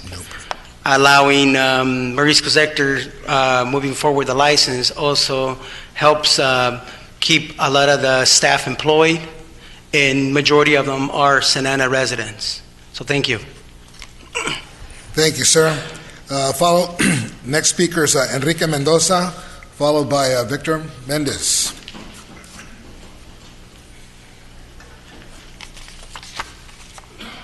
Hello, everyone. Welcome. Thank you. It's late and there's great speakers here, but let me go to what I have to say. I've been a customer from Mariscos Sectors for over 10 years. I work in the city of Santa Ana and I live in Mission Viejo. I drive with my family on the weekends to have lunch and dinner. I love the music they have in there. The quality of the food is great. And they employ a high number of people in the city of Santa Ana, and they bring revenue to the city. So I'm here to support them and to support Mariscos Sectors to get the upgrade to license 47. Thank you. Thank you for your comments, sir. Next speaker is Victor Mendez, Good evening, council followed by members. Maria Sebold. Good evening, council members. I also like to talk in support of this resolution. I actually live probably about 50 yards from the other hectares on Broadway. Right there, it's never had a problem with them at all. People do have a very good time there. I see families celebrating birthdays and all kinds of celebrations. And as the manager will attest, I'm pretty much a regular there. Being a single guy, I need to get a quick meal sometimes. And just to let you know what type of person this woman is, a couple of weeks ago, I forgot my credit card. And I had ordered my meal and had a drink and everything. I said, my goodness, my credit card here. And she graciously said, don't worry about it. Come back and just pay when you can. And I did. But that just shows the type of person she is. And I think she deserves a little, she deserves a little break, a little understanding, somebody who definitely wants to latch on this community and help with both economic and social growth in our community. Thank you. Thank you, sir, for your comment. Next speaker is Maria Sebold, followed by Mr. Ruben Smith. He'll be the last speaker. Ay, buenas tardes. Necesito a alguien que me traduzca. Aquí tenemos a nuestro amigo. Buenas tardes. Estoy tratando de que me aprueben este proyecto por más de 3 años. Mariscos Sector está en esta dirección por más de 30 años. Me tomé el tiempo de ir a hablar con todos mis vecinos que están alrededor y todos los negocios y les comenté que estaba aplicando para una licencia 47 y gracias a Dios todos me aprobaron y todos me firmaron. Tengo los documentos si los quieren ver. Y que no tienen problema. También les pregunté que si tenían problema por la banda, dijeron que no tienen ningún problema con el ruido. También el ABC me ha aprobado a mí, a mi licencia, hasta las 2 de la mañana.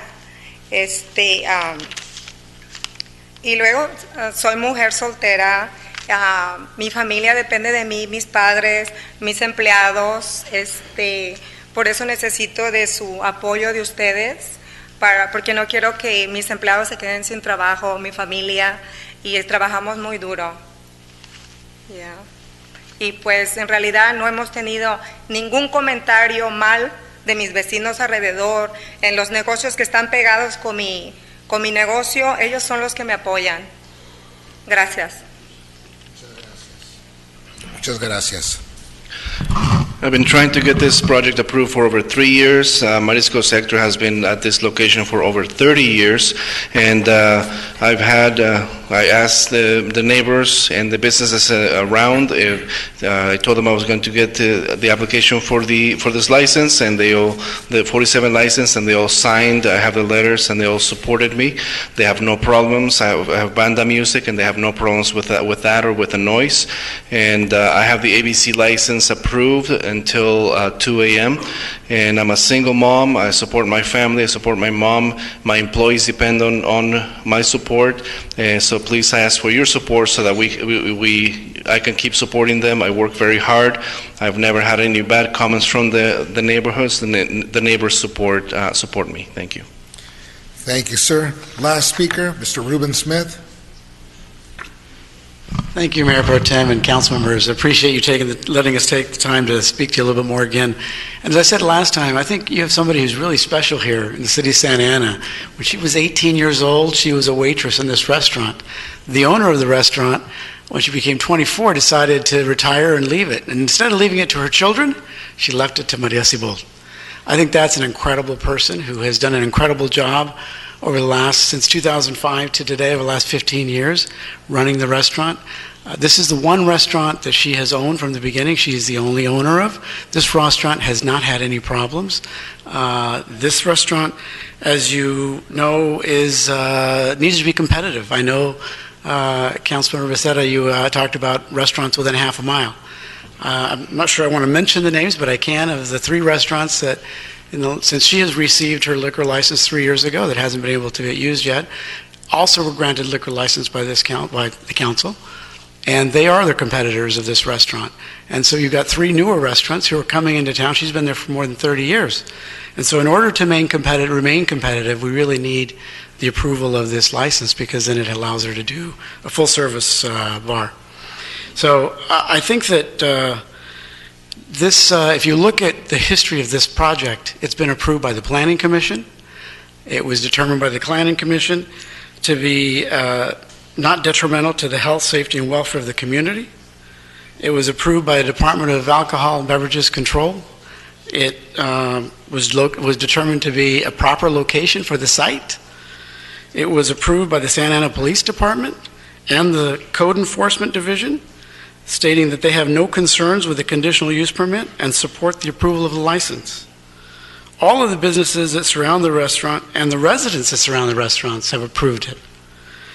I think that you have a business that has done everything that's been asked of it. It's run a very good business, and the things that you might have heard are really references to other restaurants that she didn't control at the time. Today, she controls it, and she's always controlled this one, and this one has not had any problems. And the only restaurant before you today is this restaurant. The city, I should add, also determined that its CEQA analysis, that the use will not create any adverse impact, noise, traffic, or safety concerns. I think you have, again, a business that is worthy of your support. It's supported by all its immediate neighbors, and we ask you now to be a supporter of this license as well. Thank you for your consideration. We look forward to your support. Thank you, Mr. Smith. Madam Clerk, is there any time left for the applicant? I believe he didn't use... Yes, the applicant has 4 minutes and 3 seconds left if you would like to provide additional comments. I don't think you have to worry about me talking for 4 minutes and 3 seconds. Thank you again. Just as a reminder, my name is Mark Gaughan, and I'm joined by the applicant, Maria Cibold. Thank you for your time, and I thank you for all the speakers that came here. We'll make one little point that Mr. Castillo, who was representing the neighbors, was going to ask for all of the neighbors to stand on up who are in support, who we sort of, in reference to your time, did not want were asked not to speak. So if we could have all the neighbors who are here in support, please stand on up. These are individuals, with the exception of one gentleman, who have not spoken. More than 3 years ago, Maria was approved by the state of California for a Class 47 ABC license and initiated the city CUP process. Since then, she has been working with the neighborhood, addressing light concerns such as noise, parking, security, landscaping, and building appearance. Today, Maria can stand before you and state that she has unanimous support for her application from the neighbors nearest to the restaurant and broad support by the nearby business owners. Council, this application is being submitted by a Santa Ana resident, a businesswoman who lives around the corner, is vested in the neighborhood's improvements as much or more than anyone. She also wishes to improve the business environment in this section of South Main that is slated for significant city improvements. This application is intended to keep the locally owned, decades-old business competitive, to continue to employ the hundreds or so employees who are predominantly Santa Ana residents, to put her on an even playing field with out-of-town operators such as Caliche Town, which also has a 47 license. In December of 2018, Maria and I officially submitted the revised application with revised plans and updated operational plans. Since then, staff, including the Santa Ana Police Department, have reviewed our plan and found that Mariscos Hector's operation to be in compliance with all the operational standards, has no court enforcement violations, and is compliant with state ABC regulations. Further, the Santa Ana Police Department has analyzed crime statistics for the past several years and did not identify any issues. This applicant has made significant facility, landscape, and operational improvements and has plans to do more once this application is improved, primarily interior. This application is a good business operator and a neighbor who as demonstrated by the staff recommendation to your Planning Commission and, of course, the Planning Commission approval. This application is submitted by a stand-up applicant and a local female business owner and should be approved by you tonight, the City Council. We respectfully request a unanimous yes for this application. I thank you for your time. If you have any questions, I'm available. Thank you, sir. What's the pleasure of the council? I just wanted to make some comments. For the applicant? No, just in general. Is the council comments? Okay, so I'm going to go ahead and close the public hearing, and we'll proceed with the comments. Councilman Peñalosa. Perfect, thank you. I want to thank the gentleman who came and reminded me about the comments I made at the November 5th meeting. That was Worst House Sausages in our downtown business district, right underneath open patio bar. And it's not 5 feet away from single-family residences, and it's not in a neighborhood. So, but thank you for that. But yes, I am a full supporter of expediting any businesses in our business district that could help our downtown business merchants. With that said, I have heard from the Planning Commission, the speakers that came to speak in opposition of this, the neighborhood, the Madison Park neighborhood, the Worcester Square neighborhood, the Memorial Park neighborhood, residents, community leaders that spoke in opposition of this at the Planning Commission meeting, and we're here to speak against it the first time we as a council, pulled the item to a city council consideration. And I've spoken to a lot of the residences that are in that neighborhood that butt up against the restaurant. And there is a concern for the sound and noise of the music. I know the applicants mentioned that the businesses surrounding the property didn't have an issue with the banda playing, late at night. Well, that's because all those businesses are closed. They could care less what music is playing at midnight. But the neighborhood does care and is concerned about the noise and the possible nuisance that would come with having late-hour operations and with the Type 47 license. I personally have family as well in that neighborhood, and they're not, they're homeowners. They're the actual property owners. They're not renting a room. They're not renting property, and they're not, happy with, this getting approved. So, with that said, I don't know. There's concerns from the neighborhood regarding this application. So, those are my comments, Mr. Mayor Pro Tem. Thank you, Councilmember. Is there any other? Okay, Councilmember Becerra. Thank you, Mr. Pro Tem.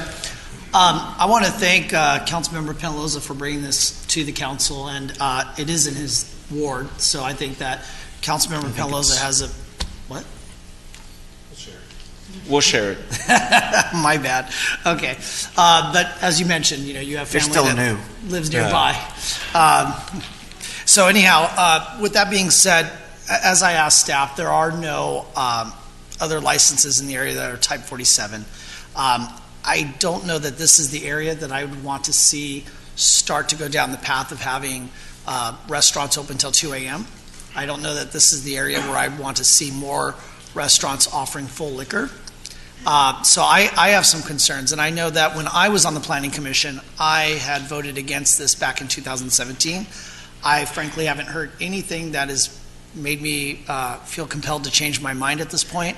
I too, as Councilmember Penaloza expressed, I've also spoke with many of the folks in the adjacent area, whether it's Madison Park, Wilshire Square, and a lot of them have expressed their concerns about this application. Probably the most that I could see myself supporting at this point would be the expansion of the Type 41, the existing beer and wine, into the adjacent space that the restaurant's expanding into. But at this point in time, I would not be supportive of the 47 license or being open past midnight. Okay, Councilmember Peñalosa. Yeah, and in regards to the type, to the ABC, I know that's a state, Madam City Manager, but what kind of process do they go through with, I don't know do they go through planning to do checks on businesses and restaurants? Because I know that earlier last year when this item first came before the Planning Commission, I had never been inside of the restaurant, so I went for myself and I saw what was on the menu advertised as shots de tequila. And I ordered one and I took it, and I've had plenty of shots of tequila, and that was tequila. I don't know why the restaurant would advertise shots of tequila, or how long that went about, as part of their menu. Was any ABC person ever looked into that? What's the process, Madam City Manager, City Attorney? Okay, I'll ask our Director of Planning to come up and speak to that, but the alcohol license are controlled completely by the state. So in my experience, the state does go out and do a location check if it receives complaint. I don't know if the state ever received complaints regarding this issue, but yes, ABC does go out and do investigation. They often also work with the local municipality, so if they did, they would have also contacted us potentially. But we haven't heard of any specific investigation on that issue you brought up. So it would have to be a complaint in order for it to trigger? Generally, they do go out on a complaint basis. Okay. And just more than likely knowing the community and knowing the community that we serve and the type of clientele that Mariscos Hector serves, a complaint is really not likely unless Mariscos Hector's would be opening, North or South Santa Ana, which as we've come to see. But thank you, man. Can I just respond?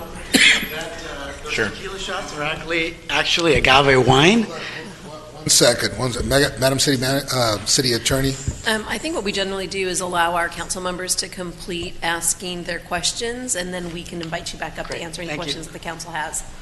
Very good. Thank you very much. Councilmember Sarmiento. Yeah, thank you, Mr. Mayor Pro Tem. I think normally, the protocol is that it gets brought back to the council and we go ahead and deliberate, and if we have any questions of staff or the applicant, we can proceed from there. But I appreciate your effort to clarify. And, I also want to thank Councilmember Peñalosa, who brought this back or pulled it from planning because normally these are done through the quasi-judicial commission of planning, and normally they don't come to us unless there's something irregular or something that is of concern. And I know that there was concern from the neighborhood, from Madison Park, and that's why I agreed to pull it as well, and joined the council member in pulling it and bringing it before us.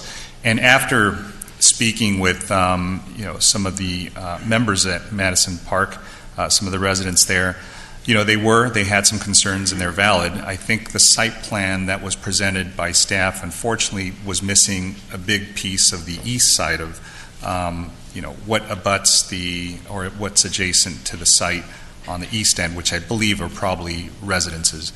One of the things I think that I try to do when I deliberate on these is just fairness, right? And we've granted quite a few licenses, and we've granted 48s, which is pretty, they're very, very rare. And we've done that for a lot of other applicants, and I think that for an applicant that's been in town for as long as this one, it's an existing business. They're not introducing anything new with the exception of probably broadening their menu and, opening up a little bit like any successful business would do. But I do think that what the neighborhood explained to me and expressed to me when I spoke with them was just making sure that we added some conditions to make sure that things were complied with. And I think people with valid concerns do have some safeguard here with a 6-month review. I do think that I would support item number 2 as the option because it does allow for the additional condition that was recommended by planning to have this reviewed by our staff in 6 months to make sure that nothing has been heightened, there have been impacts. I would also include the condition of any sound attenuation efforts that could be made, whether it's through double painting window. Sometimes drywall helps, but those measures certainly go a long way in attenuating the sound and the impact. But the fact that this was approved by the Planning Commission, there were relatively low calls for service.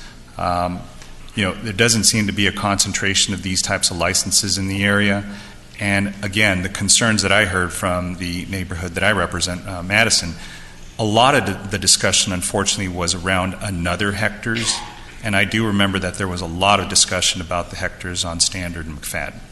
And so that really bled into this conversation because that one seemed to be operating a little bit more chaotically than this one. So I can understand why they would be apprehensive about granting an expanded license here, an expanded footprint, and extended hours, because if the pattern and practice of an affiliated restaurant is conducting itself in that manner, then there was obviously apprehension. But I think, again, this is a different business that's been there, and it's, again, we're not introducing a new use. It's an existing use that's going to have a broadened menu with extended hours, with that safeguard of being able to come back and have this reviewed.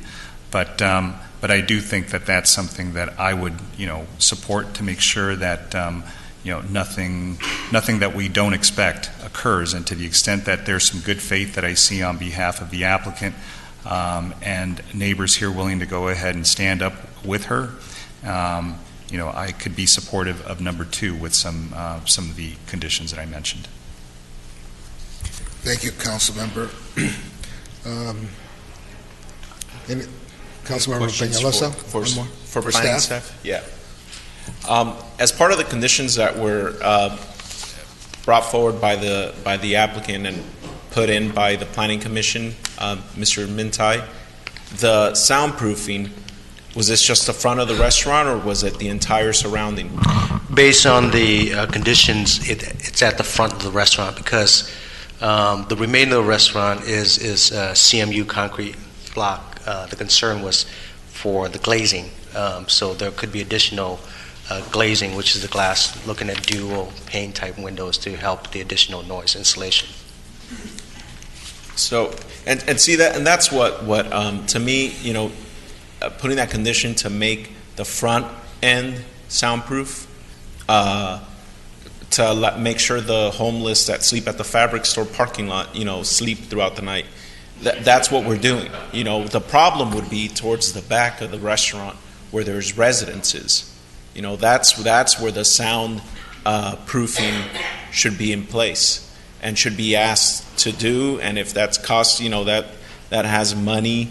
I mean, if that's going to cost more money for the applicant, I mean, that's their price to pay if they want to protect that neighborhood or if they want to be good neighbors. When I first saw that the soundproofing at the front of the store was put as a condition, I thought that was kind of pointless because it's facing, you know, a heavy, you know, street, Superior Grocers, the A1 Fabric Store, and it's all those are businesses that are shut down for, you know, 9 p.m. at the latest. So there's nobody really to bother when it comes to sound. The concern for me is towards the back of the restaurant, which is where I would see it, and I see what Councilmember Sarmiento is saying, that we could feel comfortable moving with option 2 and approving their license, but I personally would ask for more soundproofing towards the back of the restaurant that face the homes, and to completely omit the late hours, operating hours, because it keeps being sold to us as a family restaurant. To me, a family restaurant is Red Robin or Applebee's that close by 10 p.m. You know, asking to be open till 2 in the morning, 1 a.m. That's not a family restaurant. That turns into a nightclub, a bar. So I would feel comfortable moving with option number 2 if we add those conditions to soundproof the back of the restaurant that face the residences and omit completely the late hours of operation and have them operate till 11 p.m. I'm not sure what the pleasure of my colleagues are, but that would be a route that I would, if we were moving towards the area of approving, that would probably be the best for now. Mr. Pro Tem, if I may. Go ahead, Councilmember Becerra. I have a question for Mr. Tai. The applicant or someone supporting the applicant referenced another restaurant, Something Town, that's I believe down on South Bristol. Culichi, that's correct. It's on South Bristol. How much soundproofing do they have? There weren't any requirements on soundproofing for that facility. So for what my colleagues are talking about as potential soundproofing, was there a condition placed on that particular site to have as much soundproofing? That condition was not applied to Culichi Town. Okay, thank you. And in regards to Culichi Town, at the Memorial Park Neighborhood Association meeting over the summer, it was only about a week after they opened, I had I forget which staff member was there. I think William Galvez from traffic was there. There were about 15 residents that were up in arms over Culichi Town and the sound. It's about 15, there's about a 15-foot barrier between Culichi Town and a senior old folks home. And there were folks there from the senior folks home that had concerns about the sound of the banda playing, you know, well past 11 p.m., the sound of the trash dumping. I reached out to the restaurant, and they agreed to not throw away any trash at night, and I believe they agreed to change their hours I haven't heard any more complaints since, but there have been numerous complaints from that neighborhood. And that's, we're talking a big, I don't know what the buffer is between that senior folks home and the restaurant, but I know it's a good sized alley, and then there's 2 alleys, I believe, and I heard sound complaints, and they're on the record. And here, when I'm looking at the aerial view, you could jump from Mariscos Hector's to the residence without even much effort to the next roof over. So those are, I mean, there have been sound complaints from Culichi Town, and I hope we're working towards. So with this location, we can certainly work with the applicant and with the assistance of an acoustic engineer, look at how we can modify the interior to reduce the sound traveling from the back walls to the east area of the residential neighborhood. Okay, I'm going to go ahead and give Councilmember Iglesias a chance to speak. She's been very patient. So, thank you, Councilmember Peñalosa, for bringing this up. On Friday, I went and I visited this location for the very first time, and I was concerned with two things when I went there. I went there around 8:15, 8:30. The banda started playing about 8:45, 9 o'clock, and oh my gosh, I couldn't hear myself at all. It was so loud. And we were in there, and I went with my commissioner, Ms. Cano. We both went because we wanted to see, what this is, what this location does and what it provides. My compliments to the chef. The food was good. We ordered tacos, and but one thing that really surprised me was when we asked exactly what Councilmember Peñalosa was saying is like, what is it has like a label on top of it says agave shots. And then I'm like, what's an agave shot? And I asked the waitress that was helping us. And she goes, oh, it's tequila, but it's a brand. I said, oh, okay. I thought we weren't, I'm thinking to myself, right? Of course I didn't tell her. But I thought we that was up for approval. It shouldn't be happening. So I'm wondering, what type of process do we have there in order to ensure that the restaurant is complying with what they're supposed to be complying. So we stayed there for a little bit because it was too loud. We left, but then we went around and we drove around, and when I saw that the back wall is just a wall next to it's like not even 5 feet, and you have the backyard of the of the neighbors, and it didn't sound as loud because you hear all the noise on Main Street. Pretty much you hear more of the cars sometimes. But I'm pretty sure that the neighbors, we couldn't get to them because it was 9 o'clock at night. We wouldn't be able to go and talk to them. It's too late. But so we got out of the car. And actually I parked at El Saguayo, which is the restaurant that's across the street.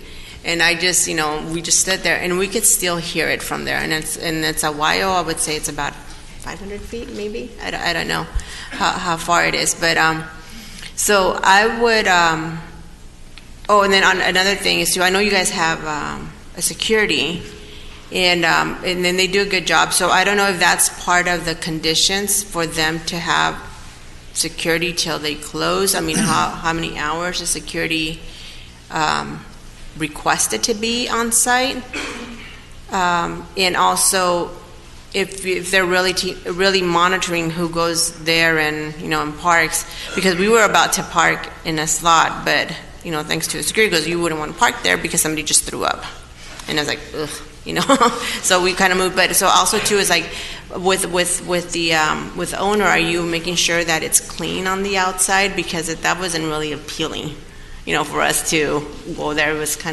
wasn't good. So, so my question to Min would be the security requirement, and then also the soundproofing. Yes, I would agree with Councilmember Peñalosa that it would not only be the front, but also the back, because that's the one that I think it's more important. And then after 12. Right now, what's their hours of operations? They can operate to 12 a.m. Right now, they're operating by code, correct. Okay, so I would be okay with leaving it until 12, but I think is adding those conditions of the soundproofing, and then also the security, just to see that, to make sure that they have security there all the time.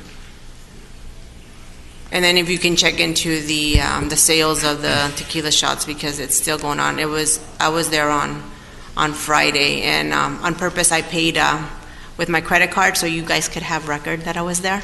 Yeah, so you guys can look it up, yeah.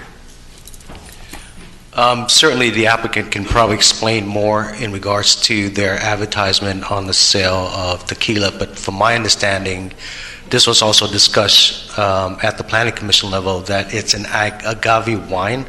So, but I haven't had the experience myself, so I can't either verify or deny it. But, I think the applicant should be able to answer those questions as well. I just Googled it, so there is such a thing. So, In regards to the soundproofing, I think there certainly can be efforts that promotes that. We can add a condition that talks about using an acoustical engineer to help us evaluate the noise level that's emanating outside of the building and look at strategies on how to address those. And security can be made a part of the CUP as well as the entertainment permit. So keeping that area clean on the outside too, not just having security, because I know the security is going to say that's not my job. Yeah. But if you could have it, make sure that it's clean. There is a maintenance conditions that is placed upon a project should it be considered for approval. Councilmember Peña, I'm sorry, Becerra? I know we always look alike, right? Anyhow, thank you, Mr. Pro Tem. I just want to, Councilmember Iglesias asked, what's the process or what can we do when, we hear these stories about liquor being served when it shouldn't be? It's very simple. We have an application before us asking for permission to be given more ability to serve alcohol. And if you feel, or any of us feels, and Councilmember Penaloza said that he walked in there and was able to order tequila when they weren't permitted to order tequila. We shouldn't be rewarding businesses who don't follow not only local rules, but state rules. And I think that every application that comes before us, I think it's good when this council wants to be business friendly and wants to help out local businesses, but I don't feel that we should feel obligated to just approve an application before us or try to kind of fit the square peg in the round hole. I think a lot of the conditions that we're talking about up here seem to be things that are really trying to make the square peg fit. And I would just like to throw out to my colleagues that it's okay to either deny the application or reduce what's allowed. As I mentioned earlier, I'd be okay with expanding the existing license into the adjacent space that they're expanding into. I'm definitely not comfortable with the expanded hours till 2 a.m.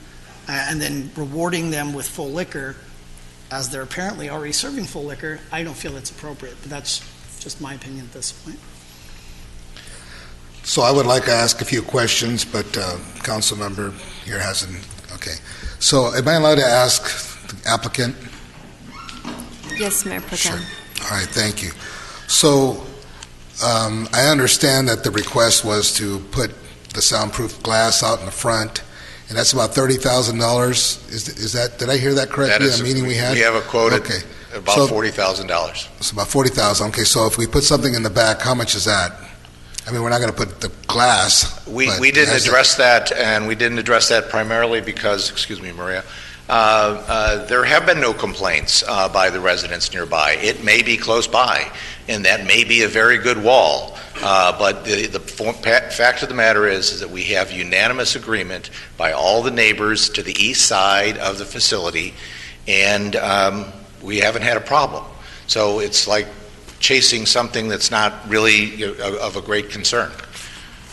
Okay, so I have here all the signed support from the neighbors.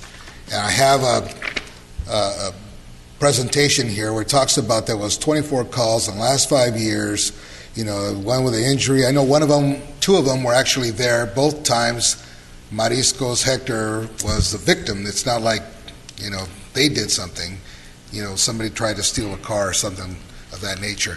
But what I don't really see is, if there was some complaints from the neighbors, I think the numbers would be a lot more where someone calls and complains about the noise there. So, I'm just not seeing it here. I do believe in giving the longtime businesses a chance. So, the question now is for Mr. May I just Min. ask you for a second on the way our process is? Do you have any further questions for the applicant, or we'll have them sit down unless you have further questions for them? No, Okay, no just wanted further to make questions. Thank you. Now, my question for Mr. There are a Min few here. comments, Mr. Mayor and Ms. City Attorney, that I would like to clarify a few things. Well, right now is the opportunity for council members to ask questions, and then if you have further questions, you can ask them, but the applicant has used their I understand they've used their 5 minutes of allocated time. Very good. Very good. At the discretion of the council, you can ask further questions if you'd like. Thank you. Mr. Min, now I lost my train of thought here. Okay, so right now, option 2 is what everyone is kind of aiming at, because we can add a few things on there. Does that include, I believe it has a 6-month probation attached to it? Yes, that is To begin with, right off the bat, 6-month probation, they're in good faith going to put the soundproof glass, they got extra parking across the street, I'm told. Is there anything about security? So that could be added tonight. Some of the discussion includes security, looking at evaluating the sound and potentially adding soundproofing to the building towards the east side. I think it needs some verification so that we know what we need to address, because we do have sound standards that are measurable that we can look at, and whether or not we need to either meet it or achieve that. And then thirdly is the maintenance of the property. So if we approve this for, and it has a 6-month probation, and let's say we have some issues, at the end of the 6 months, can we say, hey, you know what, we're going to stop everything there is because we have too many issues? That's correct? So the 6 months Changing the permit for using the alcohol? Right. So the 6 months is on the second application of expanding the hours. What that does is that you can review that, or the city can review that application at that time. In terms of this particular application, the Planning Commission original approval also has a review. So you have the ability to, at 6 months, look at whether or not the operation have created the impact. If it did, you can look at how to mitigate it, or you can also start the process of revocation. Okay. Does the council have we have a motion, don't we? There's no motion? I thought there was something. Okay, so what is the pleasure of the council? Well, I think I had suggested that I guess I'll move that we consider option number 2 with the requests as stated by the applicant for the expansion of the footprint, for the extended hours, and for the license, with the additional conditions of sound attenuation, both front and back, and the 6-month review, and I think I heard some additional security staffing. And property maintenance. And property maintenance. Yeah, correct. Property maintenance. Okay, is there a second on that? Was that motion to approve the expansion? I mean, the extended hours? Yes. Okay, yeah, I'm not good. So that is for 2 extra hours to go till 2 a.m. So Councilmember Solorio is going with option 1, not option 2. There was that was my motion. That's what I'm saying. So, yeah, well, you said Solorio. So, I'm sorry. Okay, so, yeah, we don't look alike, so, but. Council member, just to help clarify. It's that full head of hair he has, that's why. Just to help clarify, the numbers 2 as recommended now is for the adoption of the resolution approving the CUP with added conditions as outlined for type 47, and also to expand into the additional area. That's part A. Part B is to continue the extended hours until the 6 months review period. So that's the part B of recommendation 2. Is that your motion? But yeah, so I guess 1 and 2. I was just going to say that you can take the hours off the table if you'd like. Well, if you do that, then I think that might even be better.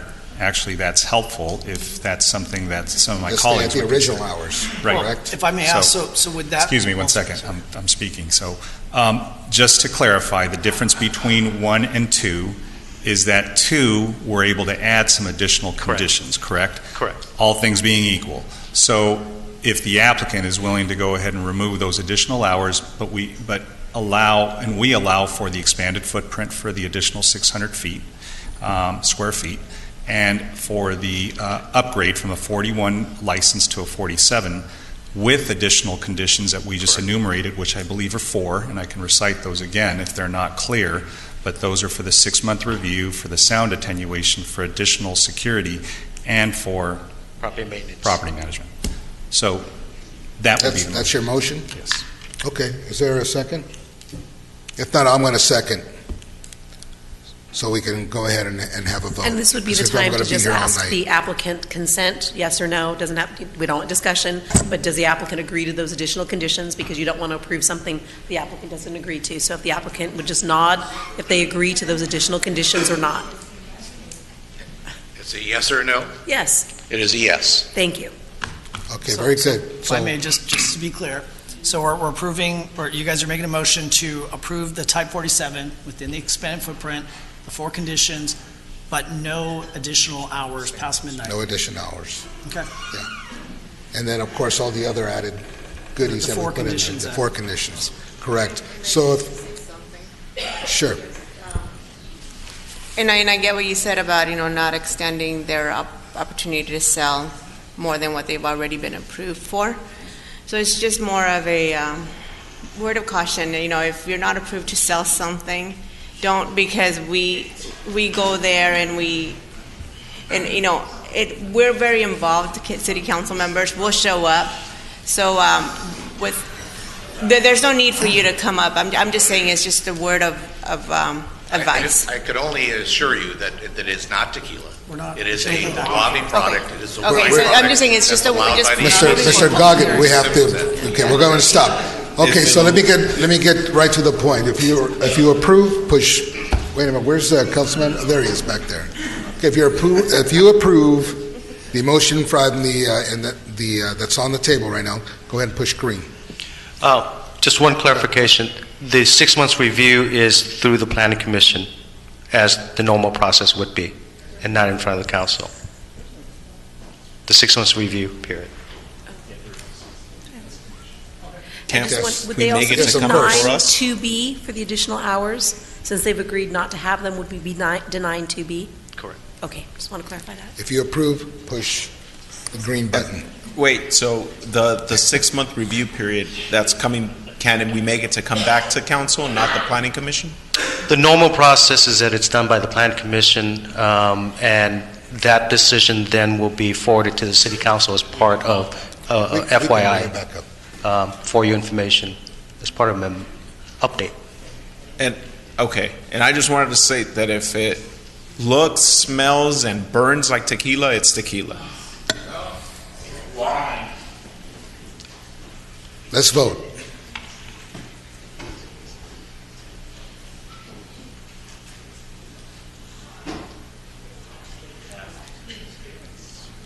Okay, so it doesn't pass.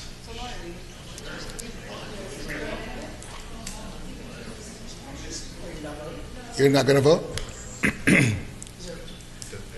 Madam City, Can we? you have to Mr. Mayor Pro state that Tem? you're abstaining, no?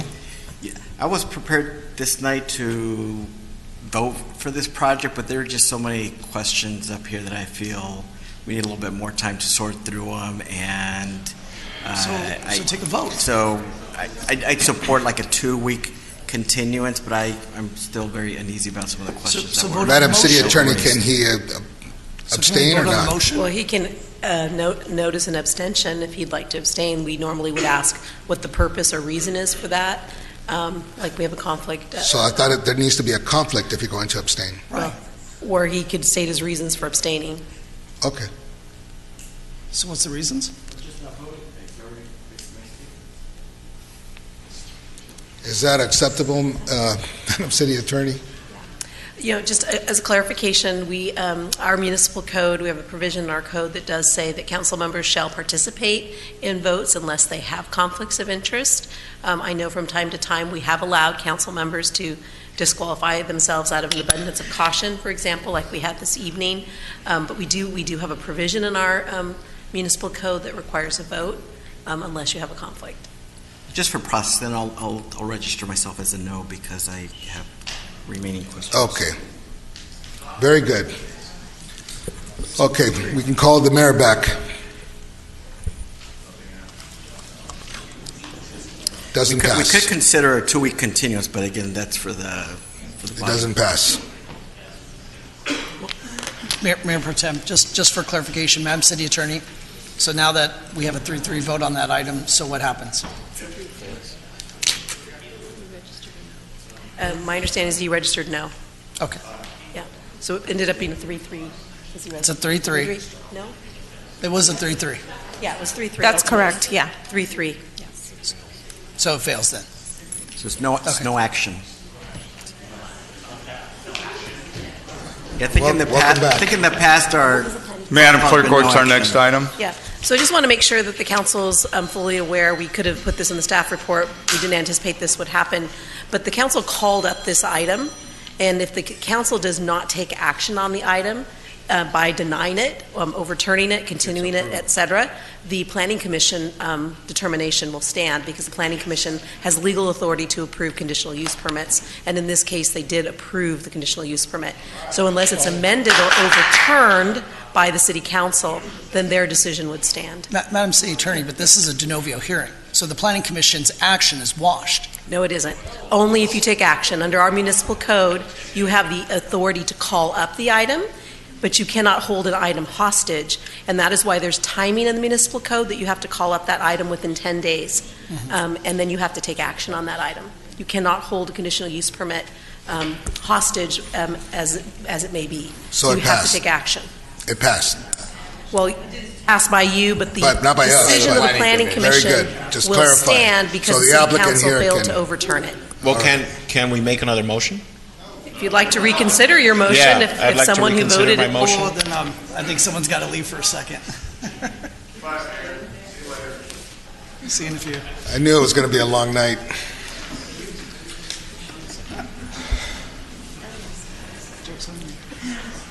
Good job.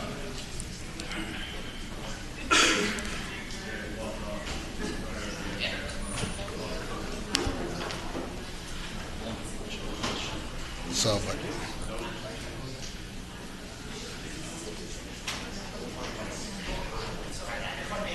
Mayor Go Purcell. ahead, go ahead. Councilmember Pelosi, what do you want to consider? I'd like to make a motion to go with option 3, adopt a resolution denying conditional use permit number 2910 and conditional use permit 2019-11. I'll second that. Motion second. to Aye. deny. Well, I thought you just approved, so we have Hold to. on, hold- we have, excuse me You one didn't second. approve, you did not take action. You had no action. There was no action. The motion that was on the table failed to pass the item. He's introducing a new motion Got it. on an agenda item that's been properly noticed. Madam City Attorney, don't we have to reconsider our previous vote? Only if it actually had resulted in an action. A 3-3 is no action. Got it. That's why you're doing this, just no action. And he's asking now that it's No action. agendized. Since that resulted in no action, he can introduce a new motion. So if this results in another 3-3, that's still no action. Still no action. Well, it'll be a 3-2 some way or another. So what was your motion? To approve? Motion to deny conditional use permit, so go with option 3. Let me wait for the council member to show up. There he is.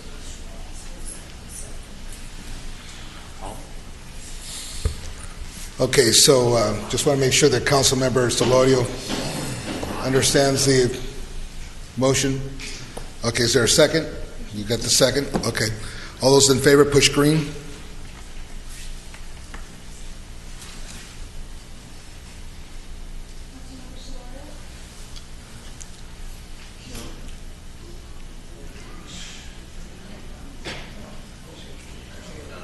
Okay, so that motion fails.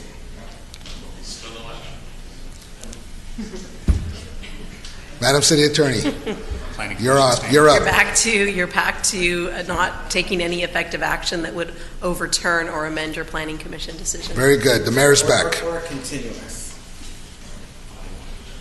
What's that?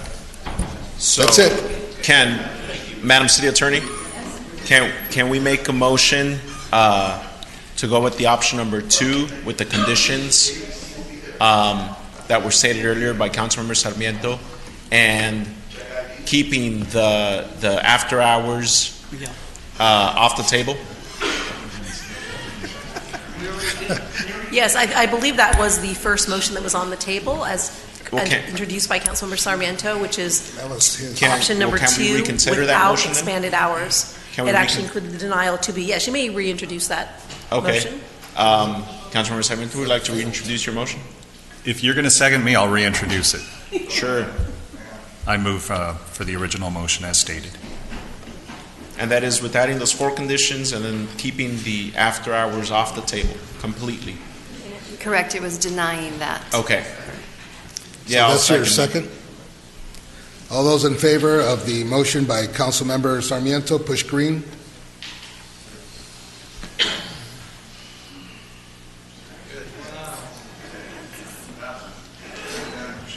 Okay.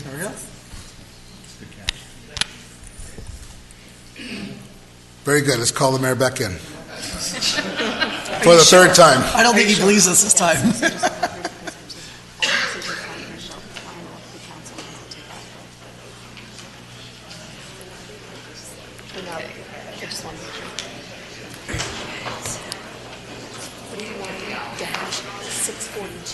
It says all actions of management are final if not overturned by the council. If not amended or overturned by the council. 41-642. I just wanted I know you would want to know. I double checked. I double checked.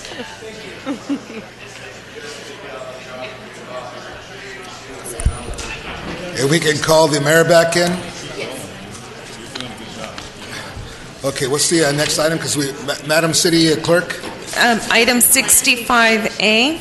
60A? 65A, approving 65A? Yes, 65A.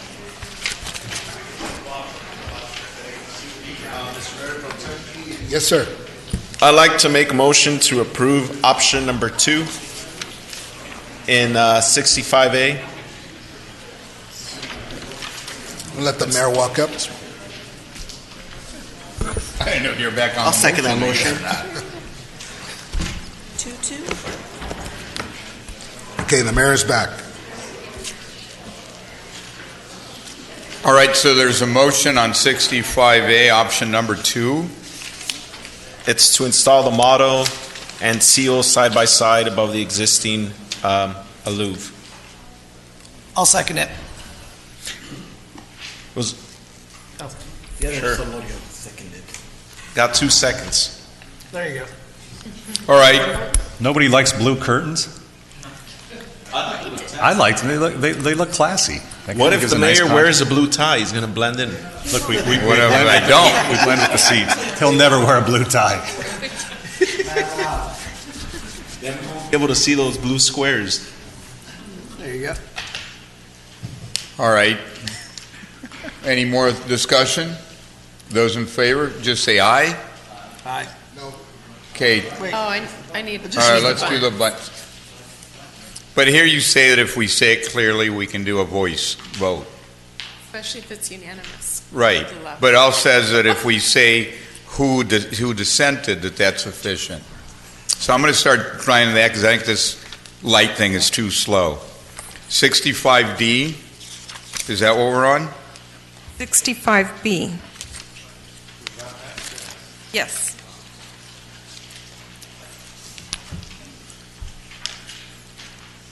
Okay, I'm not big on committees, but who wants to be on this one? So, Mayor, if you read the staff report, this was an item that was requested. And Right. what we have before you is like guidelines on how you can go about should you choose to do a charter review. And we would bring back at a later date a resolution that would help you establish a charter review committee where you would actually appoint individuals. We can take applications. So that's what's before you. Are we talking mainly a committee of council members, or are you talking about a generic committee? In the past, you formed an ad hoc, and then that ad hoc came back to you and recommended doing a charter review committee of individuals that you appointed. So you could do it either way. If you wanted to pursue an ad hoc with 3 or less council members to I'd be in study favor it. of that. I think it'll save a lot of time, and if people are interested, just tell me who you are. I think because of how archaic and old our charter is, I think it's important that we have recorded evidence and speakers and public comments and input. So I'd be comfortable moving forward with option number 1, to direct staff to prepare a resolution establishing a charter review committee that is comprised of us council members, maybe 3 like any of the other council committees. I'd be happy to appoint one right now if there's 3 people that want to serve. Would you like to serve? I'd personally like to, All right. to serve, and I Who else would like to serve? Councilmember Becerra. Okay, we have 2. Is there a third? Well, look, if a third emerges, just tell me and I'll add you, but let's get this going. Okay, but it's moving forward with option 1, right? Well, it's just the whole recommended action, right? Right. Actually, I'll there's... back you up. I'll get there. If Councilmember Solari wants to be on there, I'll just go ahead and appoint these 3 as an ad hoc committee to do the charter review. We also And- discussed the option of having a charter review committee made up of citizens where you each would appoint one individual that would carry out the review and do the work And what I'm for you. suggesting is let the council do it. It's less time and you know, we can still have input from a bunch of individuals, Yeah. but let's let the council take charge. Well, and Mr. Mayor, I think for what Councilmember Penaloza suggested, rather than be an ad hoc, we have it subject to Brown Act. Yeah. It's open, and so residents, we would definitely welcome to participate, share their ideas with us, and we would deliberate in full public view. Absolutely. We can return with a resolution that establishes that, and I believe I already have 2 members that are... By the way, interested. an ad hoc can also be published, and you can invite public, and you can do everything else. It's just less money and less, burn on staff. Typically, you use an ad hoc committee when you have a specific purpose and it's going to be formed for a limited duration. Well, and this is a specific purpose. Once they're done reviewing the charter, I mean, you're not going to have it for a year or 2 years, we hope, right? If we have it permanent, it's going to be a long time. We got the wrong committee. So, do you understand what I'm talking about, Councilman Becerra? So, why don't we just appoint this ad hoc? If you guys, whatever you want, you come back, but you guys go ahead and meet and let's get going. All right? So consider it done. Mr. Mayor, I'm going to have to excuse myself. I have an early morning hearing. And I know you told me you're going to leave much earlier. I was supposed to It's leave almost 2 hours midnight. ago, but...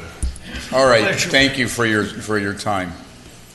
All right, so Councilor Solorio, Peñalosa, and Becerra are the ad hoc committee. Okay. So, vote. I'll just appoint. I mean, we can vote. Let's, if you're in favor, press green.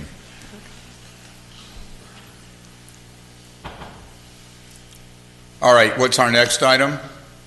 Just to clarify, we'll return with a resolution that officially creates that ad hoc and what the purpose of it is. Fine. Okay. Whatever you want to do is fine. I think they just meet. I think they can just meet and start looking at the charter. 65C. 65C.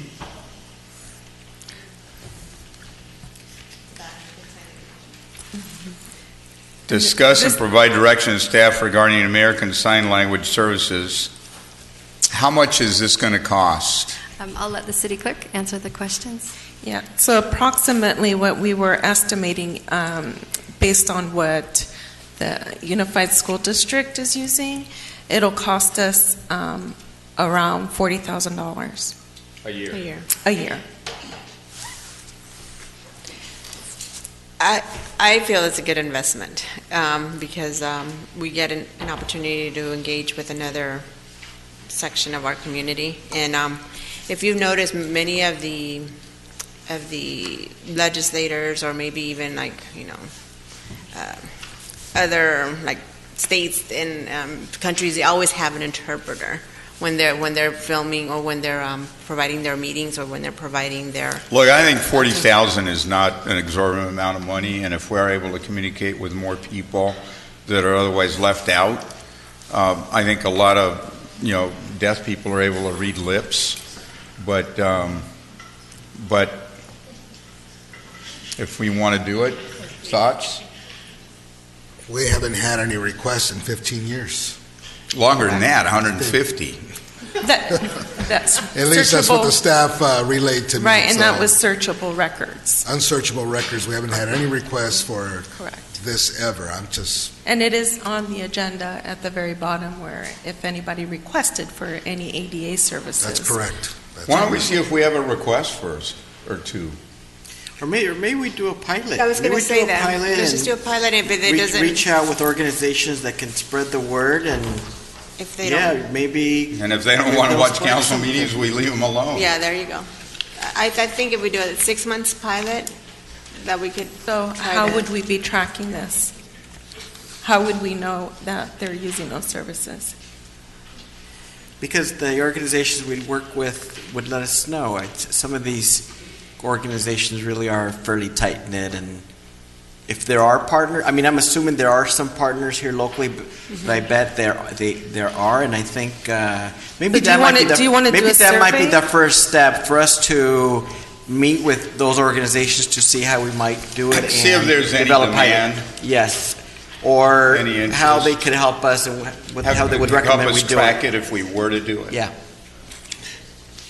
So in a form of a survey or? No, just meetings with them. I mean, there might be 2 to 3 organizations. We have many nonprofits in Santa Ana. Madam Manager, could you meet with interested council members and see if there's a way we could form a concept around here that we could potentially implement and measure? Yes, sir. So I understand you're interested in just a pilot program to see if there's a Potentially, way but to do it we're talking effectively. about what metric would we use? How do we know if it's doing anything? Maybe there's nobody Or how to get watching. the word out.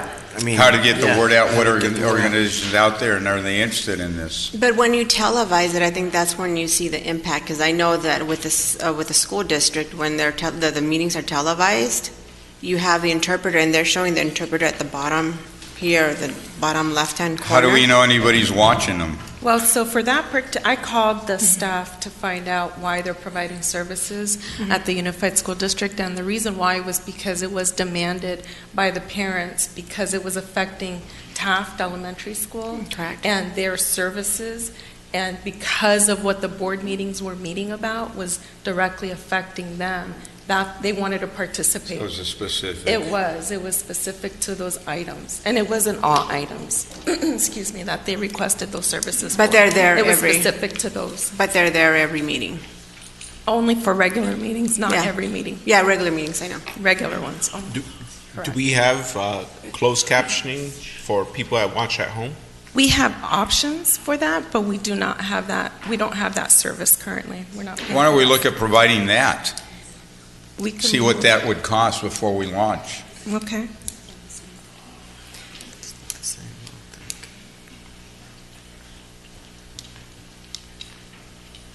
I like your idea, Mr. Mayor, of the city manager working with the interested individuals to see what the next steps are, but I do too. Let her I do meet, think figure out just what the because organizations others are. haven't done it before or done it well, that we shouldn't try.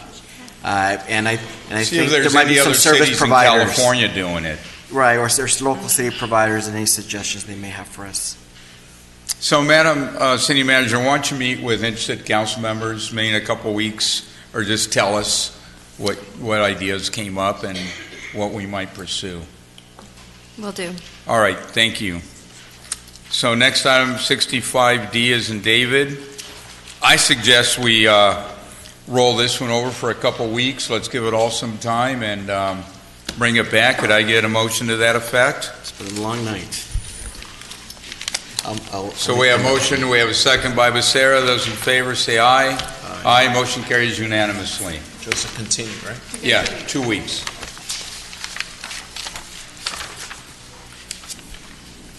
$75, is it B now? Yes.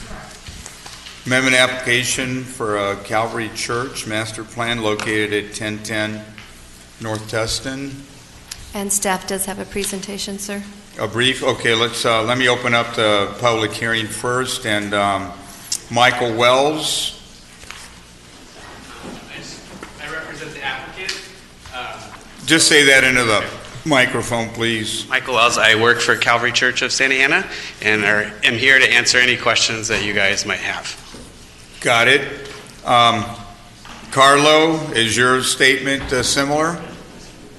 Come on down if you want to speak.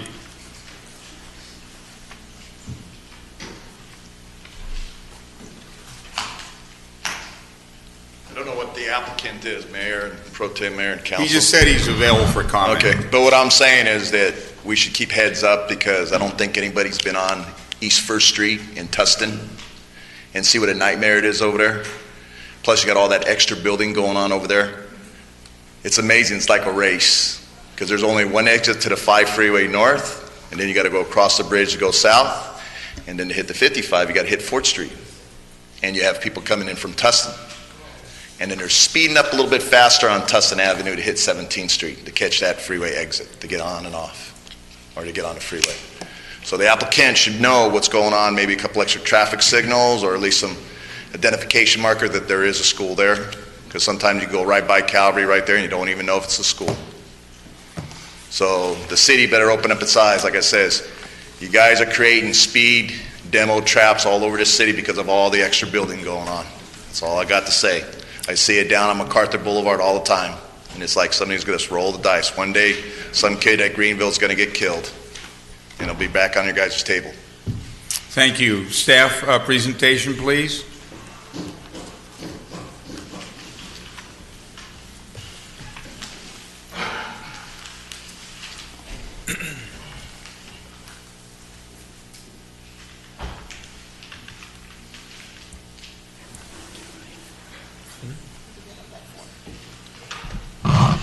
This request is for approval of the Calvary Church Master Plan at 1010 Tustin and 11,000B North Tustin Avenue.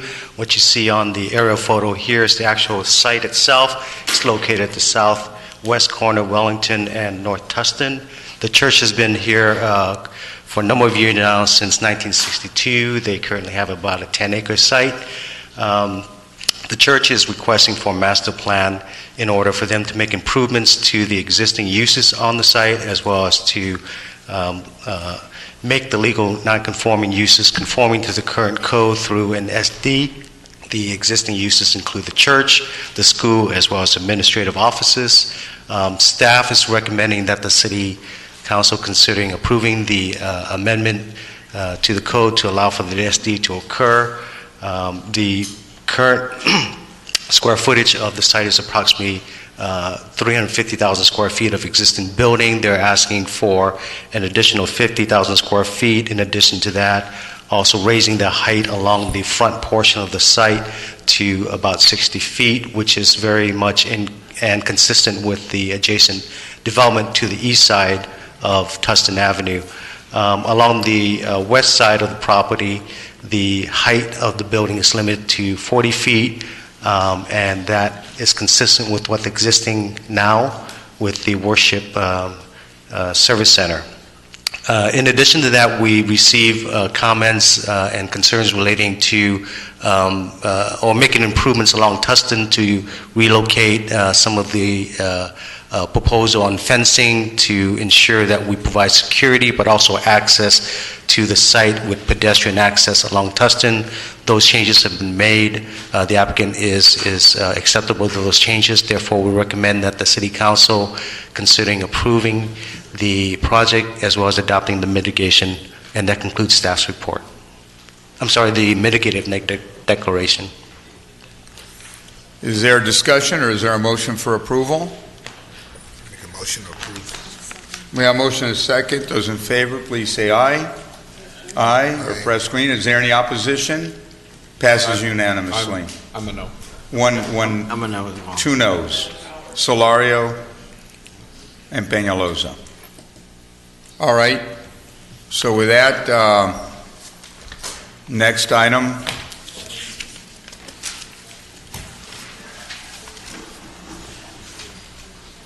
Is it 85A? It is 85A. Okay, Councilmember Iglesias. Okay, so the reason I asked the city manager to put this on the agenda as a form of discussion is because I know I have been getting a lot of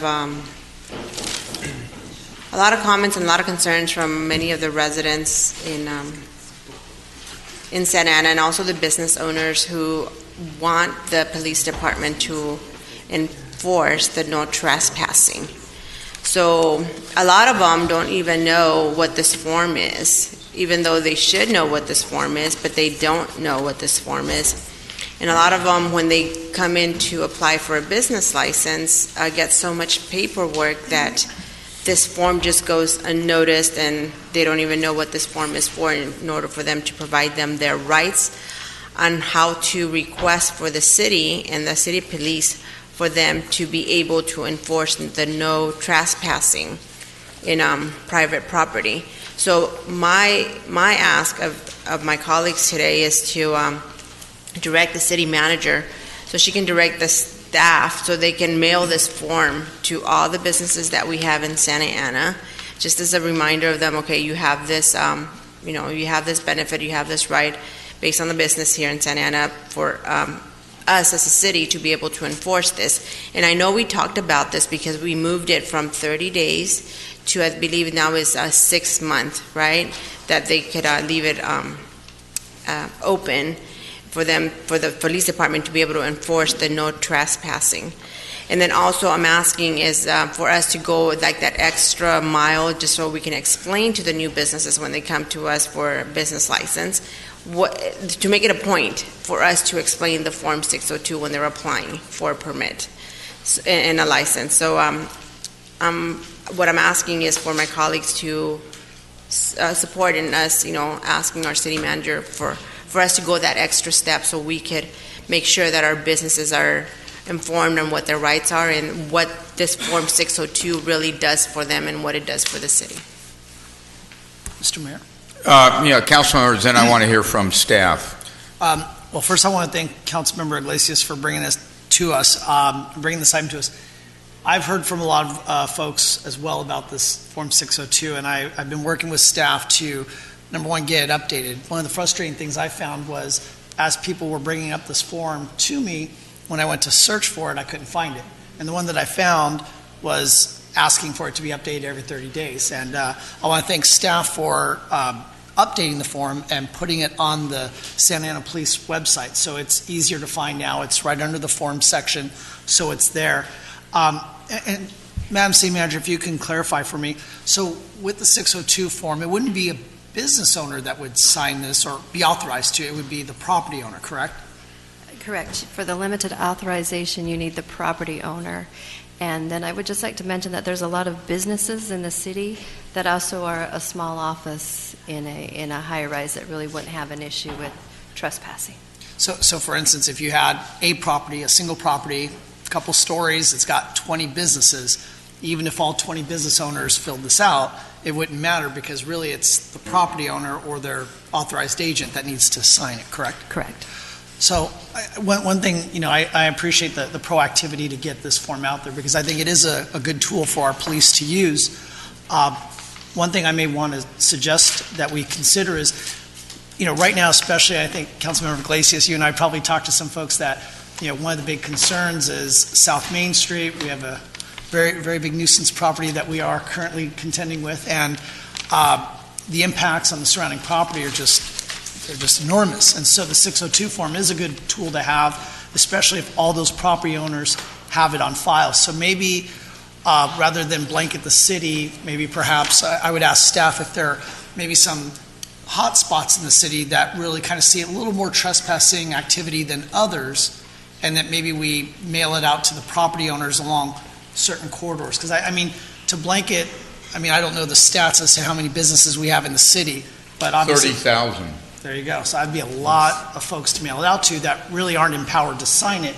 But maybe perhaps if we target property owners in the key hot spots, like South Main, I would argue for, and maybe a couple of others, maybe that's a good start. And then staff can maybe get back to us in 2-3 months to let us know the impact. Let's say if we send out, I'm just using round numbers here, if we send out 1,000, how many do we get returned? And kind of go from there just to see maybe what kind of follow-up we may want to do. I'm just throwing that out there for thoughts. My thing, okay, I would agree with what you're saying, but I think we have to send it out to all of the property owners or businesses in Santa Ana. So, okay, I would be comfortable in saying, okay, let's start in this section, but eventually, just like we're doing our streets, eventually we have to get the entire city because not everyone's informed on what's going on. A lot of them don't even understand it. So say if they want to, what I want them to be able to understand is the process. A lot of them don't understand it. So yes, let's start maybe, okay, at in my ward, because they say starting in Ward 6, like, letting them know that this is their right and this is what could be done. Because a lot of them say, well, we call the police, they don't do anything. So it's okay, well, you have to fill out this form. A lot of them don't even know that they have to fill out that form. So. Oh, and if I may ask, Councilmember Iglesias, so in your ward, would you, as a suggestion, maybe like Harbor Boulevard, and targeting a certain segment of Harbor and having staff identify property owners in a certain segment, or Fairview even? If I could just clarify. Please. So a 602 limited authorization form is just a form that's on file by the property owner. The property owner does have to take responsibility for ensuring that they have adequate security and that they have no trespassing signs posted. What it does allow for is if the police determine there's someone on that individual's property that is trespassing, meaning the business is clearly closed, the police would have the ability to ask him to leave or cite him for trespassing. You don't have to have a limited authorization form on file to enforce trespassing on your property. A business owner can call and request police because of a trespasser on their property. So it is a tool. So it's not necessary. I just caution that it's not a fix-all solution for some of the issues as to why I know that you're looking for this, and it's related to homeless. I would, if you guys would agree with me, but try it out in those hot spots and places that we know where they're at, where they congregate, and it's no trespassing, seriously. But are the owners or the property owners, do they know that they have this form that they have to fill out? A lot of them have given up because they thought it was 30 days. They're like, I'm not going to be doing it every 30 days. It's just too much work. But now that it's 6 months, I think it's worth relooking at the form and explaining it to them. Well, certainly with the majority support of your colleagues, we could do, and I would suggest maybe not mailing it, but we know where the hot spots are. We can go to the actual businesses. And then also making it a point that for the new permits or the new things, that they're pulling, I think it should be part of that application. Well, I would only disagree. Go ahead, Councilmember Becerra. Sorry, Mr. Mayor. The only reason I would disagree with that last part is just because it sounds like it's the property owners that are authorized. So a business owner in a multi-tenant building isn't empowered to sign that form. It has to be the property owner. So it might be something that maybe when they go to the planning counter, again, I would defer to staff, but I don't think it's something that, as much as I'd like to make it something that you just kind of hand out along with the welcome to the city, here's a form that would help us with our police department. I don't know if there's a mechanism that would do that. I would defer to staff on that. You can certainly hand anybody taking out a business license a form, but it wouldn't be relevant to a large majority of the business licenses. Well, and I just wouldn't want to confuse them or give them false expectations. Cause a lot of work for nothing, potentially. Right.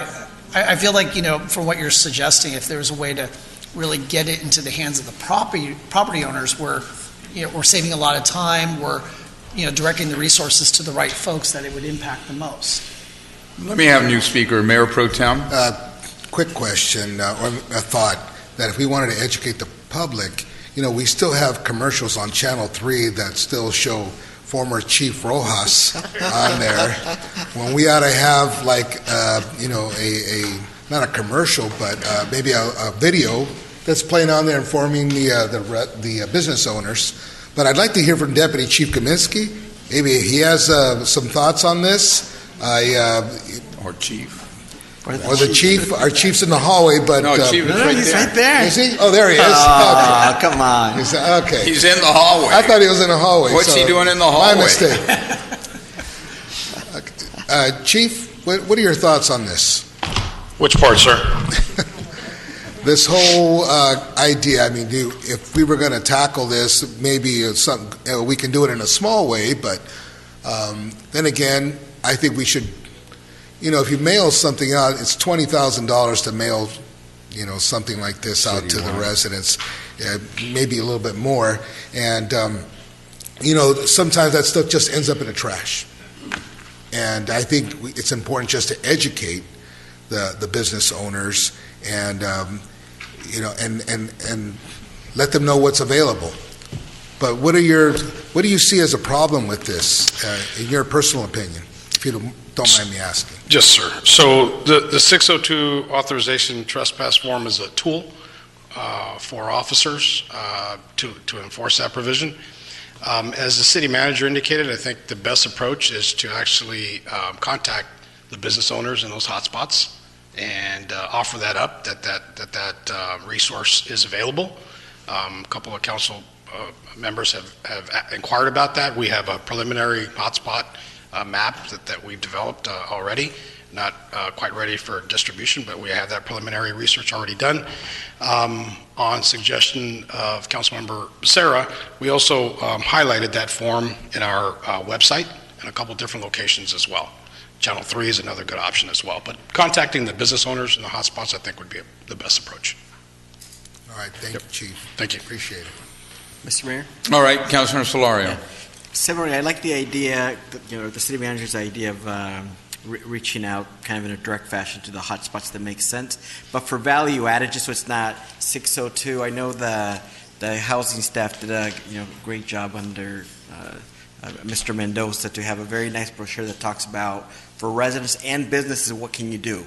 Because sometimes you also don't know who to call for different sorts of things related to this, and the brochure is very good, and I would like it distributed, and it's for businesses and residents, so I think that would make it for a nice value added.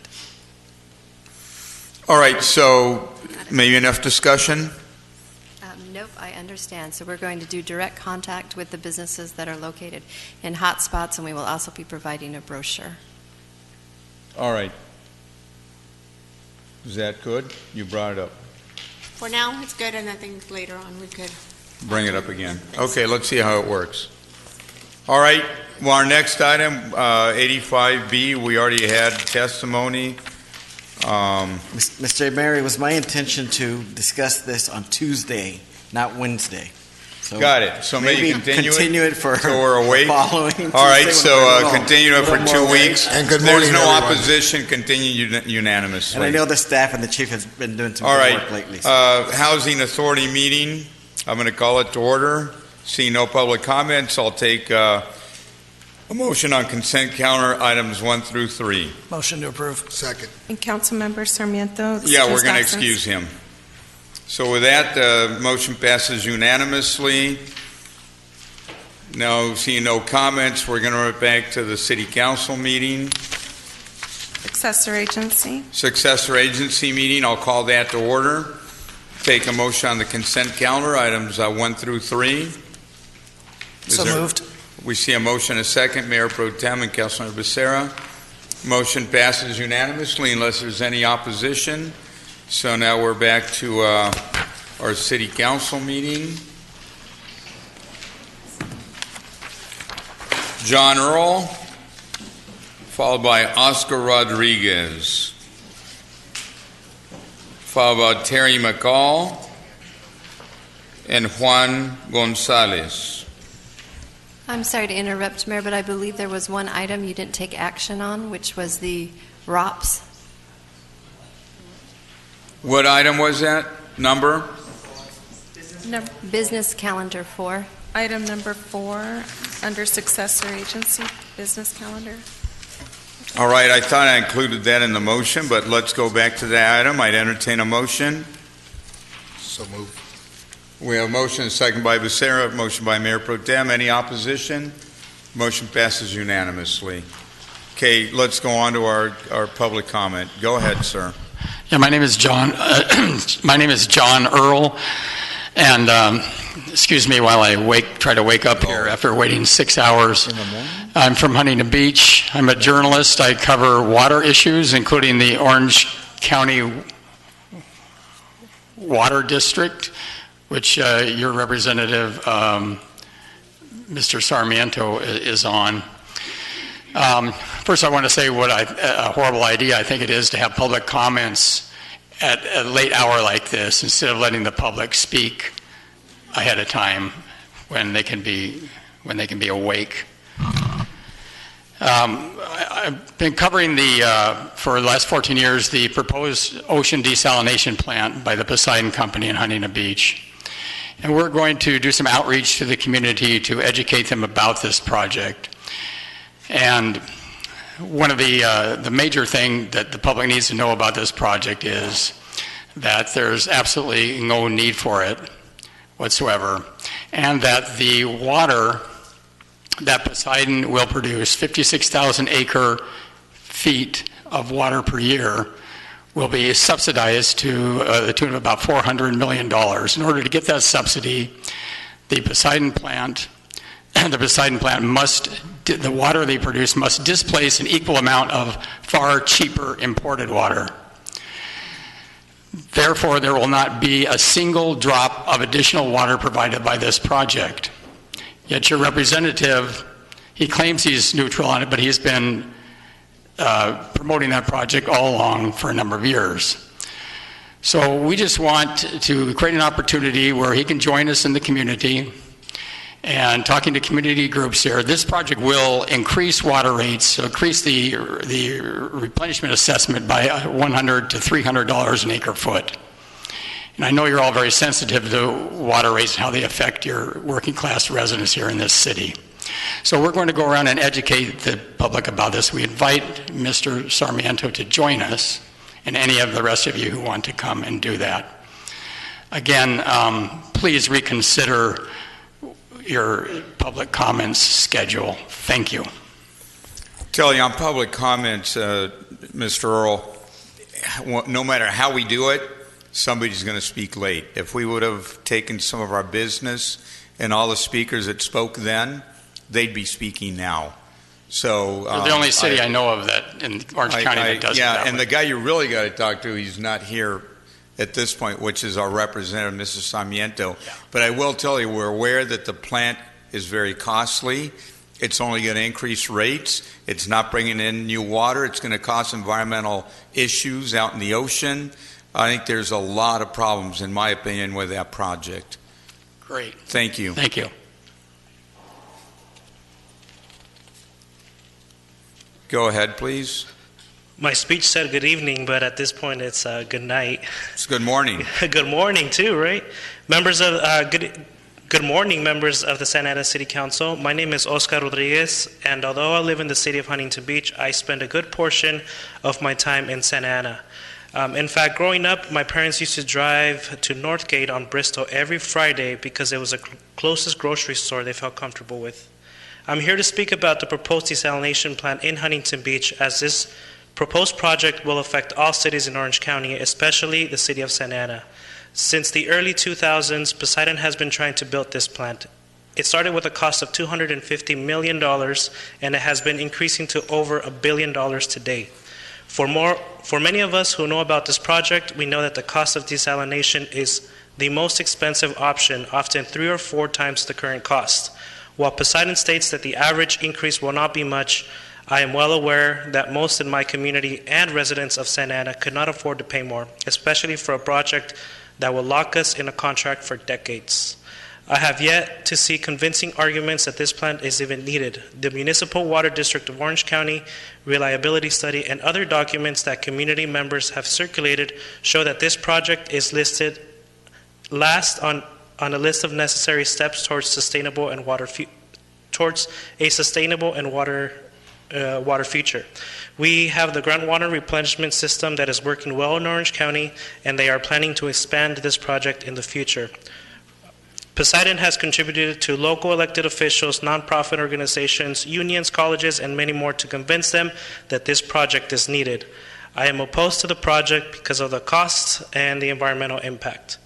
I hope that Mr. Sarmiento and the council members will join me and others throughout the city of Santa Ana as we educate residents about the increased costs and environmental impacts that it will cost. Thank you for waiting, and thank you for your comments on this very important issue.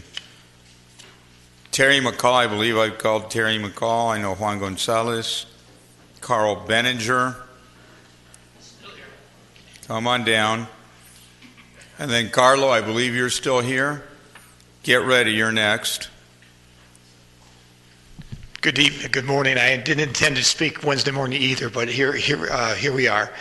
My purpose in talking tonight was actually to help get support on an issue that I'm really not clear which way to go. And what that issue is right now is that we haven't painted the numbers on our streets in front of our homes for at least 3 to 4 years on it. And I do understand this situation 3 or 4 years ago. Control was lost, and we had a lot of people painting numbers, and my neighborhood was one where it got painted twice a year and didn't need that. And so the steps we taken that time was to stop. Now, when we first started painting numbers, it was a belief that the fire department was requiring this to find locations easier. I realize technology has come along that we may not need that. But I think we do need to support Nobel, and I was talking to him tonight about it, to let him go out and look at what's being done in other cities and determine if this is really needed or not. So, city manager, if you could support him in that research, and let's determine whether this is needed or not needed, and proceed from there. Because if it is needed, it's a good safety issue. I know the numbers in my neighborhood are getting smudged and what have you. That's what I intend to talk about. The other part is I was very fortunate to sit on the Citizens Review Committee, and also I'm a chemical engineer by background. And the state of Israel is generating over 60% of its water by desalination. The biggest problem we do have, and I agree with the gentleman on cost, but if you remember when we had the 7-year drought, and our limit, we were cutting water down and facing drastic water cuts. And so during those times, a desalination plant could be used.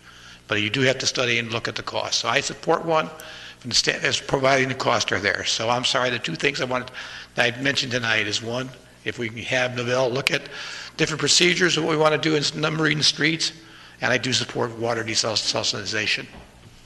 I know we can have a quick back and forth. Yes, but go ahead. Another reason why I think it's very timely and for the staff to look at, I think this would be incredibly beneficial in the hard-to-count areas for the census. And so to the extent that we can join these 2 ideas, it would help, because I've walked many of those areas too, and I could tell you that some of these addresses are very hard to find. And so if there's others trying to reach those communities, it'd be hard. And also, given that the county has decided not to fund some of our outreach census efforts, I would encourage the city manager to also consider using external resources of ours to do the full program. Thank you. Thank you. Go ahead, please. Good morning, Mr. Mayor, members of council. Juan Gonzalez, SoCal Gas Public Affairs. I didn't intend to be speaking early in the morning, but thank you for the opportunity. Just want to come by and provide information regarding the ongoing cold months that we've been experiencing, and want to provide some tips for your residents, our customers, and things that they can do to try to save some money during, again, these cold winter months. As all of us have been experiencing, it's been pretty cold, and you intend, again, to find ways to save money. Essentially, as we've experienced in this cold, we have some tips that folks can do. One of them intends to save up to 10% on their cost by lowering their furnace thermostat to 3 to 5 degrees. Clean or replace their furnace filters according to manufacturer recommendations. Have air ducts tested at home to prevent to have any leaks that are found at the location. Then that can save anywhere but 10 to 30% on heating and cooling costs. Reduce the temperature of your water heater. And one area that I need to improve upon is, especially early in the morning, not taking too long in the shower. I love the hot showers in the morning, but again, that can entail additional costs to your monthly gas bill and also water conservation. Additionally, save the 10% to water heating costs by washing and rinsing your clothes in the cold water. So essentially looking to provide those details that folks can do to reduce their costs for their monthly natural gas bill. And also here to provide information where folks, if they have any particular issues at home and regarding gas, please don't hesitate to call our customer service number, 800-427-2200, 800-427-2200, with any issues regarding any natural gas. So thank you so much for the opportunity, and have a good morning, guys. Thank you. You can tell your boss you hung out and you made your speech. We work. Thank you, sir. Appreciate it. Carlo, come on down. Mayor Pro Tem and remaining city council members, I would like to tell you guys I had a good time at the Tamale Festival before the holidays. How many G? About 9. They were good. I hate to say it. That was 9?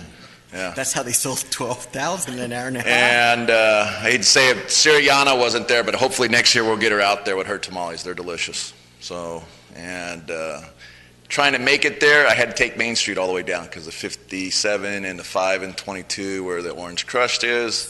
And eventually I know in about 5 years they're going to call it the orange stop with the stuff that's going to go around Angel Stadium and everything going around Main Place. So thank God Main Street was 9 so full. tamales. Did you do it within that hour and a half that Councilman No, I Solorio? took it within about an hour, maybe about 2 hours within that time. He was probably part of your peak.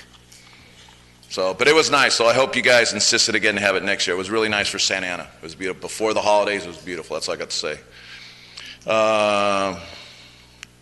I've been seeing UPS police on the tracks down there off of Alton and Bristol. They've been doing their job, and let me tell you, when they clean up the site, they only give them one warning. They got a truck that's got like a grapple that just picks up all the stuff and throws it in their side trucks, and it's been pretty. But they've infiltrated now through all the businesses along Bristol and above Dyer. And as far as deceleration place, they're talking about water.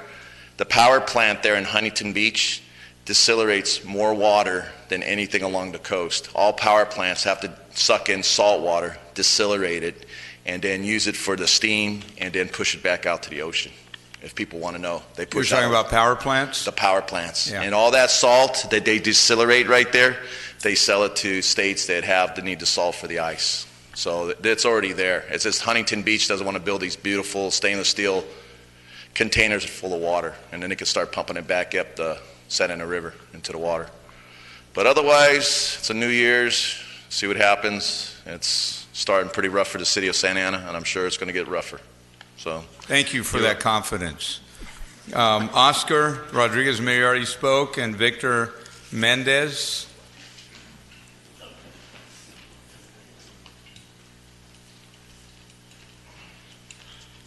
Buenos dias. I just want to circle you back to number, what was it? I think it was 85 about the ASL interpreter. You might have just a real easy solution at your fingertips. I don't know. But ever try texting, voice to text on your monitor? We can do it with Google or anything. You don't have to reach out to all these organizations or do analysis. Find out the feasibility technology of putting subtitles on your council meeting. And that way somebody watching at home can hear it and see and understand what you're talking about. Schools or whatever. Simple. Save yourself some time and some money. $40,000 at least. What? $40,000 at least. Well, I guarantee you that probably won't be more than a $10,000 solution if it exists. It's a commodity these days. You get it in your phone or everything. It's a piece of cake. Thank you for that. Yeah. So that was our last speaker. City Manager. I'll be quick, but I do have one item. I know it was requested that I provide you routine updates on our homeless efforts, so I have a very, very brief one. What I intend to do is to do this at least once a month during my city manager comments. So this reflects the month of December, and Daisy is going to, I believe she's going, okay. The chief mentioned this, but we are starting to geocode all of our efforts so we can track throughout the city where the hot spots are. So this is just a reflection of what occurred in the month of December. Our COLT team made 758 contacts, resulting in 31 individuals accepting shelter, 408 citations, and 21 arrests. During that same period, our nonprofit contractor, CityNet, performed 15 street exits. And the COLT and the DART teams, they continue to monitor and patrol our streets daily. The crews are actively responding to the requests from 9 a.m. to midnight, Monday through Thursday, and from 7 a.m. to 10, Friday through Sunday. The teams cleaned up over 230 locations throughout the city, all once again just for the month of December. Of these, 131 were proactive cleanups, and 84 of these requests came from directly from our My Santa Ana app. So on Monday, I also joined the homeless interdepartmental team along with Councilmember Becerra, and we walked to observe the conditions along the Alton Bike Trail, and that did result in increased maintenance, fencing repairs, graffiti removal, and several code enforcement actions. But that will show you the kind of data that we're gathering. So as far as identifying hotspots for businesses that are located by problem areas is going to be pretty easy to do. And the only other thing is just this weekend, there is the Tet celebrations. Thank you for that. Council comments, Councilmember Solorio? I think this is our first meeting of the new year, so just Happy New Year, and it's Wednesday. See you late. Councilmember Peñalosa, smart man. Councilor Becerra? Super quick. Not as smart. I'm gonna chalk it up to being new still, so give me that. No, I just want to thank the city manager and the staff that came out to walk the trail. You know, as I told them when they were out there, you know, if we believe that the trail is safe enough for our children, then we as staff and leadership in the city should be able to go out there. And I appreciate everybody that did, and I appreciate all the improvements. I've been receiving calls from constituents that have noticed the improvements, the abatement of graffiti and other repairs, so thank you for that. And one thing that was really pounded into me as far as what we should be doing, all of us, whether it's council or residents, staff, all of us, use the My Santa Ana app, report things. Don't just drive by it and ignore it, but if you see something, report it. I've had great experiences so far with the app. A couple of kinks here and there, but for the most part, it's worked fantastically, and I've seen a great response time with that. And as Councilmember Solorio said, it is the new year, and it is the Lunar New Year for our friends in the Vietnamese community. So I'm going to say Happy Lunar New Year and Chúc Mừng Năm Mới. Mayor Pro Tem. Thank everyone for hanging out with us this late evening. All right, and with that, this meeting is adjourned.